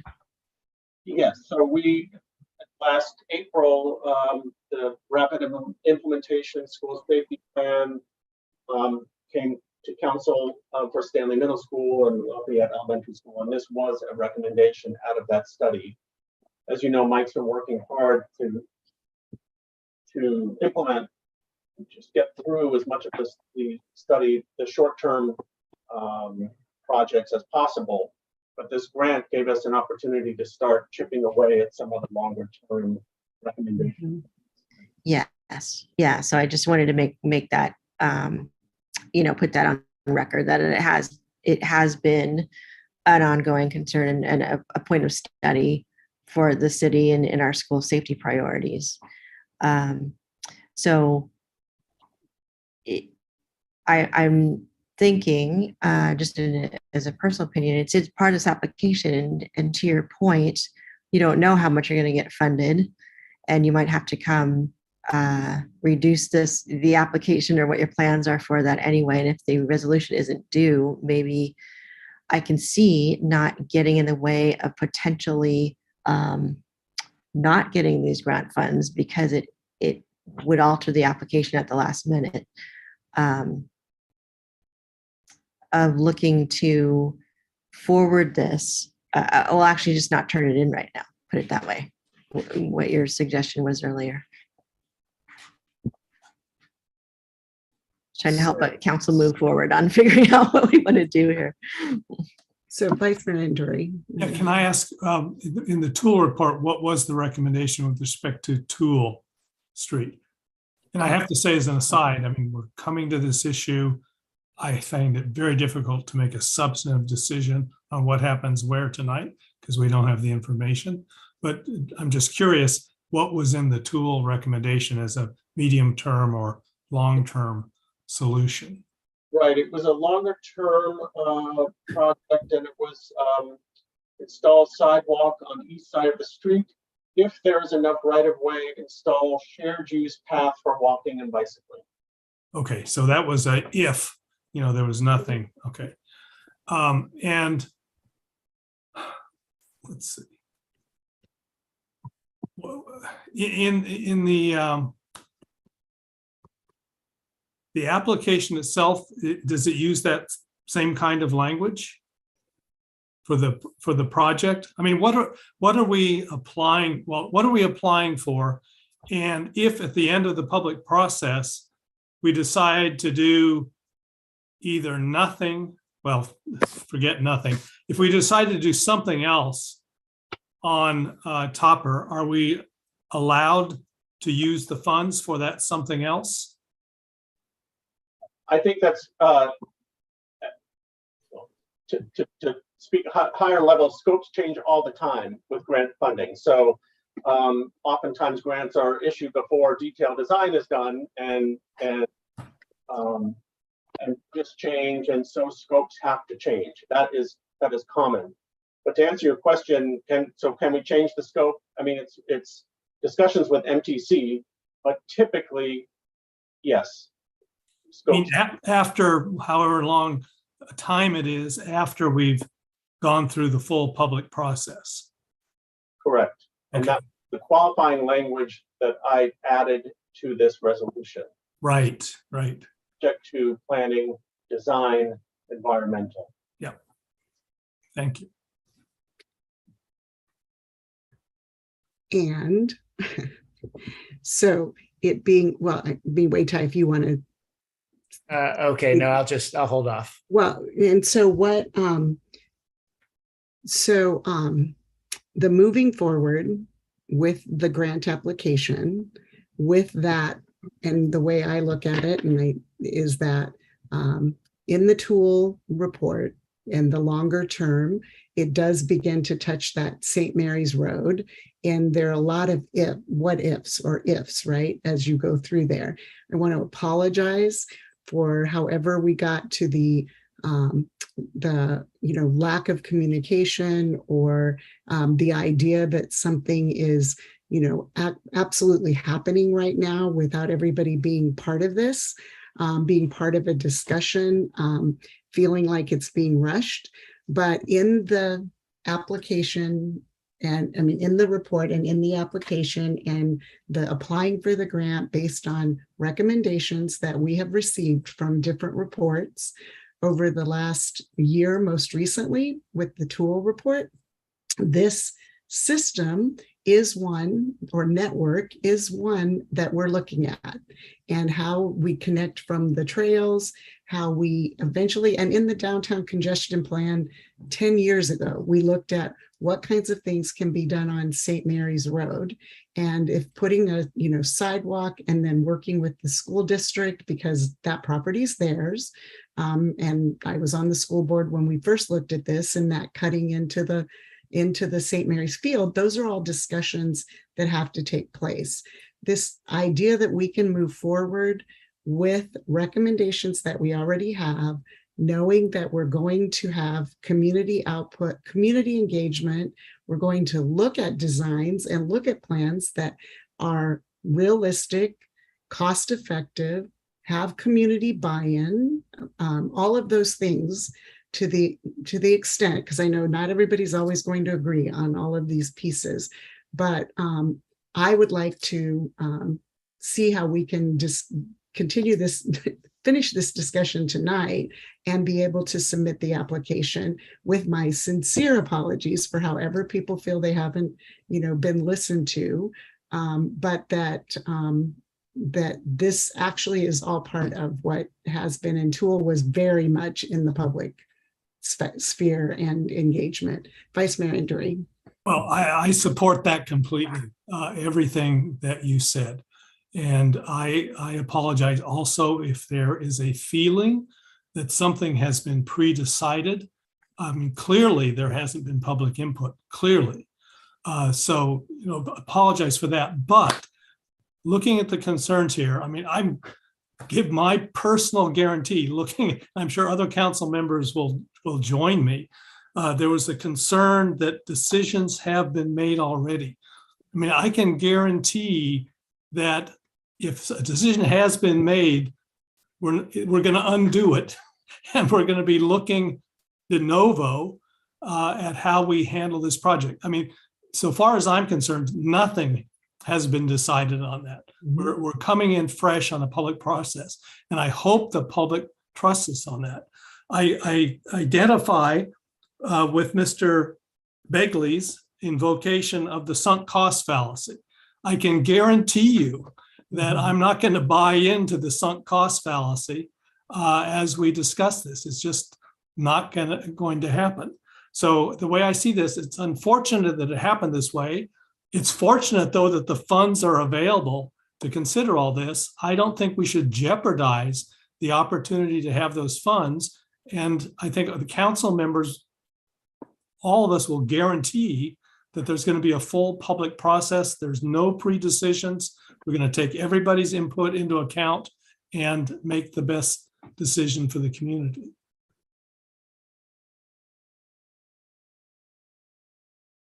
Okay, so Councilmember Kendall.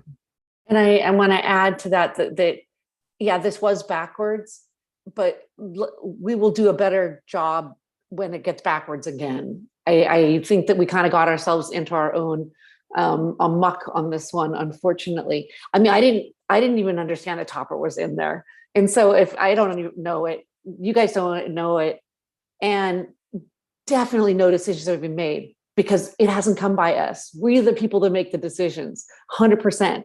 And if we don't even know what's going on, then nothing is happening because it can't by definition. And that's just how our city runs. And that's, we will try to do better. And I totally apologize, but we will learn from this and not hopefully do this again, but it isn't over and we will discuss it with everybody. And if it doesn't work out, it won't work out. So, but parts of this process and parts of this program and this grant are so fundamentally important to our city that we don't want to jeopardize it at all, but know that we're not going to move forward on Topper without a full process. Thank you. Thank you, Councilmember Kendall. Councilmember Kwok or Councilmember Dawson? I just want to second that Vice Mayor Andori's guarantee that we'll, of course, have want to hear public comment. And I thank you all for coming out and expressing that even tonight and through your letters. That is really important. It always has been, it always will be. I know. And I thank Patrick for the same time jumping on this grant. We know how hard it is to get funding. Lafayette has a hard time getting any funding. So the fact that we are even in contention for this is really important and, sets a precedent even going forward. So and hopefully our community is aware of our precedents that we've set before of always welcoming and even having special meetings to provide space for public comment, especially on something as important as this of safety in our public streets. That does, of course, have impact on your private residencies, where we are aware of that. So safety is our priority, and that's why your public comments are, and our collaboration is a priority as well. Okay, Councilmember Kwok. I want to thank the members of the public for their commentary, and again, also look to the future to have a better dialogue and input into this process. So apologies for that. Okay, and so where I think we are is, well, I'm going to ask again. So tonight, do we want to move forward with the resolution of local support? And so that Patrick has a full package to be able to submit. Okay, if I could have a motion. Vice Mayor Anduri. Okay, I move we adopt resolution 2022-59, approving the filing of all project applications for funding assigned to MTC and committing any necessary matching funds, and stating, subject to the completion of conceptual and detailed design, public engagement, and environmental clearance, assurance to complete the project. And is there a second? Councilmember Dawson. You guys are simultaneous. So, okay, so we have a motion by Vice Mayor Anduri and a second by Councilmember Kandel. I will conduct the roll call vote. Councilmember Kandel. Aye. Councilmember Dawson. Aye. Councilmember Kwok. Aye. Vice Mayor Anduri. Aye. And I am an aye. So we have passed that, unanimously passed that resolution.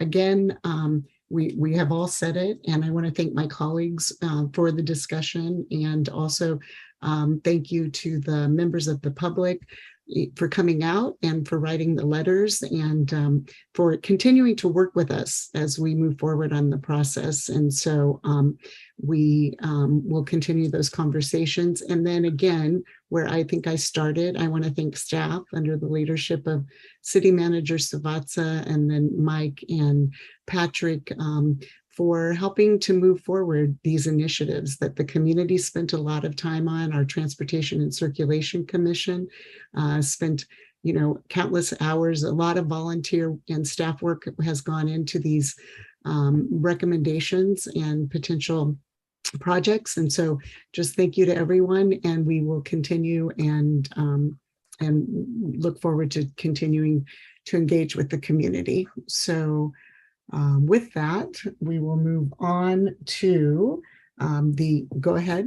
Mayor, you need to extend the meeting. Yeah, thank you. So do I have a motion to extend the meeting till I think 11:30? Well, do I have to extend the meeting and include the closed session and reporting back out? Mala? To Mala. Yes, I think you So do. to midnight? Correct. Okay. Do I have a motion to extend the meeting to midnight?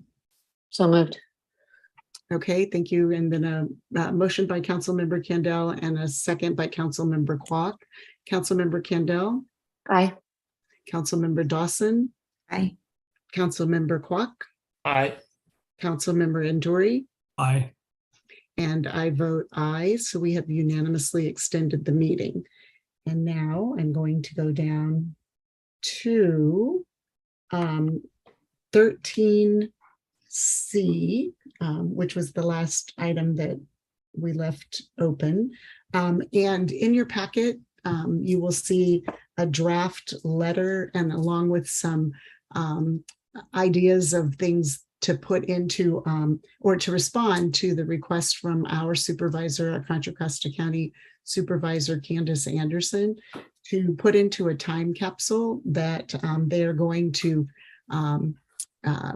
inter next at their meeting on October 4th. And the time capsule is commemorating the moving into the new administration building at 1025 Escobar Street. And so they have, Councilmember Anderson has asked for mayors and for city councils from throughout her district to submit a letter. I can't remember how much big the box is, but like a shoebox for each of the supervisors to go in. So I want to thank Suzanne and Narup for meeting to come up with the draft letter rather than editing. If you have specific edits, we can provide, if we could provide those to Suzanne. It's basically any substantive or any input on other things to add would be most appreciated. Vice Mayor Andori? No? Okay, Councilmember Kendall? So you're asking for suggestions? I think some photos down the boulevard and the reservoir. That sounds great. And we'll use photos probably of us off the website, our current headshots. So, and then the staff, I love that idea of the staff selfie photo.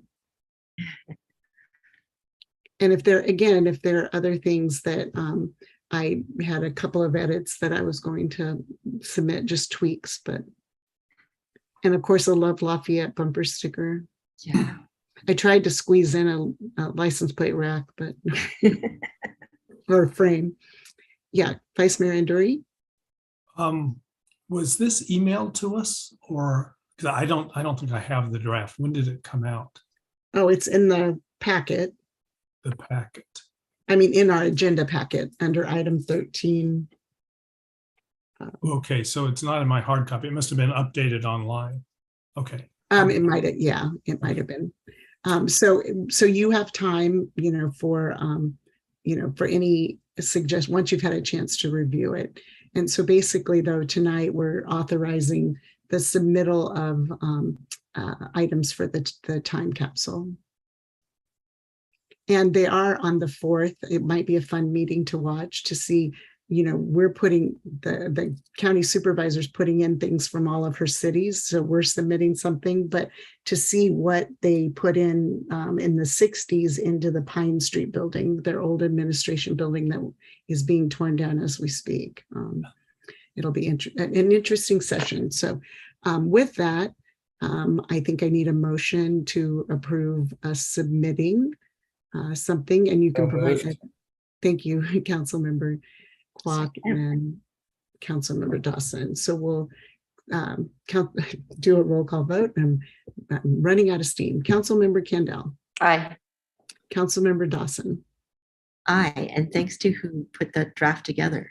Suzanne. Yeah. Oh, Suzanne. She took great. Thank you, Suzanne. Yes, she took lots of, well, what ifs, and from Narup and from me, and did a great job. Councilmember Kwok. Aye. Vice Mayor Andori. Aye. And I'm an aye. And so that unanimously passes, and we will finish that up. And thank you again, to Narup and Suzanne. And with that, oh, go ahead, Vice Mayor. Well, just to make sure these are on the agenda next time, I move we postpone till our next Tuesday meeting consideration of 13A and 13B. So, oh, yes, thank you. Those weren't mentioned before. I didn't mention those, that those are the given. Yes, thank you. We definitely want those on there. Or how will people know what we've been up to or what we want on a future agenda? Okay. So with that, we will adjourn to closed session. For those who want to hang out, we will come back to report generally what we will be back after our closed session. And we now know that pretty much needs to be before midnight.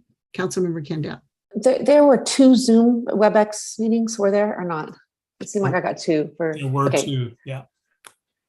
Well, okay. I got 2 for the night meeting. Me too. And so which one are we supposed to do? The one that says 8:30 p.m. start time, I think. Yeah. Is that right? Okay, we'll go for the 8:30 one. Okay. Well, if it's similar to what happened with the last 2, it's going to be the one that has meeting number 5905 on it. That is correct, Councilman Brandury. Okay, well, that's the 9 o'clock meeting, not That's the the 8:30. link for, yep. Okay. Got it. Okay. See you there. Okay. It shows link. Okay, thank you all.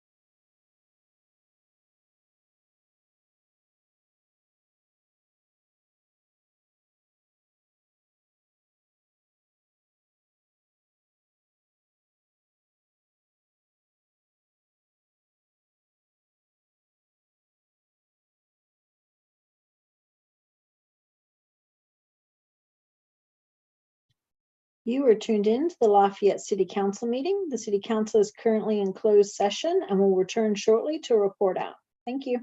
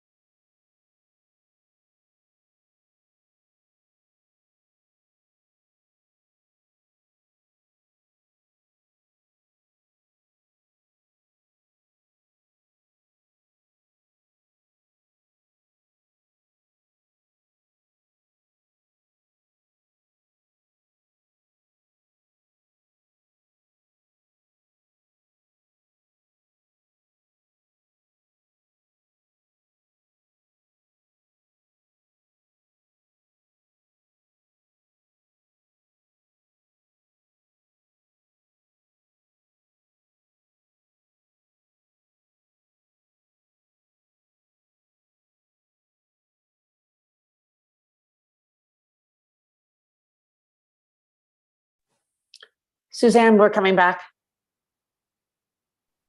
Thank you, Councilmember Kendall.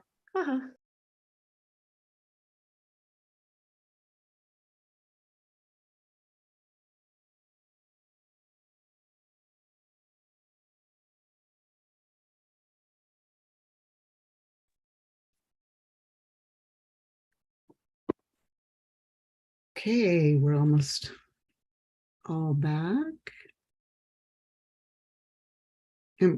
And we have, oh, there we go. Everybody is coming. Oh, Carl is in the green room.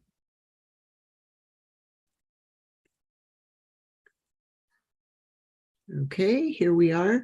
Okay, so I want to report, I want to reopen the, bring us back into open session and ask the city attorney to report out. Thank you, Mayor. Council gave direction to staff on the 2 closed session items. Okay, thank you. And with that, we will adjourn just before midnight at 11:58. We don't adjourn, right? We continue to October 4th? Or well, is that? No, we adjourned tonight and we did the Okay. motion earlier to continue, but thank you. Good question. So I don't want to, have to redo all of that. Okay, so with that, we will adjourn at 11:59. So thank you all. Thank you for a very good meeting, a good discussion. Thank you.